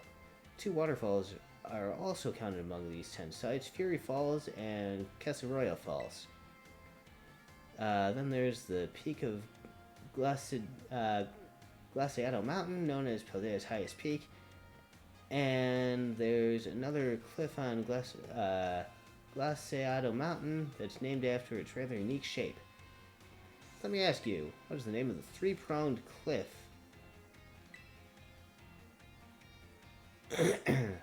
I don't know.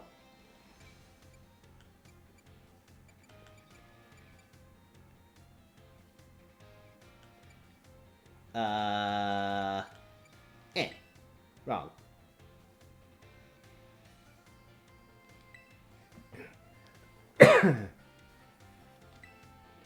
The shape is far too stubby to be that of a human hand. Imagine someone thought it looked like a Pokemon hand grabbing at something. There's also the mountains in Area 3 of the East Province where you can get a look at Levincia, particularly gorgeous at night. In fact, the view is so brilliant it's known as the Million-Volt Skyline. They're quite a hot spot for dates, and deservedly so for such a romantic view. Imagine it's, what do kids say these days? A very fleek selfie spot? Of course, you may feel that not all 10 sites live up to their grandiose names. However, how often do we visit some tourist spot only to be disappointed? Not to say that you shouldn't visit them, only that you should keep your hopes in check. Important thing is to go yourself and see them with your own 2 eyes. And sometimes a disappointing experience can be worthwhile in its own way. Take the chance.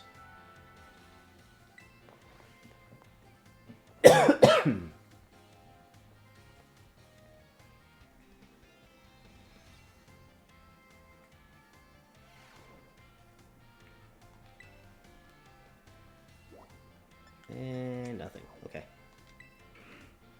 As it has been for all of the other 5s.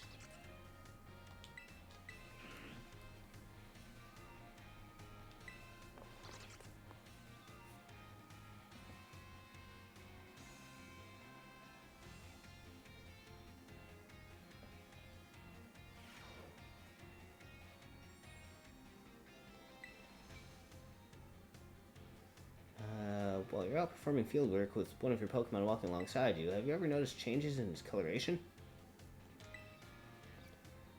Now, I don't mean it suddenly becomes a shiny Pokemon or any nonsense like that. And speaking of it becoming filthy, Pokemon battled, they get hurt by moves used against them. They get battered by wind and rain. They get covered in sand and mud. They get, in a word, filthy. I've seen many a trainer walking about with their adorable little Pokemon without addressing this issue. It is deplorable. Let me ask this question of someone who I'm sure would not tolerate such shameful conduct. Ah yes, Master Xavier. What should you do if your Pokemon is dirty? Clean it up. Perfectly correct. I knew that I could count on you to provide me with such an answer. When your Pokemon are dirty, clean them. This is, of course, simply common sense. While you're having a picnic, you can approach a Pokemon on your team and perform a variety of actions. One such action is putting them through what I like to call the Pokemon wash. In other words, you're able to clean them up. Start by getting your sponge lathered up with soapy bubbles as you gently and carefully scrub your Pokemon. Once your Pokemon is nice and covered in soapy bubbles, bubbles will encapsulate the filth. You simply wash it away with a spray of water. Just get your Pokemon clean and shining bright as a Terra Jewel. Certainly quite a bit of work, but this will also restore HP and cure status conditions. However, some Pokemon may have parts of their bodies they don't want scrubbed, or that they'd rather not get wet. Be sure to keep this in mind when cleaning your Pokemon. Most important point, some Pokemon like to be dirty. Though I will contradict myself by saying this, please remember that cleaning your Pokemon is not always the kind thing to do.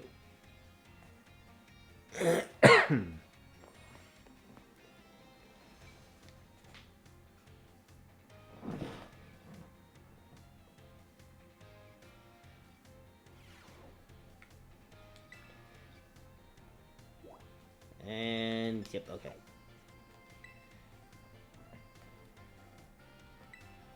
Alright. All that's left are the 6 classes.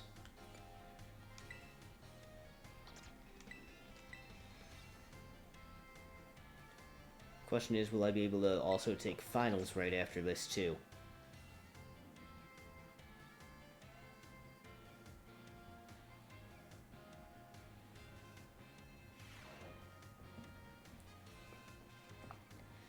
I hope everyone's ready to learn some new things today. Next time we meet, we'll have our final exam. That means today's our last actual class, and the topic for this last class will be Pokemon forms. You can think of forms as the shapes or appearances that Pokemon have. There's also a phenomenon called form change, where a Pokemon's appearance changes under certain conditions. Cyclizar, for example, which we regularly ride on as transportation here in Paldea, has 3 forms. First, its basic form, where it walks on 4 legs. Second, its battle form, where it stands on its hind legs to engage in battle.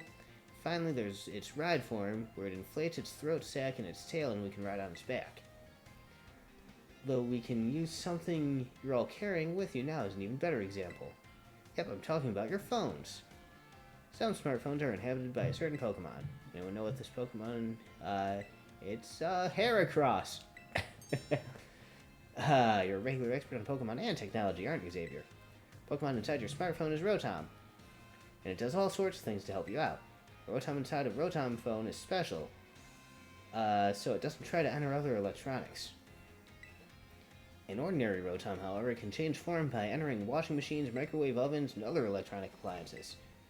Rotom is a bit of an exception, though. Many Pokemon that change form do so simply by holding an item or having one used on them. Oricorio, for example, has 4 different forms it can change between given certain nectars. Pokemon may even change type or learn different moves when they change form. Form changes are different from evolution in that Pokemon can return to its original form. And unlike shiny Pokemon, which can't change their special coloration, the same individual Pokemon can go back and forth between its forms. There's a lot to dig into with this form change phenomenon, as you can see. You can all learn something from Pokemon here, don't you think? It's a bit of a stretch, but be happy to see you all enjoy your time at the Academy to the fullest and change form into a new version of yourselves. Or something like that, anyway. Oh, I almost forgot. Regional forms, which vary based on region Pokemon comes from, don't change like other forms.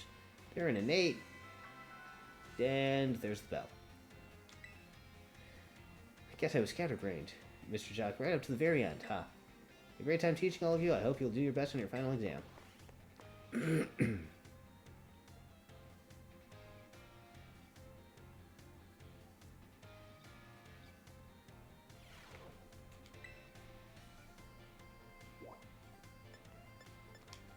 And Jacques doesn't want to talk to me and... Oh yeah, I can just outright take the finals, can't I?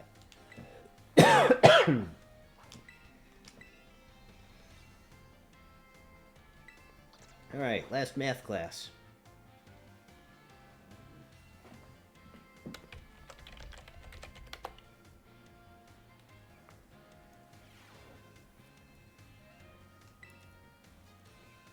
Last time we learned about probability using move accuracy as an example. Probability is quite an interesting subject. You know that in this class with 40 students, there's a 90% chance that 2 of them will have the same birthday? This is true even despite the fact that there are over 300 days each year. Isn't that remarkable? But let's move on to today's topic before we get swept along with probability again. I've been teaching you all how to calculate damage in this class using examples like type matchups, critical hits, stat boosts, and the like. All these variables are multiplied together to calculate damage dealt to an opponent. However, did you know there's an even simpler way to increase the damage of your Pokemon's moves? All you have to do is have your Pokemon use a move it shares a type with. Rock-type Pokemon uses Rock-type move Stone Edge. The move's base power of 100 is multiplied by 1.5 to become 150. Ground and Rock may seem like similar types, but if a Ground-type Pokemon uses Stone Edge, the move's power will remain 100. Super effective moves and critical hits also add multipliers onto this little numerical increase, so it most certainly must not be taken lightly.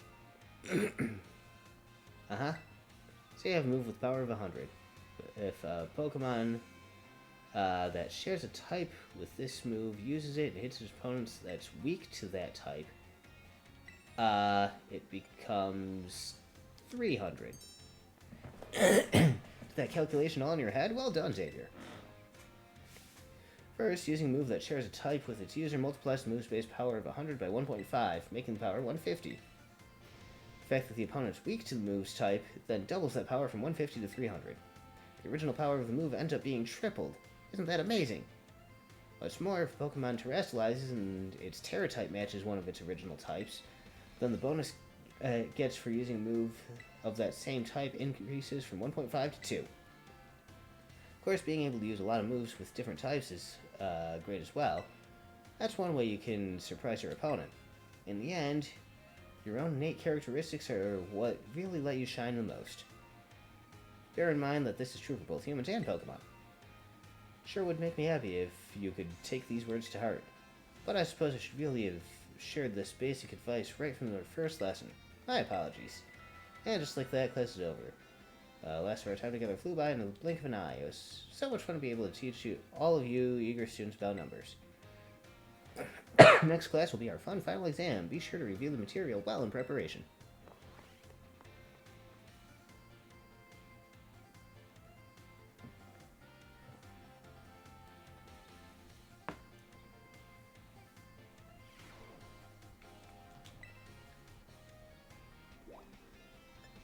Oh, she doesn't want to talk to me. I guess it'll be after the final.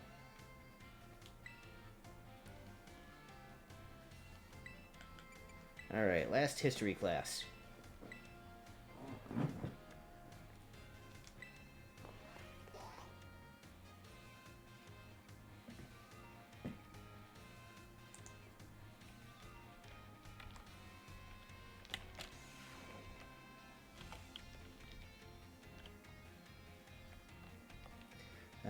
Greetings, my little students. What we did yesterday is now part of history.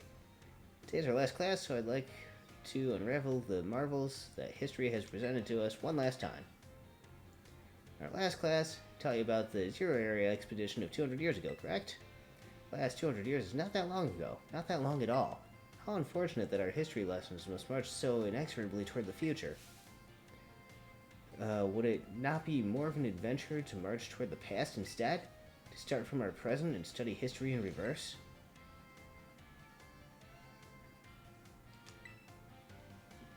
So you agree with me, do you, Xavier? However, I'm afraid I risk incurring the wrath of our dear director if I stray from the curriculum. I suppose I have no choice but to let the flow of time carry us toward the future. This last class of ours, I shall fill your minds with the history of the terrestrial phenomenon. Technology behind Terra orbs has its origins in Area Zero. Even after the Area Zero expedition supposedly reached the crater's deepest depths, others continued to explore that area. And around 140 years ago, Pokemon cloaked in mysterious light were discovered there.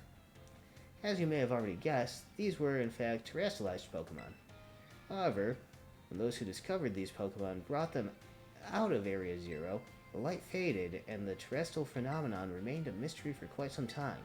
However, 10 years ago, that might as well be present day, a certain someone you've definitely heard of unraveled this mystery. Perfect timing. Answer me this. What's the name of the famous professor who unraveled the terrestrial phenomenon mystery? I'm gonna guess it's Turo. Correct. Think that you, a new transfer to our academy, could correctly answer this question. You must be very diligent in your studies. Approximately 10 years ago, a professor named Turo unraveled the mystery of the terrestrial phenomenon. He discovered that the shining crystals down in Area Zero, or rather the energy they emit, is what causes Pokemon to terrestrialize. This led the professor to invent the Terra Orb technology and to develop a practical use for it. This technology was then shared with both the Pokemon League and our academy. Rumor has it that Director Clavel was one of the researchers on the professor's team. Alas, this story is much less exciting now that someone we all know appears in it. Modern history truly is dull, huh? Thus ends my history classes. Our next session will be our final exam. Bring the wonders of history to the forefront of your minds in preparation.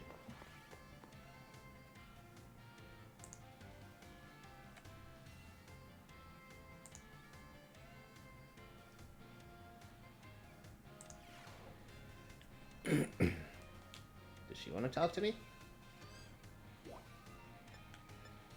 Nobody wants to talk to me again. Maybe they won't talk to me until after the final.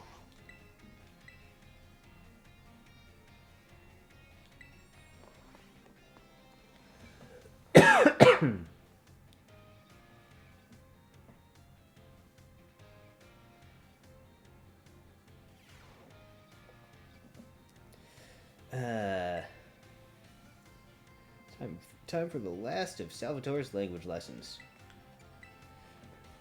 Today we'll once again have listening.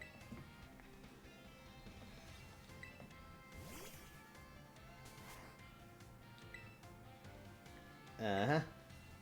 Tell everyone how you're feeling right now. That seems like a happy cry.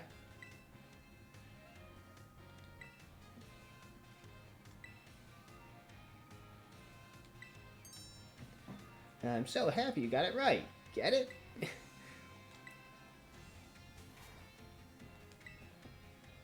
It's expressing happiness. Doesn't it make you just want to break out into a happy dance? But I didn't have to ask Pikachu to put on an act today. Oh no, I simply asked it to show you all how it felt about getting to have class with you. Getting to meet so many new friends and study together in this class with you. It's made both me and my little Pikachu so very happy. Uh-huh. As you live your lives, I'm sure you'll have times where you get mad or sad, maybe even more than you'd like. Everything has its ups and downs. Life is a veritable roller coaster. But in the end, there is surely happiness waiting for you. So keep a smile on your face, even in the hardest of times. When you're faced with a problem you can't handle alone, find someone to rely on, be it a teacher, your family, your friends, anyone. Our next lesson will be our final exam.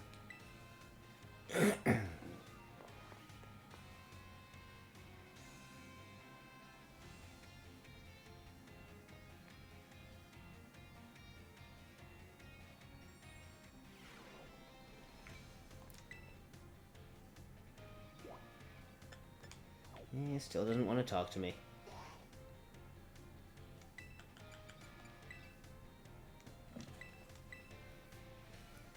Maybe I should just knock out the finals.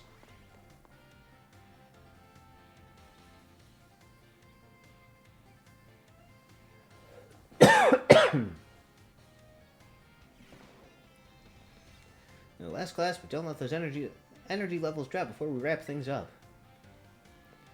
I've shown they have more than enough knowledge to be super strong battlers.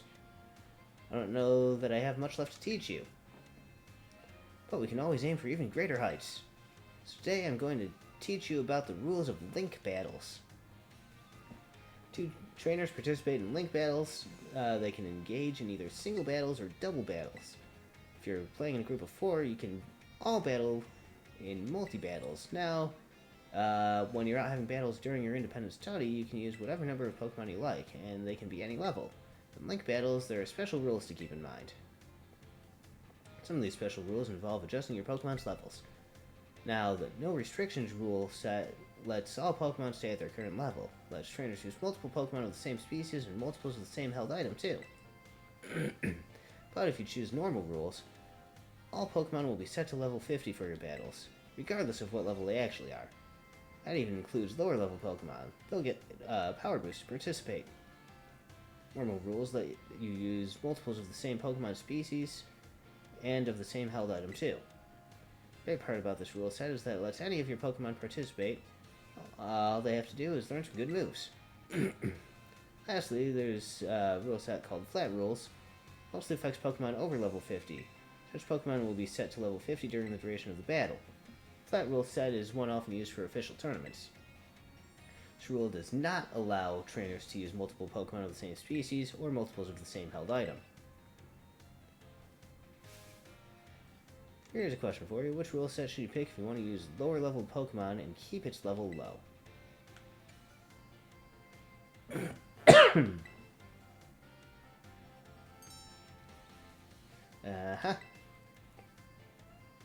Got some clever strategy that you need to use a level 5 Pokemon for. Best bet is to choose flat rules. Of course, you can also choose no restrictions if you want to battle with any Pokemon you want at any level with any held item. That's a pretty good rule set for when you want to battle freely with friends.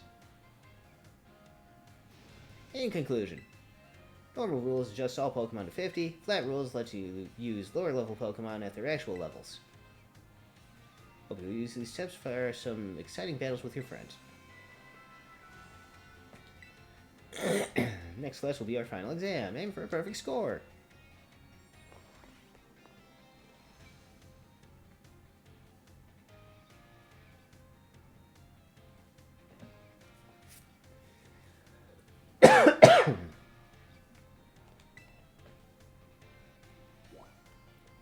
And yeah, still don't want to talk to me, okay? Alright, got art, and I've got home ec.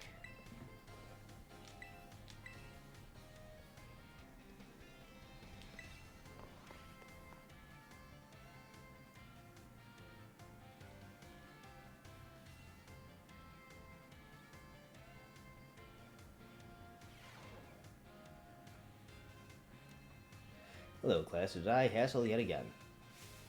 My, how time flies, as they say. Indeed, our time together has certainly flown by. It's hard to believe that this is our last class.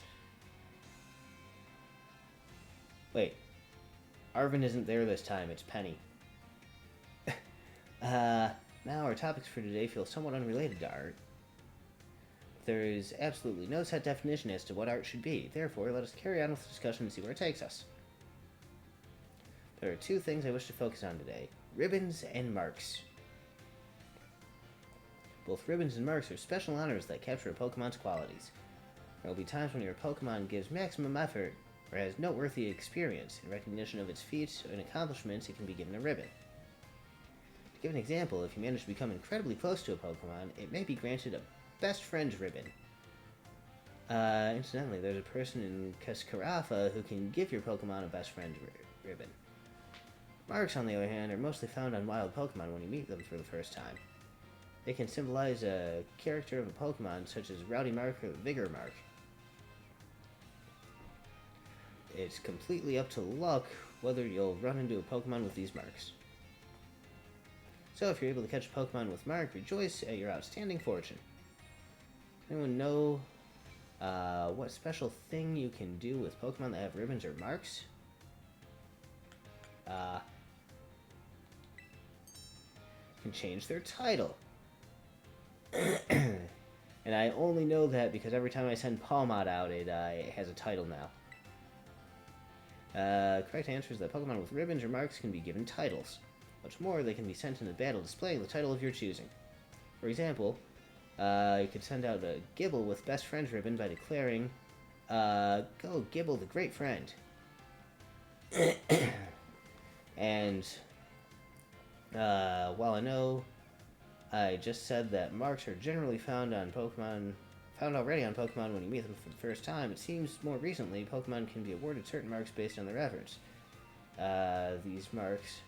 These are marks such as the Gourmand mark, Item Finder mark, Partner mark, and so on. Perhaps it might be fun to try to work out how to get each mark using its name as a clue. Well, that just about wraps up our class. Next, final exam. Okay.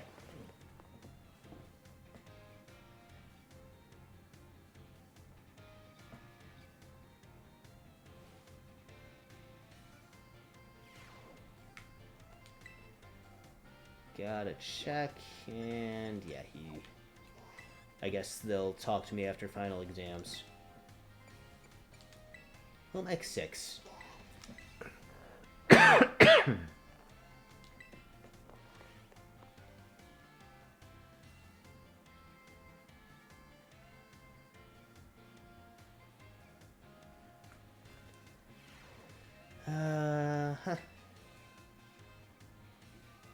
economics is the study of life's necessities, but looking back at our time together, I realized I focused almost entirely on food. Hope it's not too late to shift the discussion to clothing, another necessity in our last class. As I'm sure you're aware, our academy has an air of freedom about it. We provide uniforms for each season to accommodate the diverse climate of Paldea. However, students are free to wear whichever style they wish whenever they please. You should all have received 4 sets of tops and bottoms, one for each spring, summer, fall, and winter, when the academy accepted you. If by chance you're not aware of this, you may wish to peruse your wardrobe. As long as you wear our school uniform, the rest of your ensemble need not be school issued. This includes your bag or your hat, if you choose to wear one. You are even free to style your hair however you wish. Salvatore's hairstyle, for example, would almost certainly have been against school rules when I was a boy. That reminds me. There's one more thing I'd like. One more thing you all like to decorate, which I must say I find quite charming. Rotom phones? Perfectly correct. That's the adorable little thing I was speaking of. Oh, it interests me so. Must admit, I'm fascinated by Rotom phones and how to customize them. What's that? How very intriguing. So there's a shop called Delibird Presents where you can purchase cases for your Rotom phones. Thank you for that useful bit of information. I shall have to go myself first thing tomorrow to get an adorable case for my own liking. Forgive me, I seem to have gotten a little carried away with this small talk. As this class is known as Home Economics nears its end, I offer these final words to those who have been honing everyday life skills with me. The field of study is not so decisive as the likes of mathematics, for instance, where test scores might play a part in deciding your future. However, as you go on to cook for yourselves or take care of your Pokemon, decide what to wear in the morning when you awaken, I would be honored if what I taught you serves to smoothen out and enrich your lives, even if only a little. This sentiment was imparted to me by Mr. Hassel and his particular outlook for such matters. Thank you all from the bottom of my heart for seeing this class through to the end. Time together has come to a close for today. Prepare to do your best on our final exam.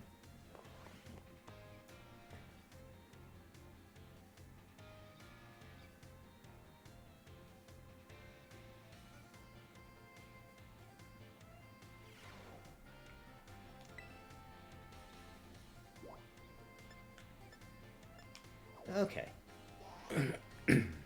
So, all that is left is final exams, and I think I am going to do those tomorrow at the start.